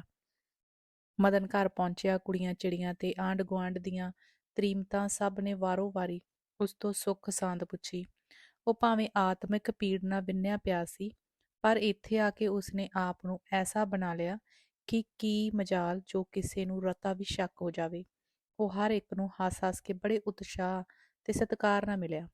ਮਦਨ ਦਾ ਜਦ ਥੋੜਾ ਬਹੁਤ ਖਾ ਪੀ ਚੁੱਕਾ ਤਾਂ ਜਮਨਾ ਨੇ ਉਸਨੂੰ ਜਰਾ ਲੇਟ ਜਾਣ ਲਈ ਕਿਹਾ। ਉਹ ਸਫ਼ਰ ਦਾ ਚੂਰ ਕੀਤਾ ਹੋਇਆ ਸੀ। ਝੱਟ ਬੈਠਕ ਵਿੱਚ ਜਾ ਕੇ ਸੌਂ ਗਿਆ। ਅੰਗ 16। ਦੂਜੇ ਦਿਨ ਮਦਨ ਦੀ ਜਨ ਬੜੀ ਧੂਮ-ਧਾਮ ਨਾਲ ਰੇਲ ਤੇ ਸਵਾਰ ਹੋਈ। ਗੱਡੀ ਅੰਬਾਲੇ ਪਹੁੰਚੀ। ਰੇਲੋਂ ਉਤਰਦਿਆਂ ਹੀ ਮੇਲ ਦੀਆਂ ਜਨਾਨੀਆਂ ਨੂੰ ਖਜ਼ਾਨਚੀ ਨੇ ਕਿਰਾਏ ਦੀਆਂ ਮੋਟਰਾਂ ਵਿੱਚ ਬਿਠਾ ਕੇ ਸ਼ਹਿਰ, ਜਿੱਥੇ ਉਸਦਾ ਆਪਣਾ ਘਰ ਸੀ, ਭੇਜ ਦਿੱਤਾ। ਜਮਨਾ ਵੀ ਨਾਲ ਹੀ ਗਈ। ਜਨ ਲਈ ਮੋਟਰਾਂ ਆਈਆਂ ਖੜੀਆਂ ਸਨ। ਧੇਤਿਆਂ ਨੇ ਬੜੇ ਸਤਿਕਾਰ ਨਾਲ ਸਭ ਨੂੰ ਮੋਟਰਾਂ ਤੇ ਸਵਾਰ ਕੀਤਾ। ਜਾਨੀਆਂ ਦੀਆਂ ਮੋਟਰਾਂ ਛਾਉਣੀ ਵਿੱਚ ਜਾ ਕੇ ਇੱਕ ਬੜੀ ਆਲੀਸ਼ਾਨ ਕੋਠੀ ਦੇ ਫਾਟਕ ਅੱਗੇ ਖੜੀਆਂ ਹੋ ਗਈਆਂ। ਕੋਠੀ ਦੇ ਬਾਹਰ ਬਗੀਚੀ ਵਿੱਚ ਬੜੇ ਸੁੰਦਰ ਢੰਗ ਨਾਲ ਉਤਾਰੇ ਲਈ ਤਿਆਰ ਹੋਈ ਸੀ। ਸਾਰੀ ਜਨ ਨੂੰ ਉੱਥੇ ਉਤਾਰਿਆ ਗਿਆ। ਮਦਨ ਦੀ ਇਸ ਵੇਲੇ ਇੱਕ ਬੇਜਾਨ ਪੁਤਲੀ ਵਰਗੀ ਹਾਲਤ ਸੀ। ਉਹ ਬੱਧਾ ਚੱਟੀ ਵਾਂਗ ਜਿਸ ਤਰ੍ਹਾਂ ਉਸਦਾ ਧਰਮ ਪਿਓ ਕਹਿੰਦਾ ਸੀ, ਉਸੇ ਤਰ੍ਹਾਂ ਮਨ ਮਾਰ ਕੇ ਕਰੀ ਜਾਂਦਾ ਸੀ। ਜੇ ਕਦੇ ਉਹ ਖਜ਼ਾਨਚੀ ਦੇ ਉਪਕਾਰਾਂ ਨਾਲ ਲੱਦਿਆ ਹੋਇਆ ਨਾ ਹੁੰਦਾ ਤਾਂ ਸ਼ਾਇਦ ਇਸ ਵਿਆਹ ਦੇ ਨੇੜੇ ਵੀ ਨਾ ਆਉਂਦਾ, ਪਰ ਉਸ ਲਈ ਨਾ ਨੁੱਕਰ ਦੀ ਥਾਂ ਨਹੀਂ ਸੀ। ਵੱਡੇ ਵੇਲੇ ਲਾਵਾਂ ਫੇਰੇ ਹੋਏ ਤੇ ਸ਼ਾਮ ਨੂੰ ਡੋਲੀ ਤੁਰੀ। ਸੋਨੇ ਚਾਂਦੀ ਨਾਲ ਝਿਲਮਿਲ ਕਰਦੀ ਘੋੜੀ ਤੇ ਚੜ੍ਹ ਕੇ ਜਦ ਮਦਨ ਡੋਲੀ ਦੇ ਨਾਲ ਘਰ ਵੱਲ ਆ ਰਿਹਾ ਸੀ ਤਾਂ ਉਸਦੇ ਹਨੇਰੇ ਦਿਲ ਵਿੱਚ ਮੌਤ ਵਰਗੀ ਚੁੱਪ ਚਾਂ ਸੀ। ਉਹ ਘੜੀ ਮੁੜੀ ਠੰਡੇ ਸਾਹ ਭਰਦਾ ਤੇ ਇੱਕ ਦੋ ਅੱਥਰੂ ਗੇਰਦਾ ਘੋੜੀ ਤੇ ਜਾ ਰਿਹਾ ਸੀ। ਉਹ ਸੋਚਦਾ ਸੀ, ਘਰ ਜਾਂਦਿਆਂ ਸ਼ਾਂਤੀ ਮੈਨੂੰ ਜ਼ਰੂਰ ਮਿਲਣ ਲਈ ਦੌੜੀ ਆਵੇਗੀ, ਪਰ ਇਹ ਮੁਲਾਕਾਤ ਕਿਤਨੀ ਭਿਆਨਕ ਹੋਵੇਗੀ। ਆਹਾ! ਮੈਂ ਇਸ ਪਹਾੜ ਜਿੱਡੀ ਸੱਟ ਨੂੰ ਕੀਕਣ ਸਹਾਰਾਂਗਾ। ਫਿਰ ਸੋਚਦਾ, ਮੈਨੂੰ ਬਦੋ-ਬਦੀ ਫੜ ਕੇ ਜਿਸ ਦੇ ਗਲ ਮੜਿਆ ਜਾ ਰਿਹਾ ਹੈ, ਉਸ ਨਿਕਰਮਣ ਦਾ ਕੀ ਹਾਲ ਹੋਵੇਗਾ। ਮੈਂ ਤਾਂ ਪਿਛਲੇ ਜਨਮਾਂ ਦੇ ਕਿਸੇ ਪਾਪ ਦਾ ਫਲ ਭੋਗਾਂਗਾ ਹੀ, ਪਰ ਉਹ ਵਿਚਾਰੀ ਕਿਉਂ ਤਿੱਗੋ ਜੋਰੀ ਮੇਰੇ ਨਾਲ ਬੰਨ੍ਹ ਕੇ ਸਾਰੀ ਉਮਰ ਰੋਣ ਲਈ ਛੱਡ ਦਿੱਤੀ ਗਈ। ਕੀ ਮੈਂ ਇਸ ਦੁਨੀਆ ਵਿੱਚ ਸ਼ਾਂਤੀ ਤੋਂ ਬਿਨਾਂ ਕਿਸੇ ਹੋਰ ਨਾਲ ਪਿਆਰ ਕਰ ਸਕਾਂਗਾ? ਨਹੀਂ, ਇਹ ਕਦੇ ਨਹੀਂ ਹੋ ਸਕਦਾ। ਇਸ ਵੇਲੇ ਵਾਜਿਆਂ ਦੀਆਂ ਸੁਰੀਲੀਆਂ ਆਵਾਜ਼ਾਂ ਮਦਨ ਨੂੰ ਇਸ ਤਰ੍ਹਾਂ ਸੁਣਾਈ ਦਿੰਦੀਆਂ ਸਨ, ਮਾਨੋ ਉਸਦੀ ਦਰਦ ਭਰੀ ਹਾਲਤ ਵੇਖ ਕੇ ਵੈਣ ਕਰ ਰਹੀਆਂ ਹਨ। ਆਤਿਸ਼ਬਾਜ਼ੀ ਦੀ ਠਾਹ-ਠਾਹ ਨਾਲੋਂ ਦੂਣੀ ਚੌਣੀ ਅੱਗ ਤੇ ਬਰੂਦ ਉਸਦੇ ਸੀਨੇ ਵਿੱਚ ਟੁੱਟ ਰਿਹਾ ਸੀ। ਡੋਲੀ ਸ਼ਹਿਰ ਵਿੱਚ ਜਾ ਵੜੀ ਤੇ ਇਸ ਤੋਂ ਬਾਅਦ ਮਦਨ ਹੋਰਾਂ ਦੀ ਗਲੀ ਆ ਗਈ। ਘੋੜੀ ਜਿਉਂ ਹੀ ਗਲੀ ਦਾ ਫਾਟਕ ਲੰਘੀ, ਮਦਨ ਨੂੰ ਉਸ ਦਿਨ ਦੀ ਯਾਦ ਆ ਗਈ ਜਿਸ ਦਿਨ ਉਹ ਨਾਨਕਿਓਂ ਆਇਆ ਸੀ ਤੇ ਅੱਗੋਂ ਨਿੱਕੀ ਜਿਹੀ ਸ਼ਾਂਤੀ ਉਸਦੇ ਸਵਾਗਤ ਲਈ ਭੱਜੀ ਆਈ ਸੀ। ਇਸ ਯਾਦ ਨੇ ਬਲਦੀ ਤੇ ਤੇਲ ਪਾ ਦਿੱਤਾ। ਉਹ ਮੱਥੇ ਅੱਗੇ ਲਟਕ ਰਹੇ ਸਿਹਰੇ ਵਿੱਚੋਂ ਹੀ ਝਾਕ ਰਿਹਾ ਸੀ। ਬਸ ਸ਼ਾਂਤੀ ਆਈ ਕਿ ਆਈ। ਹੁਣੇ ਉਸਦਾ ਭੋਲਾ ਮੁਖੜਾ ਖਿੜਿਆ ਹੋਇਆ ਜਾਂ ਪਤਾ ਨਹੀਂ ਮੁਰਝਾਇਆ ਹੋਇਆ ਮੇਰੇ ਸਾਹਮਣੇ ਹੋਵੇਗਾ, ਪਰ ਅਜੇ ਵੀ ਨਹੀਂ ਆਈ। ਖਬਰੇ ਉਸਨੂੰ ਪਤਾ ਨਹੀਂ ਲੱਗਾ ਹੋਣਾ। ਨਹੀਂ, ਮੈਂ ਹੀ ਭੁੱਲਦਾ। ਉਹ ਵਿਚਾਰੀ ਤਾਂ ਇਸ ਵੇਲੇ ਕੰਮ ਵਿੱਚ ਅਜਿਹੀ ਰੁੱਝੀ ਹੋਈ ਹੋਵੇਗੀ ਕਿ ਸਿਰ ਖੁਰਕਣ ਦੀ ਵੇਲ ਨਹੀਂ ਸੂ ਹੋਣੀ। ਘੋੜੀ ਜਾ ਕੇ ਖਜ਼ਾਨਚੀ ਦੇ ਬੂਹੇ ਅੱਗੇ ਖੜੋਗੀ। ਮਦਨ ਦੇ ਦੁਆਲੇ ਕੁੜੀਆਂ ਤੇ ਜਨਾਨੀਆਂ ਦਾ ਇਤਨਾ ਜਮਘਟਾ ਸੀ ਕਿ ਤੋਬਾ ਭਲੀ। ਇੰਨੇ ਨੂੰ ਡੋਲੀ ਰੱਖੀ ਤੇ ਬਹੁਤ ਸਾਰੀ ਭੀੜ ਇਸ ਵੱਲੋਂ ਹਟ ਕੇ ਡੋਲੀ ਦੇ ਦੁਆਲੇ ਹੋ ਗਈ। ਜਮਨਾ ਥੜੇ ਤੇ ਖਲੋਤੀ ਇਸ ਸਵਰਗੀ ਖੁਸ਼ੀ ਵਿੱਚ ਝੂਮ ਰਹੀ ਸੀ। ਪਾਣੀ ਦੀ ਗੜਵੀ ਆਈ। ਜਮਨਾ ਡੋਲੀ ਤੋਂ ਵਾਰ ਕੇ ਗੜਵੀ ਨੂੰ ਮੂੰਹ ਲਾਉਣ ਲੱਗੀ। ਮਦਨ ਦਾ ਇੱਧਰ ਖਿਆਲ ਨਹੀਂ ਸੀ। ਇੱਕ ਕੁੜੀ ਨੇ ਕਿਹਾ, ਮਦਨ ਫੜ ਗੜਵੀ, ਪਾਣੀ ਨਾ ਪੀਣ ਦੇਈਂ ਸੂ। ਮਦਨ ਨੇ ਜਮਨਾ ਦਾ ਹੱਥ ਫੜ ਲਿਆ। ਇਸੇ ਤਰ੍ਹਾਂ 5 ਵਾਰੀ ਉਸਨੇ ਪਾਣੀ ਵਾਰਿਆ ਤੇ ਮਦਨ ਨੇ ਉਸਨੂੰ ਪੀਣ ਨਾ ਦਿੱਤਾ। ਸ਼ਗਨ ਆਦਿ ਕਰਕੇ ਮਦਨ ਨੂੰ ਰੋਟੀ ਖਵਾਉਣ ਲਈ ਰਸੋਈ ਘਰ ਵਿੱਚ ਲੈ ਜਾਇਆ ਗਿਆ। ਜਮਨਾ ਨੇ ਬੜੇ ਚਾਈਂ ਰੋਟੀ ਪਾ ਕੇ ਦਿੱਤੀ, ਪਰ ਮਦਨ ਨੇ ਕਿਹਾ, ਭਾਬੀ ਜੀ ਮੈਨੂੰ ਤੇ ਭੁੱਖ ਨਹੀਂ। ਅੱਜ ਇੰਨਾ ਕੁਝ ਖਾਧਾ ਏ ਕਿ ਢਿੱਡ ਵਿੱਚ ਇੱਕ ਭੋਰਾ ਦੀ ਵੀ ਥਾਂ ਨਹੀਂ। ਨਾ ਪੁੱਤ, ਜਿੰਨਾ ਜੀ ਕਰੇ ਖਾ ਲੈ। ਸੁੱਖ ਨਾਲ ਮੁਦਾਤਾ ਪਿੱਛੋਂ ਆਪਣੇ ਘਰ ਪੈਰ ਪਾਇਆ ਈ, ਮੂੰਹ ਵੀ ਨਾ ਜੁਠਾਏਗਾ। ਮਦਨ ਨੇ ਮਾਂ ਦੀ ਗੱਲ ਮੰਨਣ ਲਈ ਖਿਚੜੀ ਤੇ ਦਹੀਂ ਦੀਆਂ 2-4 ਗਰਾਹੀਆਂ ਲਈਆਂ। ਫਿਰ ਉਹ ਥਲਵੀਂ ਬੈਠਕ ਵਿੱਚ ਜਾ ਕੇ ਮੰਜੇ ਤੇ ਲੰਮਾ ਪੈ ਗਿਆ। ਇਸ ਬੈਠਕ ਵਿੱਚ ਅੱਜ ਉਹ ਘੱਟੋ ਘੱਟ 12 ਵਰ੍ਹਿਆਂ ਪਿੱਛੋਂ ਵੜਿਆ ਸੀ। ਮੰਜੇ ਤੇ ਪੈਂਦਿਆਂ ਹੀ ਫਿਰ ਉਸ ਵੇਲੇ ਨਿੱਕੀ ਜਿਹੀ ਸ਼ਾਂਤੀ ਦੀ ਮੂਰਤ ਉਸਦੀਆਂ ਅੱਖਾਂ ਅੱਗੇ ਫਿਰਨ ਲੱਗੀ। ਇੱਥੇ ਬੈਠ ਕੇ ਅਸੀਂ ਦੋਵੇਂ ਪੜ੍ਹਦੇ ਹੁੰਦੇ ਸਾਂ, ਇੱਥੇ ਖੇਡਦੇ ਸਾਂ। ਇੱਕ ਦਿਨ ਜਦ ਮੈਂ ਸੌਣ ਲੱਗਾ ਸਾਂ ਤਾਂ ਉਹ ਘੜੀ ਮੁੜੀ ਮੇਰੇ ਢਿੱਡ ਵਿੱਚ ਕੁਤਕਤਾਰੀਆਂ ਕਰਦੀ ਸੀ। ਮੈਂ ਖਿੱਝਦਾ ਸਾਂ, ਪਰ ਉਹ ਟਲਦੀ ਨਹੀਂ ਸੀ। ਅੰਤ ਮੈਂ ਜਾ ਕੇ ਭਾਬੀ ਜੀ ਨੂੰ ਸ਼ਿਕਾਇਤ ਕੀਤੀ ਸੀ ਤੇ ਉਹਨਾਂ ਨੇ ਉਹਨੂੰ 1-2 ਚਪੇੜਾਂ ਟਿਕਾਈਆਂ ਸਨ। ਮੈਂ ਪਿੱਛੋਂ ਕਿੰਨਾ ਅਰਮਾਨ ਲੱਗਿਆ ਸੀ। ਥੋੜ੍ਹੇ ਚਿਰ ਪਿੱਛੋਂ ਮੈਂ ਉਹਨੂੰ ਮਨਾਉਂਦਾ ਸਾਂ ਤੇ ਉਹ ਬੋਲਦੀ ਨਹੀਂ ਸੀ। ਜਦ ਮੈਂ ਉਸਨੂੰ ਕਹਾਣੀ ਸੁਣਾਉਣ ਦਾ ਲਾਲਚ ਦਿੱਤਾ ਤਾਂ ਝੱਟ ਬੋਲ ਪਈ ਸੀ। ਇਹਨਾਂ ਖਿਆਲਾਂ ਵਿੱਚ ਉਹ ਪਤਾ ਨਹੀਂ ਕਿੰਨਾ ਚਿਰ ਗੁੰਮ ਹੋਇਆ ਰਿਹਾ। ਕੰਧ ਨਾਲ ਲੱਗੇ ਕਲਾਕ ਨੇ ਟਨ 11 ਖੜਕਾਏ। ਅੱਜ ਉਸਨੂੰ ਰਹਿ ਕੇ ਰੋਣ ਆਉਂਦਾ ਸੀ। ਬਾਹਰ ਇਤਨਾ ਰੌਲਾ ਸੀ ਕਿ ਕਿਸੇ ਦੀ ਗੱਲ ਨਹੀਂ ਸੀ ਸੁਣੀਦੀ। ਕਿਤੇ ਭਾਂਡਿਆਂ ਦਾ ਖੜਾਕ, ਕਿਤੇ ਕੁੜੀਆਂ ਦੇ ਗਾਉਣ ਦੀ ਆਵਾਜ਼, ਕਿਤੇ ਬਾਲਾਂ ਦਾ ਰੌਲਾ ਤੇ ਕਿਤੇ ਮਾਂਜੀਆਂ ਜਾਨੀਆਂ ਦੀ ਤੂੰ ਮੈਂ। ਅਚਾਨਕ ਉਸਦੀ ਨਜ਼ਰ ਸਾਹਮਣੀ ਕੰਧ ਤੇ ਪਈ। ਇਹ ਇੱਕ ਤਸਵੀਰ ਸੀ। ਖਜ਼ਾਨਚੀ ਇੱਕ ਕੁਰਸੀ ਤੇ ਬੈਠਾ ਤੇ ਸ਼ਾਂਤੀ ਉਸਦਾ ਮੋਢਾ ਫੜ ਕੇ ਪਾਸ ਖੜੋਤੀ ਸੀ। ਉਹ ਉੱਠਿਆ ਤੇ ਤਸਵੀਰ ਲਾ ਕੇ ਵੇਖਣ ਲੱਗ ਪਿਆ। ਇੰਨੇ ਨੂੰ ਬਾਹਰੋਂ ਕਿਸੇ ਨੇ ਬੂਹਾ ਖੜਕਾਇਆ। ਮਦਨ ਨੇ ਸੋਚਿਆ ਸ਼ਾਇਦ ਸ਼ਾਂਤੀ ਆਈ ਹੈ। ਵਿਚਾਰੀ ਮਸੇ ਕੰਮ ਧੰਦੇ ਤੋਂ ਹੁਣ ਵਿਹਲੀ ਹੋਈ ਹੋਵੇਗੀ। ਉਸਦਾ ਦਿਲ ਧੜਕਣ ਲੱਗ ਪਿਆ। ਤਸਵੀਰ ਉਸਨੇ ਉੱਥੇ ਟੰਗ ਦਿੱਤੀ ਤੇ ਛੇਤੀ ਨਾਲ ਜਾ ਕੇ ਬੂਹਾ ਖੋਲ੍ਹਿਆ। ਪਰ ਇਹ ਜਮਨਾ ਸੀ। ਆ ਕੇ ਬੋਲੀ, ਮੈਂ ਆਖਿਆ ਖੌਰੇ ਸੌਂ ਗਿਆ ਹੋਵੇਗਾ। ਨਹੀਂ ਭਾਬੀ ਜੀ, ਅਜੇ ਤੇ ਨੀਂਦਰ ਨਹੀਂ ਆਈ। ਨੀਂਦਰ ਕੀ ਆਉਣੀ ਸੀ, ਰੋਲੇ ਨਾਲ ਤੇ ਕੰਨਾਂ ਦੇ ਪਰਦੇ ਪਾਟਣ ਡਏ ਹੋਏ ਨੇ। ਇੱਕ ਤਾਂ ਕੁੜੀਆਂ ਨੇ ਖਰੂਦ ਮਚਾਇਆ ਹੋਇਆ ਏ। ਇਸੇ ਕਰਕੇ ਮੈਂ ਆਖਿਆ ਇੱਥੇ ਤਾਂ ਨੀਂਦਰ ਨਹੀਂ ਪੈਣੀ, ਉਤਲੀ ਬੈਠਕ ਤੇ ਚੱਲ ਸੌ, ਮੈਂ ਵਿਛਾਈ ਕਰ ਆਈ ਆਂ। ਮਦਨ ਚੰਗਾ ਕਹਿ ਕੇ ਉੱਠਿਆ ਤੇ ਜਮਨਾ ਉਸਨੂੰ ਉੱਤੇ ਲੈ ਗਈ। ਜਦੋਂ ਬੈਠਕ ਵਿੱਚ ਪਹੁੰਚਿਆ ਤਾਂ ਜਮਨਾ ਨੇ ਕਿਹਾ, ਕਾਕਾ ਬੂਹਾ ਮਾਰ ਲਈ, ਕਿਤੇ ਕੁੜੀਆਂ ਆ ਕੇ ਤੰਗ ਨਾ ਕਰਨ। ਮਦਨ ਨੇ ਬੂਹਾ ਬੰਦ ਕਰਕੇ ਅੰਦਰੋਂ ਕੁੰਡਾ ਅੜਾ ਲਿਆ। ਇੱਕ ਤਾਂ ਉਹ ਪਹਿਲਾਂ ਹੀ ਹੱਦੋਂ ਵੱਧ ਦੁਖੀ ਸੀ, ਦੂਜੇ ਸ਼ਾਂਤੀ ਦੇ ਇਸ ਕੋਰੇ ਵਰਤਾਓ ਤੋਂ ਹੋਰ ਵੀ ਤੜਫ ਉੱਠਿਆ। ਉਹ ਮੈਨੂੰ ਇੱਕ ਵਾਰੀ ਮਿਲਣ ਵੀ ਨਹੀਂ ਆਈ। ਕੀ ਉਹ 2 ਮਿੰਟਾਂ ਲਈ ਕੰਮ ਨੂੰ ਛੱਡ ਨਹੀਂ ਸੀ ਸਕਦੀ? ਪਰ ਝੱਟ ਹੀ ਇੱਕ ਹੋਰ ਖਿਆਲ ਨੇ ਉਸਦਾ ਗੁੱਸਾ ਠੰਡਾ ਕਰ ਦਿੱਤਾ। ਸੋਚਣ ਲੱਗਾ, ਮੈਂ ਤਾਂ ਮੂਰਖ ਹਾਂ, ਵਿਚਾਰੀ ਨੂੰ ਕੋਸ ਰਿਹਾ ਹਾਂ। ਖਬਰੇ ਉਸ ਵਿਚਾਰੀ ਦੇ ਦਿਲ ਤੇ ਕੀ ਗੁਜ਼ਰਦੀ ਹੋਵੇਗੀ। ਉਹ ਹੁਣ ਕਿਸ ਮੂੰਹ ਨਾਲ ਮੈਨੂੰ ਮਿਲੇ। ਮਾਪਿਆਂ ਨੇ ਉਸਦਾ ਦਿਲ ਤੋੜ ਦਿੱਤਾ। ਵਿਚਾਰੀ ਖਬਰੇ ਕਿੰਨੀ ਦੁਖੀ ਹੋਵੇਗੀ। ਸ਼ਾਂਤੀ ਦੇ ਗਮ ਵਿੱਚ ਉਹ ਇੱਕ ਵਾਰੀ ਫਿਰ ਸਿਰ ਤੋਂ ਪੈਰਾਂ ਤੱਕ ਡੁੱਬ ਗਿਆ। ਲੰਮੇ ਪਿਆ ਪਿਆ ਕਿੰਨਾ ਹੀ ਚਿਰ ਉਸਦਾ ਦਿਲ ਪਤਾ ਨਹੀਂ ਕਿਹੜੇ ਕਿਹੜੇ ਵਹਿਣਾਂ ਵਿੱਚ ਪਿਆ ਰਿਹਾ। ਫਿਰ ਉਸਨੇ ਇੱਕ ਠੰਡਾ ਸਾਹ ਭਰਿਆ ਤੇ ਨਾਲ ਹੀ ਉਸਦੇ ਮੂੰਹੋਂ ਉੱਚੀ ਉੱਚੀ ਨਿਕਲ ਗਿਆ, ਆਹ ਸ਼ਾਂਤੀ, ਤੂੰ ਮੇਰੀ ਜ਼ਿੰਦਗੀ ਬੇਸੁਆਦ ਕਰ ਦਿੱਤੀ। ਕਿਹਾ ਚੰਗਾ ਹੁੰਦਾ ਜੋ ਮੈਂ ਉਸ ਦਿਨ ਟੇਮਜ਼ ਵਿੱਚ ਡੁੱਬ ਕੇ ਸਦਾ ਲਈ ਇਹਨਾਂ ਦੁੱਖਾਂ ਤੋਂ ਛੁਟਕਾਰਾ ਪਾ ਜਾਂਦਾ। ਸ਼ਾਂਤੀ, ਤੂੰ ਇੱਕ ਵਾਰੀ ਆਪਣੇ ਮਦਨ ਨੂੰ ਵੇਖ ਤਾਂ ਜਾਂਦੀ ਹੋ। ਤੇਰਾ ਮਦਨ ਅੱਜ ਇਤਨਾ ਦੁਖੀ ਹੈ। ਖਬਰੇ ਤੇਰਾ ਦਿਲ ਕਿਉਂ ਪੱਥਰ ਹੋ ਗਿਆ। ਹੇ ਵਾਹਿਗੁਰੂ, ਮੇਰੀ ਰੱਖਿਆ ਕਰ। ਬਸ ਹੁਣ ਜਿਉਣ ਦੀ ਕੋਈ ਲੋੜ ਬਾਕੀ ਨਹੀਂ। ਜਿਸ ਸ਼ਾਂਤੀ ਪਿੱਛੇ ਮੈਂ ਉਸ ਦਿਨ ਮੌਤ ਦੇ ਕੋਲ ਜਾ ਕੇ ਵੀ ਨਾ ਮਰ ਸਕਿਆ, ਜਦ ਉਸਦੇ ਦਿਲ ਵਿੱਚ ਮੇਰੀ ਥਾਂ ਨਹੀਂ, ਤਾਂ ਹੁਣ ਕਿਸ ਦੇ ਲਈ ਜੀਵਾਂਗਾ। ਬਸ ਕੱਲ ਹੀ ਇਹਨਾਂ ਦੁੱਖਾਂ ਤੋਂ ਛੁੱਟ ਜਾਵਾਂਗਾ ਮੈਂ ਹੁਣ। ਗੱਲ ਕਰਦਾ ਕਰਦਾ ਉਹ ਤੜਪਕ ਪਿਆ। ਉਸਨੂੰ ਇਉਂ ਮਾਲੂਮ ਹੋਇਆ ਜੀਕਣ ਕੋਈ ਡੁਸਕ ਡੁਸਕ ਹੌਲੀ ਹੌਲੀ ਰੋ ਰਿਹਾ। ਉਸਨੇ ਚੰਗੀ ਤਰ੍ਹਾਂ ਕੰਨ ਲਾ ਕੇ ਸੁਣਿਆ। ਮਾਲੂਮ ਹੁੰਦਾ ਸੀ ਜੀਕਣ ਪਲੰਗ ਦੇ ਹੇਠੋਂ ਆਵਾਜ਼ ਆ ਰਹੀ ਹੈ। ਉਸਨੇ ਹੇਠਾਂ ਝਾਤੀ ਪਾਈ ਤਾਂ ਹੱਕਾ ਬੱਕਾ ਰਹਿ ਗਿਆ। ਪਲੰਗ ਦੇ ਥੱਲੇ ਇੱਕ ਛੋਟੀ ਜਿਹੀ ਮੰਜੀ ਉੱਤੇ ਲਾਲ ਫੁਲਕਾਰੀ ਤਾਣ ਕੇ ਕੋਈ ਗੁੱਛਾ ਮੁੱਛਾ ਹੋ ਕੇ ਸੁੱਤਾ ਹੋਇਆ ਸੀ। ਉਹ ਝੱਟ ਸਮਝ ਗਿਆ ਇਹ ਵਹੁਟੀ ਰਾਣੀ ਆ। ਆਪਣੀ ਇਸ ਮੂਰਖਤਾ ਤੇ ਉਹ ਬੜਾ ਦੁਖੀ ਹੋਇਆ ਕਿ ਪਤਾ ਨਹੀਂ ਕੀ ਕੀ ਉਸਦੇ ਮੂੰਹੋਂ ਨਿਕਲ ਗਿਆ ਹੈ। ਨਾਲ ਹੀ ਉਹ ਵਹੁਟੀ ਦੇ ਇਸ ਤਰ੍ਹਾਂ ਰੋਣ ਦਾ ਕਾਰਨ ਵੀ ਸਮਝ ਗਿਆ। ਸੋਚਣ ਲੱਗਾ, ਉਸਨੇ ਮੈਨੂੰ ਕਿਸੇ ਦੂਸਰੀ ਤੀਵੀਂ ਦਾ ਨਾਂ ਲੈ ਲੈ ਕੇ ਕੀਰਨੇ ਪਾਉਂਦਿਆਂ ਸੁਣ ਲਿਆ ਤੇ ਉਸਦੇ ਦਿਲ ਵਿੱਚ ਪੂਰਾ ਸ਼ੱਕ ਹੋ ਗਿਆ ਹੋਵੇਗਾ ਕਿ ਇਹ ਸ਼ਾਂਤੀ ਨਾਂ ਦੀ ਕਿਸੇ ਤੀਵੀਂ ਨਾਲ ਪ੍ਰੇਮ ਕਰਦਾ। ਓਹੋ, ਮੈਥੋਂ ਕਿੱਡੀ ਭੁੱਲ ਹੋਈ। ਵਿਚਾਰੀ ਦੇ ਦਿਲ ਨੂੰ ਪਹਿਲਾਂ ਪਹਿਲੀ ਐਸੀ ਬੁਰੀ ਠੋਕਰ ਲੱਗੀ ਹੈ। ਮੈਂ ਤਾਂ ਬਦਨਸੀਬ ਹਾਂ ਹੀ, ਪਰ ਇਸ ਦੀ ਬਦਨਸੀਬੀ ਦਾ ਏਕਮਕਾਰ ਸ਼ੁਰੂ ਹੋ ਗਿਆ। ਅੱਗੇ ਹੀ ਉਸਦਾ ਦਿਲ ਪੁਰਜੇ ਪੁਰਜੇ ਹੋ ਗਿਆ ਸੀ, ਉੱਤੋਂ ਇਸ ਵਿਚਾਰੀ ਬੇਦੋਸ਼ੀ ਦੇ ਦਿਲ ਦੁਖਣ ਕਰਕੇ ਉਹ ਉੱਕਾ ਹੀ ਪਾਗਲਾਂ ਵਾਂਗ ਹੋ ਗਿਆ।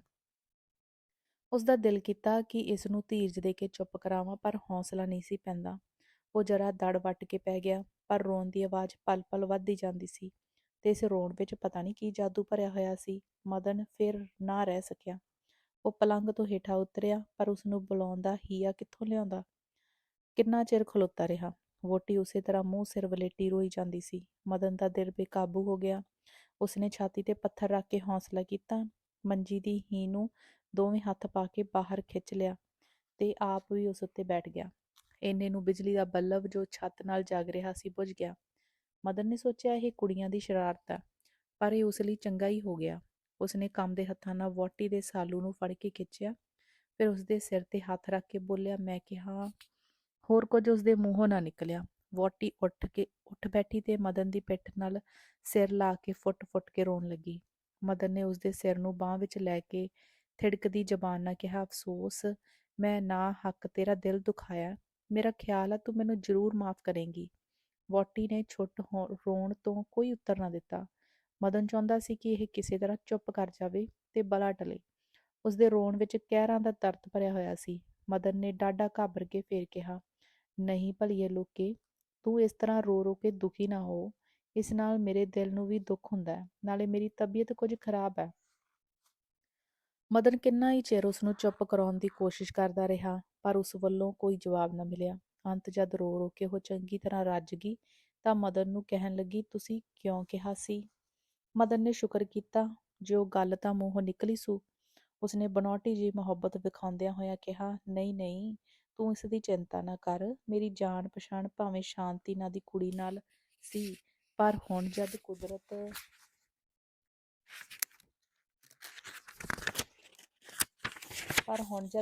ਨੇ ਤੇਰਾ ਜੋੜ ਦਿੱਤਾ ਤਾਂ ਮੈਂ ਬਹੁਤ ਛੇਤੀ ਉਸਨੂੰ ਭੁੱਲ ਜਾਵਾਂਗਾ। ਤੈਨੂੰ ਪਤਾ ਹੈ ਸਾਡੇ ਗੁਰੂ ਘਰ ਦਾ ਇਹੋ ਹੁਕਮ ਹੈ ਕਿ ਅਸੀਂ ਆਪਣੀ ਵਹੁਟੀ ਤੋਂ ਬਿਨਾਂ ਕਿਸੇ ਹੋਰ ਨਾਲ ਪ੍ਰੇਮ ਨਹੀਂ ਕਰ ਸਕਦੇ। ਉਹ ਬੋਲੀ, ਪਰ ਤੁਸਾਂ ਇਹ ਕੀ ਕਿਹਾ ਸੀ, ਛਾਲ ਮਾਰ ਜਾਂਦਾ। ਕਹਿੰਦਿਆਂ ਵਹੁਟੀ ਨੇ ਫੇਰ ਅੱਖਾਂ ਭਰ ਲਈਆਂ। ਨਹੀਂ, ਉਹ ਤੇ ਐਵੇਂ ਸੁਭੋਕੀ ਮੇਰੇ ਮੂੰਹੋਂ ਨਿਕਲ ਗਿਆ ਸੀ। ਉਹ ਸ਼ਾਂਤੀ ਕਿਹੜੀ ਹੈ, ਸਾਡੇ ਸੰਬੰਧੀਆਂ ਵਿੱਚੋਂ ਹੀ ਹੈ। ਕੁਆਰੀ ਸੀ। ਆਹੋ, ਤੇ ਫੇਰ ਤੁਸਾਂ ਉਸੇ ਨਾਲ ਵਿਆਹ ਕਿਉਂ ਨਾ ਕਰ ਲਿਆ। ਇਹ ਕਿਸੇ ਦੇ ਵੱਸ ਦੀ ਗੱਲ ਨਹੀਂ, ਸੰਜੋਗ ਜ਼ੋਰਾਵਾਰ ਹੁੰਦੇ ਨੇ। ਪਰ ਤੁਸਾਂ ਕੋਸ਼ਿਸ਼ ਤਾਂ ਕੀਤੀ ਹੋਵੇਗੀ। ਨਹੀਂ, ਮੈਂ ਕੀ ਕੋਸ਼ਿਸ਼ ਕਰ ਸਕਦਾ ਸਾਂ, ਮੈਂ ਤਾਂ ਦੂਰ ਬੈਠਾ ਹੋਇਆ ਸਾਂ। ਤੁਹਾਡੇ ਮਾਪਿਆਂ ਨੂੰ ਇਸ ਗੱਲ ਦਾ ਪਤਾ ਸੀ?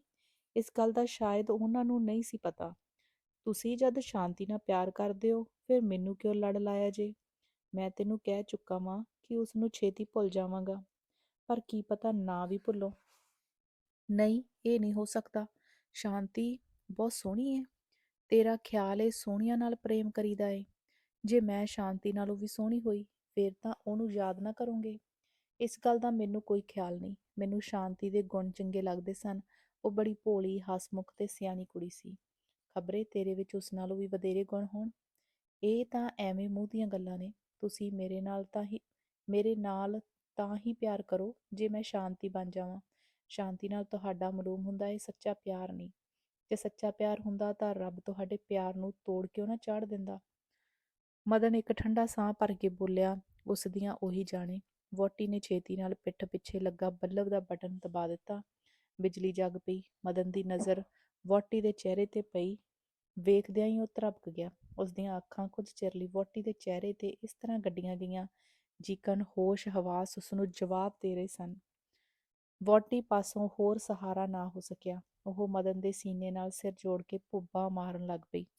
ਮਦਨ ਦੇ ਸਰੀਰ ਦੀਆਂ ਸਾਰੀਆਂ ਸ਼ਕਤੀਆਂ ਇਕੱਠੀਆਂ ਹੋ ਕੇ ਉਸ ਦੇ ਦਿਲ ਦੀ ਖੁਸ਼ੀ ਨੂੰ ਰੋਕਣ ਵਿੱਚ ਲੱਗ ਗਈਆਂ, ਤਾਂ ਜੋ ਉਹਦਾ ਸਰੀਰ ਪਾਟ ਕੇ ਪੁਰਜੇ ਨਾ ਹੋ ਜਾਵੇ। ਓਹੋ ਸ਼ਾਂਤੀ, ਤੂੰ, ਕਹਿ ਕੇ ਉਸਨੇ ਸ਼ਾਂਤੀ ਨੂੰ ਇੱਕ ਵਾਰੀ ਫੇਰ ਗੌਰ ਨਾਲ ਤੱਕਣਾ ਸ਼ੁਰੂ ਕੀਤਾ। 3 ਵਰ੍ਹਿਆਂ ਦੇ ਵਿਛੋੜੇ ਵਿੱਚ ਜਿੰਨਾ ਦੁੱਖ ਇਹਨਾਂ ਦੋਹਾਂ ਨੂੰ ਹੋਇਆ ਸੀ, ਕੁਦਰਤ ਨੇ ਅੱਜ ਉਸਦਾ ਵਿਆਜ ਸਣੇ ਬਦਲਾ ਇੱਕ ਘੜੀ ਵਿੱਚ ਚੁਕਾ ਦਿੱਤਾ। ਇਸ ਵੇਲੇ ਇਸ ਜੋੜੀ ਦੀ ਜੋ ਹਾਲਤ ਸੀ, ਉਸ ਨੂੰ ਕੌਣ ਦੱਸ ਸਕਦਾ।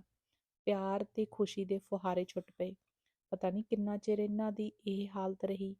ਸ਼ਾਂਤੀ ਅੱਜ ਆਪਣੇ ਪਿਆਰੇ, ਕੇਵਲ ਪਿਆਰੇ ਨੂੰ ਨਹੀਂ ਬਲਕਿ ਸਿਰਤਾਜ ਨੂੰ ਮਿਲ ਕੇ ਸਵਰਗੀ ਹੁਲਾਰਿਆਂ ਤੇ ਚੜ੍ਹੀ ਹੋਈ ਸੀ। ਦੋਵੇਂ ਇੱਕ ਦੂਜੇ ਵਿੱਚ ਸਮਾ ਜਾਣਾ ਚਾਹੁੰਦੇ ਸਨ। ਚੌਖੇ ਚਿਰ ਬਾਅਦ ਮਦਨ ਦੀ ਸਮਾਧੀ ਖੁੱਲੀ। ਉਸਨੇ ਗਦ-ਗਦ ਹੋ ਕੇ ਕਿਹਾ, ਸ਼ਾਂਤੀ, ਇਹ ਕੀ ਨਾਟਕ ਰਚਿਆ ਗਿਆ ਏ? ਸ਼ਾਂਤੀ ਨੇ ਉੱਤਰ ਦਿੱਤਾ, ਰਚਨ ਵਾਲਿਆਂ ਤੋਂ ਪੁੱਛੋ, ਮੈਨੂੰ ਕੀ ਪਤਾ। ਪਰ ਤੂੰ ਵੀ ਤਾਂ ਉਹਨਾਂ ਵਿੱਚੋਂ ਇੱਕ ਐਕਟਰਸ ਹੀ ਹੈ ਨਾ। ਸ਼ਾਂਤੀ ਨੇ ਸਾਰੀ ਕਹਾਣੀ ਸੁਣਾਈ। ਉਸਨੇ ਦੱਸਿਆ, ਬਾਊ ਜੀ ਨੂੰ ਸਾਡੇ ਪ੍ਰੇਮ ਦਾ ਸਭ ਹਾਲ ਪਤਾ ਸੀ ਤੇ ਉਹ ਮੁੱਢ ਤੋਂ ਹੀ ਇਸ ਗੱਲ ਦੇ ਚਾਹਵੰਦ ਸਨ ਕਿ ਸਾਡਾ ਦੋਹਾਂ ਦਾ ਵਿਆਹ ਹੋਵੇ।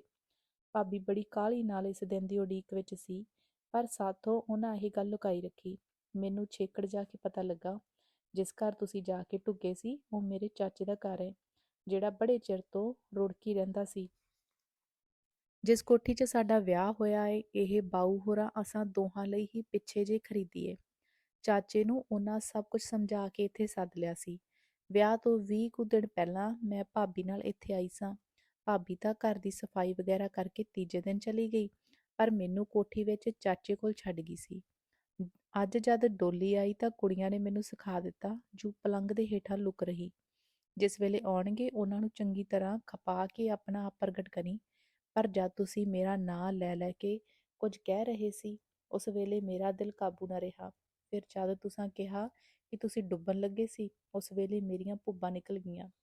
ਦੋਵੇਂ ਚਾਹੁੰਦੇ ਸਨ ਕਿ ਅੱਜ ਦੀ ਰਾਤ 100 ਵਰ੍ਹਿਆਂ ਦੀ ਹੋ ਜਾਵੇ। ਉਹਨਾਂ ਨੂੰ ਸਾਰੀ ਦੁਨੀਆ ਦਾ ਰਾਜ ਮਿਲ ਗਿਆ ਸੀ। ਤਪੇ ਹੋਏ ਲੋਹੇ ਨੂੰ ਜਿਸ ਤਰ੍ਹਾਂ ਪਾਣੀ ਵਿੱਚ ਪਾ ਦਿੱਤਾ ਜਾਵੇ ਤਾਂ ਉਸ ਦੀ ਤੇਜ਼ ਭਾਫ ਨਾਲ ਪਾਣੀ ਵਿੱਚ ਗੜਕੇ ਪੈਣ ਲੱਗ ਪੈਂਦੇ ਹਨ। ਇਸੇ ਤਰ੍ਹਾਂ ਮਦਨ ਦਾ ਹਾਲ ਸੀ। ਉਹ 1 ਮਿੰਟ ਪਹਿਲਾਂ ਇਤਨਾ ਦੁਖੀ ਸੀ ਕਿ ਮੌਤ ਨੂੰ ਆਵਾਜ਼ਾਂ ਮਾਰ ਰਿਹਾ ਸੀ, ਪਰ ਅੱਖ ਫਰਕਣ ਦੀ ਢਿੱਲ ਵਿੱਚ ਹੀ ਉਸ ਨੂੰ ਇਹ ਸਵਰਗੀ ਖੁਸ਼ੀ ਦਾ ਖਜ਼ਾਨਾ ਮਿਲ ਗਿਆ ਕਿ ਜਿਸ ਨੂੰ ਸੰਭਾਲਣਾ ਉਸ ਲਈ ਔਖਾ ਹੋ ਗਿਆ। ਇਸ ਖੁਸ਼ੀ ਨੂੰ ਸੰਭਾਲ ਰੱਖਣ ਦੀ ਉਸਦੇ ਛੋਟੇ ਜਿਹੇ ਦਿਲ ਵਿੱਚ ਥਾਂ ਨਹੀਂ ਸੀ। ਉਸਦਾ ਸਿਰ ਭਾਰਾ ਹੋ ਗਿਆ ਤੇ ਸਾਹ ਤੇਜ਼ ਚੱਲਣ ਲੱਗ ਪਿਆ। ਉਹ ਸ਼ੁਦਾਈਆਂ ਵਾਂਗ ਸ਼ਾਂਤੀ ਦੇ ਚਿਹਰੇ ਤੇ ਅੱਖਾਂ ਕੱਢ ਕੇ ਤੱਕ ਰਿਹਾ ਸੀ। ਉਸਨੂੰ ਖਿਆਲ ਆਇਆ ਕਿ ਮੈਂ ਕਿਤੇ ਸੁਪਨਾ ਤੇ ਨਹੀਂ ਵੇਖ ਰਿਹਾ, ਕਿਉਂਕਿ ਰੋਜ਼ ਉਸਨੂੰ ਸਾਰੀ ਰਾਤ ਸ਼ਾਂਤੀ ਦੇ ਹੀ ਸੁਪਨੇ ਆਇਆ ਕਰਦੇ ਸਨ। ਉਸਨੇ ਆਪਣੀ ਲੱਤ ਤੇ ਚੁੰਡੀ ਵੱਢੀ। ਪਤਾ ਲੱਗਾ ਕਿ ਇਹ ਸੁਪਨਾ ਨਹੀਂ, ਸੱਚੀ ਘਟਨਾ। ਗੱਲ ਕਰਦਿਆਂ ਕਰਦਿਆਂ ਮਦਨ ਨੂੰ ਨਾਲ ਦੇ ਖੂਹ ਦੀ ਭੌਣੀ ਖੜਕਣ ਦੀ ਆਵਾਜ਼ ਆਈ। ਉਹ ਹੈਰਾਨ ਹੋ ਕੇ ਬੋਲਿਆ, ਹੈ ਸ਼ਾਂਤੀ, ਦਿਨ ਚੜ੍ਹ ਗਿਆ। ਸ਼ਾਂਤੀ, ਜੋ ਇਸ ਵੇਲੇ ਕਿਸੇ ਅਨੋਖੀ ਖੁਮਾਰੀ ਵਿੱਚ ਖੀਵੀ ਹੋ ਕੇ ਪ੍ਰੇਮ ਨਦੀਆਂ 'ਚ ਤਾਰੀਆਂ ਲਾ ਰਹੀ ਸੀ, ਉਤਾਂਹ ਸਿਰ ਕਰਕੇ ਤੱਕੀ। ਝਰਨਿਆਂ ਥਾਣੀ ਚਿੱਟਾ ਚਾਨਣ ਆ ਰਿਹਾ ਸੀ। ਉਹ ਡਾਢੀ ਸ਼ਰਮਿੰਦੀ ਹੋਈ। ਕੋਈ ਤੱਕੇਗਾ ਤਾਂ ਕੀ ਕਹੇਗਾ, ਦਿਨ ਦੇ ਚਿੱਟੇ ਚਾਨਣ ਵਿੱਚ ਬਿਜਲੀ ਬਲ ਰਹੀ ਹੈ। ਝੱਟ ਉਸਨੇ ਬਿਜਲੀ ਬੁਝਾਈ ਤੇ ਫਿਰ ਛੇਤੀ ਛੇਤੀ ਉੱਠ ਕੇ ਹੇਠਾਂ ਜਾਣ ਲਈ ਤਿਆਰ ਹੋ ਪਈ। ਪਰ ਮਦਨ ਨੇ ਝੱਟ ਹੀ ਉਸਦੀ ਬਾਂਹ ਫੜ ਲਈ। ਬਾਂਹ ਫੜਦਿਆਂ ਹੀ ਉਸਦਾ ਸੂਹਾ ਚੂੜਾ ਇਸ ਬੇਅਦਬੀ ਨੂੰ ਨਾ ਸਹਾਰਦਾ ਹੋਇਆ ਖਟ ਖਟ ਕਰਕੇ ਬੋਲ ਉੱਠਿਆ। ਸ਼ਾਂਤੀ ਨੇ ਮਹਿੰਦੀ ਰੰਗੇ ਹੱਥਾਂ ਦੀ ਇੱਕ ਉਂਗਲੀ ਮਦਨ ਦੇ ਬੁੱਲ੍ਹਾਂ ਤੇ ਰੱਖਦਿਆਂ ਹੋਇਆ ਕਿਹਾ, ਬਸ ਹੁਣ ਜਾਣ ਦਿਓ, ਭਾਬੀ ਕੀ ਖਿਆਲ ਕਰੇਗੀ? ਜੋ ਅੱਗੇ ਰੋਜ਼ ਮੂੰਹ ਹਨੇਰੇ ਉੱਠ ਬਹਿੰਦੀ ਸੀ ਤੇ ਅੱਜ ਕੀ ਹੋ ਗਿਆ ਸੂ? ਮੈਨੂੰ ਅੱਗੇ ਹੀ ਡਾਢੀ ਸ਼ਰਮ ਪਈ ਆਉਂਦੀ ਹੈ। ਮਦਨ ਨੇ ਉਸਨੂੰ ਇੱਕ ਵਾਰੀ ਫੇਰ ਖਿੱਚ ਕੇ ਪਲੰਗ ਤੇ ਬਿਠਾ ਲਿਆ ਤੇ ਬੋਲਿਆ, ਮੈਂ ਤਾਂ ਤੈਨੂੰ ਅੱਜ ਸਾਰੀ ਦਿਹਾੜੀ ਇੱਥੋਂ ਹਿੱਲਣ ਨਹੀਂ ਦੇਣਾ। ਹਾਏ ਕੀ ਕਰਦੇ ਹੋ, ਛੱਡੋ ਵੀ, ਕਿਤੇ ਭਾਬੀ ਉੱਤੋਂ ਆ ਗਈ ਤਾਂ ਗੁੱਸੇ ਹੋਵੇਗੀ। ਪਈ ਹੋਵੇਗੀ ਤੇ ਤੁਸਾਂ ਦੋਹਾਂ ਮਾਵਾਂ ਧੀਆਂ ਨੇ ਜਿੰਨਾ ਮੈਨੂੰ ਤੰਗ ਕੀਤਾ ਹੈ, ਮੈਂ ਵੀ ਉਸਦਾ ਬਦਲਾ ਲੈ ਕੇ ਛੱਡਾਂਗਾ। ਸ਼ਾਂਤੀ ਨੇ ਉਹਦੇ ਗਲ ਵਿੱਚ ਬਾਹਾਂ ਪਾ ਕੇ ਤੇ ਸਿਰ ਉਸਦੀ ਹਿੱਕ ਨਾਲ ਲਾ ਕੇ ਕਿਹਾ, ਤੇ ਮੇਰਾ ਇਸ ਵਿੱਚ ਕੀ ਕਸੂਰ? ਮਦਨ ਦੀ ਠੋਡੀ ਨੂੰ ਇਸ ਦਾ ਚੌਂਕ ਖੁੱਭ ਗਿਆ। ਉਸਨੇ ਚੌਂਕ ਨੂੰ ਫੜ ਕੇ ਹੌਲੀ ਹੌਲੀ ਇੱਕ ਦੋ ਹਲੂਣੇ ਦਿੰਦਿਆਂ ਹੋਇਆਂ ਕਿਹਾ, ਐ ਕੀ ਘੰਟਾ ਘਰ ਜਿਹਾ ਸਿਰ ਤੇ ਬੱਧਾ ਹੋਇਆ ਈ, ਭਲਾ ਇਹ ਵੀ ਕੋਈ ਗਹਿਣਿਆਂ ਵਿੱਚੋਂ ਗਹਿਣਾ ਏ? ਸ਼ਾਂਤੀ ਨੇ ਇੱਕ ਕਸੀਸ ਵੱਟ ਕੇ ਕਿਹਾ, ਹਾਏ ਮੇਰੇ ਵਾਲ ਪੁੱਟ ਛੱਡੇ ਜੇ, ਗਹਿਣਾ ਨਹੀਂ ਤਾਂ ਹੋਰ ਕੀ ਹੈ? ਇਹੋ ਤਾਂ ਸ਼ਗਨ ਦਾ ਗਹਿਣਾ ਹੁੰਦਾ ਹੈ। ਦੱਸੋ ਨਾ ਫਿਰ, ਤੁਸੀਂ ਜੋ ਕਹਿੰਦੇ ਹੋ ਮਾਵਾਂ ਧੀਆਂ ਤੰਗ ਕੀਤਾ ਏ, ਮੈਂ ਤੁਹਾਨੂੰ ਕਿਹੜਾ ਤੰਗ ਕੀਤਾ ਏ? ਜੇ ਤੂੰ ਮੈਨੂੰ ਕਿਸੇ ਤਰ੍ਹਾਂ ਖਬਰ ਨਹੀਂ ਸੈਂ ਕਰ ਸਕਦੀ, ਜੇ ਮੈਂ ਤੁਹਾਨੂੰ ਖਬਰ ਕਰ ਦਿੰਦੀ ਤਾਂ ਤੁਹਾਨੂੰ ਵਿਆਹ ਦਾ ਇਤਨਾ ਸਵਾਦ ਆਉਣਾ ਸੀ ਜਿੰਨਾ ਹੁਣ ਆਇਆ ਜੇ। ਫਿਰ ਹੋਇਆ ਕੀ ਨਾ ਤੇਰਾ ਕਸੂਰ? ਸਗੋਂ ਇਹ ਨਹੀਂ ਕਹਿੰਦੇ ਕਿ ਤੂੰ ਬਹਾਦਰੀ ਕੀਤੀ ਹੈ। ਤੁਹਾਨੂੰ ਚਾਹੀਦਾ ਸੀ ਜੋ ਮੈਨੂੰ ਇਸ ਬਹਾਦਰੀ ਬਦਲੇ ਕੁਝ ਇਨਾਮ ਦਿੰਦੇ। ਵਾਹ ਵਾਹ, ਨਾਲੇ ਚੋਰ ਨਾਲੇ ਚਤਰ, ਉਲਟਾ ਇਨਾਮ ਮੰਗਦੀ ਹੈ। ਮੈਂ ਇਸ ਜੁਰਮ ਦੀ ਪੂਰੀ ਸਜ਼ਾ ਦਿਆਂਗਾ। ਆਹੋ ਜੀ, ਹੁਣ ਕਾਨੂੰਨ ਜੋ ਪੜ੍ਹ ਆਇਓ, ਸਜ਼ਾਵਾਂ ਵੀ ਦਿਓਗੇ ਕਿ? ਅੱਛਾ ਦੱਸੋ ਕੀ ਸਜ਼ਾ ਦੇਣੀ ਹੈ? ਬਹੁਤੀ ਸਖਤ ਨਹੀਂ ਦਿਆਂਗਾ, ਤਾਂ ਵੀ ਬਹੁਤ ਮਾਮੂਲੀ। ਅੱਛਾ ਦੇ ਦਿਓ ਫਿਰ, ਬਸ 5 ਮੋਹਰਾਂ ਜੁਰਮਾਨਾ।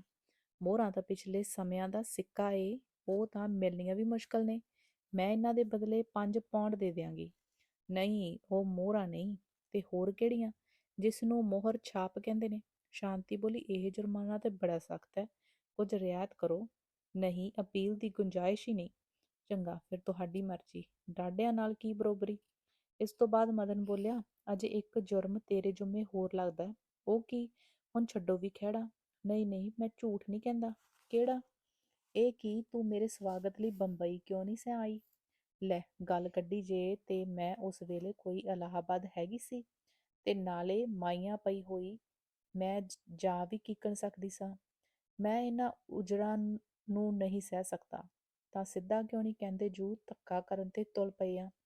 ਧੱਕਾ ਨਹੀਂ, ਕੋਈ ਸਰਕਾਰੀ ਨੌਕਰ ਇਹ ਉਜਰ ਪੇਸ਼ ਕਰਕੇ ਨੌਕਰੀਓਂ ਗੈਰ ਹਾਜ਼ਰ ਰਹਿਣ ਦੇ ਜੁਰਮਾਨੇ ਤੋਂ ਬਰੀ ਨਹੀਂ ਹੋ ਸਕਦਾ। ਕਿ ਉਸਨੂੰ ਕੋਈ ਸਖਤ ਤੋਂ ਸਖਤ ਜ਼ਰੂਰੀ ਕੰਮ ਸੀ? ਬਸ ਇਹ ਤੇਰਾ ਜੁਰਮ ਨਾ ਕਾਬਿਲੇ ਮੁਆਫ਼ੀ ਹੈ। ਹੁਣ ਤੁਹਾਡੇ ਨਾਲ ਕੌਣ ਬਰਾਬਰੀ ਕਰੇ? ਮੈਂ ਵੀ 3 ਵਰ੍ਹੇ ਕਾਨੂੰਨ ਦੀਆਂ ਕਿਤਾਬਾਂ ਦਾ ਘੋਟਾ ਲਾਇਆ ਹੁੰਦਾ ਤਾਂ ਤੁਹਾਡੇ ਨਾਲ ਵਾਰਾ ਵੱਟ ਸਕਦੀ। ਨਾ, ਤੁਸਾਂ ਤਾਂ ਹੁਣ ਇਸੇ ਤਰ੍ਹਾਂ ਸੱਚ ਨੂੰ ਝੂਠ ਤੇ ਝੂਠ ਨੂੰ ਸੱਚ ਬਣਾ ਬਣਾ ਕੇ ਲੋਕਾਂ ਦੇ ਖੀਸੇ ਖਾਲੀ ਕਰਨੇ ਨੇ।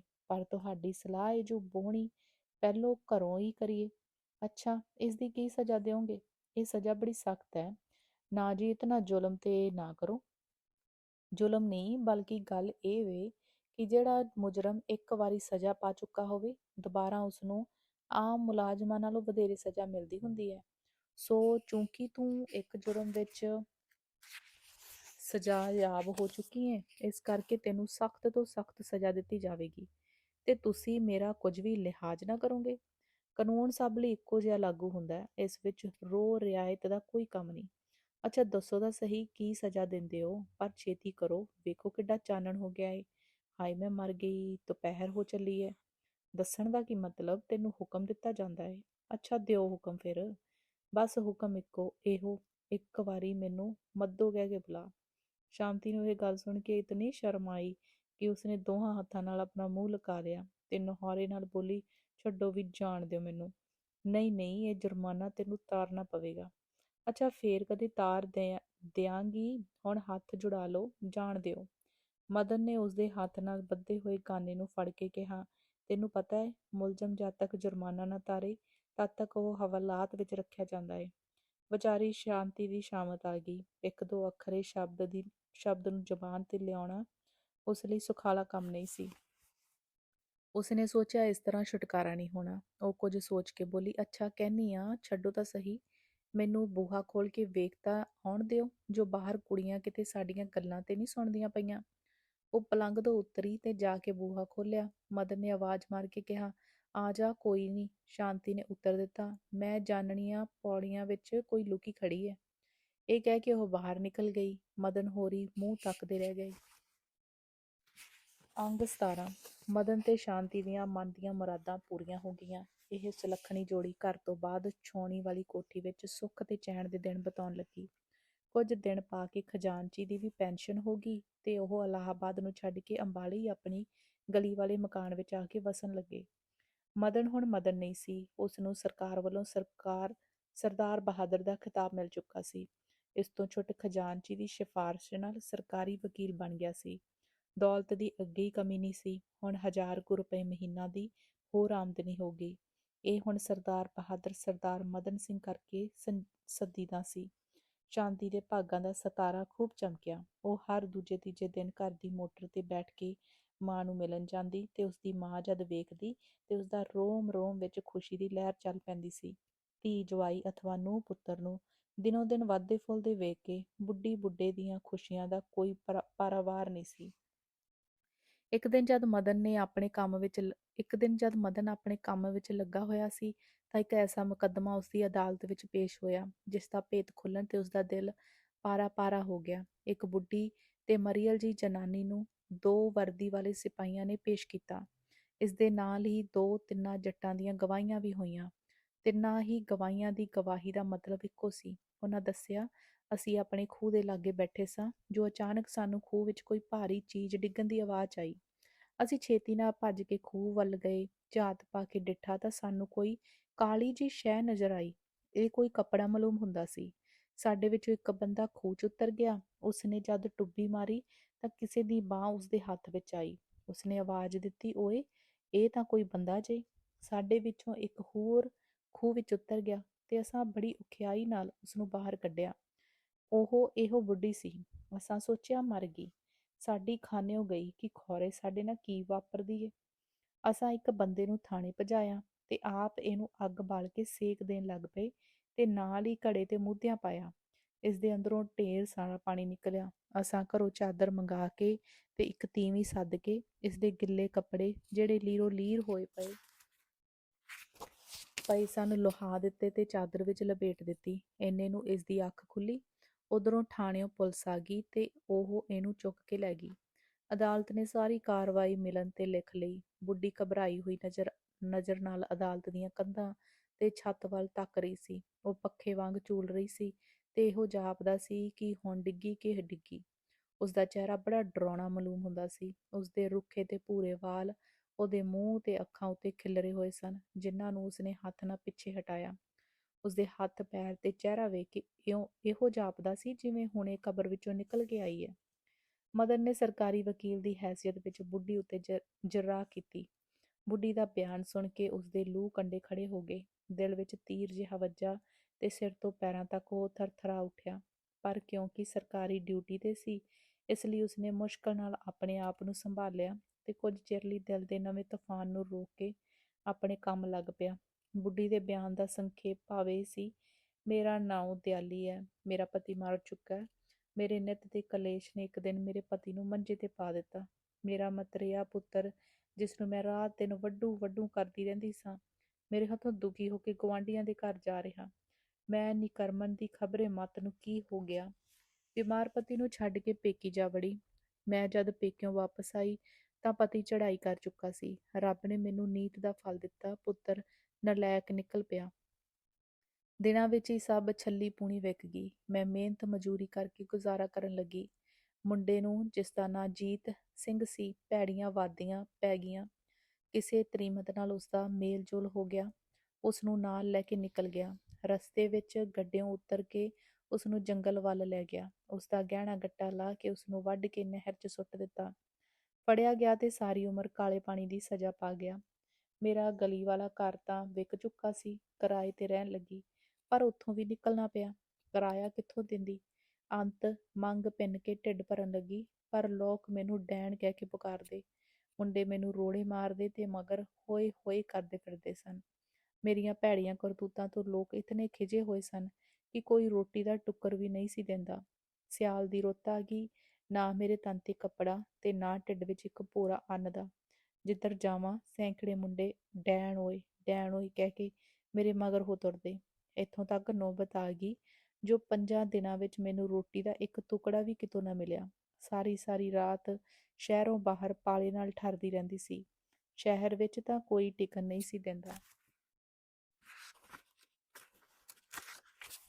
ਅਖੀਰ ਇਹੋ ਸੋਚਿਆ ਕਿ ਮਰਨ ਤੋਂ ਬਿਨਾਂ ਛੁਟਕਾਰਾ ਨਹੀਂ। ਖੂਹ 'ਚ ਛਾਲ ਮਾਰੀ, ਪਰ ਮੌਤ ਵੀ ਮੈਥੋਂ ਖਬਰੇ ਡਰਦੀ ਸੀ। ਹੁਣ ਇਹੋ ਹੱਥ ਜੋੜਦੀਆਂ ਜੋ ਸਰਕਾਰ ਮੈਨੂੰ ਛੇਤੀ ਤੋਂ ਛੇਤੀ ਮੌਤ ਦੀ ਸਜ਼ਾ ਦੇਵੇ। ਮੈਂ ਆਪਣੇ ਪਾਪਾਂ ਦਾ ਬਥੇਰਾ ਫਲ ਭੋਗ ਚੁੱਕੀ ਹਾਂ। ਹੋਰ ਦੁੱਖ ਝੱਲਣ ਦੀ ਹੁਣ ਤਾਕਤ ਨਹੀਂ। ਮਦਨ ਸਿੰਘ ਭਾਵੇਂ ਉਸਦੇ ਹੱਥੋਂ ਤਰ੍ਹਾਂ ਤਰ੍ਹਾਂ ਦੇ ਤਸੀਹੇ ਸਹਿ ਚੁੱਕਾ ਸੀ, ਪਰ ਉਸਦਾ ਇਹ ਅੰਤ ਵੇਖ ਕੇ ਉਸਦਾ ਦਿਲ ਟਿਕਾਣੇ ਨਾ ਰਿਹਾ। ਉਸ ਲਈ ਅਦਾਲਤ 'ਚ ਬੈਠਣਾ ਔਖਾ ਹੋ ਗਿਆ ਤੇ ਉਸਨੇ ਹਾਕਮ ਨੂੰ ਕਹਿ ਕੇ ਇਸ ਮੁਕੱਦਮੇ ਦੀ ਤਾਰੀਖ ਪਵਾ ਦਿੱਤੀ। ਅੰਗ 18। ਸੰਤਰੀ ਨੇ ਜੇਲ੍ਹ ਦਾ ਬੂਹਾ ਖੋਲ੍ਹਿਆ ਤੇ ਮਦਨ ਸਿੰਘ ਛਪਾ-ਛਪ ਅੰਦਰ ਚਲਾ ਗਿਆ। ਡਿਪਟੀ ਦਰੋਗਾ ਉਸਦੇ ਨਾਲ ਸੀ। ਨੰਬਰਦਾਰ ਨੇ 42 ਨੰਬਰ ਦੀ ਕੋਠੜੀ ਦਾ ਜੰਦਰਾ ਖੋਲ੍ਹਿਆ। ਬੁੱਢੀ ਖੁੱਡੀ ਤੇ ਥੜੇ ਤੇ ਲੰਮੀ ਪਈ ਹੋਈ ਉਂਗਲਾਂ ਨਾਲ ਛੱਤ ਦੀਆਂ ਕੜੀਆਂ ਗਿਣ ਰਹੀ ਸੀ। ਬੂਹਾ ਖੁੱਲਦਾ ਵੇਖ ਕੇ ਝੱਟ ਉੱਠ ਬੈਠੀ। ਸਰਕਾਰੀ ਵਕੀਲ ਨੂੰ ਦੇਖ ਕੇ ਉਹ ਅਸਚਰਜ ਹੋ ਗਈ। ਮਦਨ ਸਿੰਘ ਕੋਠੜੀ ਵਿੱਚ ਜਾ ਕੇ ਖੜੋ ਗਿਆ। ਉਸਨੇ ਡਾਢੀ ਦਰਦ ਭਰੀ ਆਵਾਜ਼ ਨਾਲ ਕਿਹਾ, ਭਾਬੀ। ਬੁੱਢੀ ਭਾਬੀ ਸ਼ਬਦ ਸੁਣ ਕੇ ਬਿਟਰ ਬਿਟਰ ਉਸਦੇ ਮੂੰਹ ਵੱਲ ਤੱਕਣ ਲੱਗ ਪਈ। ਉਸਨੇ ਸੋਚਿਆ ਸ਼ਾਇਦ ਮੇਰੇ ਕੰਨਾਂ ਨੂੰ ਭੁਲੇਖਾ ਲੱਗਾ। ਬੋਲੀ, ਕੀ ਕਿਹਾ ਜੇ ਜੀ? ਮੈਨੂੰ ਕੁਝ ਕਿਹਾ ਜੇ? ਮਦਨ ਸਿੰਘ ਹੋਰ ਜੇਰਾ ਨਾ ਕਰ ਸਕਿਆ, ਪੈਰਾਂ ਤੇ ਡਿੱਗ ਪਿਆ। ਗਲੇਡੂਆਂ ਨੇ ਉਸਦੀ ਆਵਾਜ਼ ਬੰਦ ਕਰ ਲਈ। ਬੁੱਢੀ ਦੀ ਸਮਝ ਵਿੱਚ ਨਹੀਂ ਸੀ ਆਉਂਦਾ ਜੋ ਇਹ ਕੀ ਮਾਮਲਾ ਹੈ। ਕੰਬਦੇ ਹੱਥਾਂ ਨਾਲ ਉਸਦੇ ਮੂੰਹੋਂ ਨਿਕਲਿਆ, ਭਾਬੀ ਮੈਂ ਤੇਰਾ ਮਦਨ ਆ। ਹੈ ਮਦਨ? ਮਸੇ ਇਹੋ ਬੁੱਢੀ ਦੇ ਮੂੰਹੋਂ ਨਿਕਲਿਆ ਤੇ ਉਹ ਇੱਕ ਪਛਾੜ ਖਾ ਕੇ ਡਿੱਗ ਪਈ। ਅਜਿਹੀ ਡਿੱਗੀ ਕਿ ਮੁੜ ਅੱਜ ਤੱਕ ਨਾ ਉੱਠ ਸਕੀ। ਮਦਨ ਸਿੰਘ ਛੇਤੀ ਨਾਲ ਘਾਬਰ ਕੇ ਉੱਠਿਆ ਤੇ ਬੁੱਢੀ ਨੂੰ ਮੋਢਿਆਂ ਤੋਂ ਫੜ ਕੇ ਬਿਠਾਉਣ ਦਾ ਯਤਨ ਕਰਨ ਲੱਗਾ, ਪਰ ਕਿਸ ਨੂੰ? ਉਹ ਤਾਂ ਮਿੱਟੀ ਦੀ ਪੰਡ ਹੋਈ ਪਈ ਸੀ। ਦੂਜੇ ਦਿਨ ਮਤਰੇਈ ਮਾਂ ਦੇ ਸਿਰਲੇਖ ਥੱਲੇ ਸਥਾਨਕ ਅਖਬਾਰਾਂ ਨੇ ਇਸ ਬੁੱਢੀ ਦੇ ਮਰਨ ਦੀ ਖਬਰ ਛਾਪੀ ਤੇ ਨਾਲ ਹੀ ਲੰਮੇ ਚੌੜੇ ਵਿਸਥਾਰ ਨਾਲ ਮਦਨ ਸਿੰਘ ਤੇ ਦਿਆਲੀ ਦੇ ਜੀਵਨ ਸਮਾਚਾਰ ਵੀ। ਸਮਾਪਤ। ਧੰਨਵਾਦ।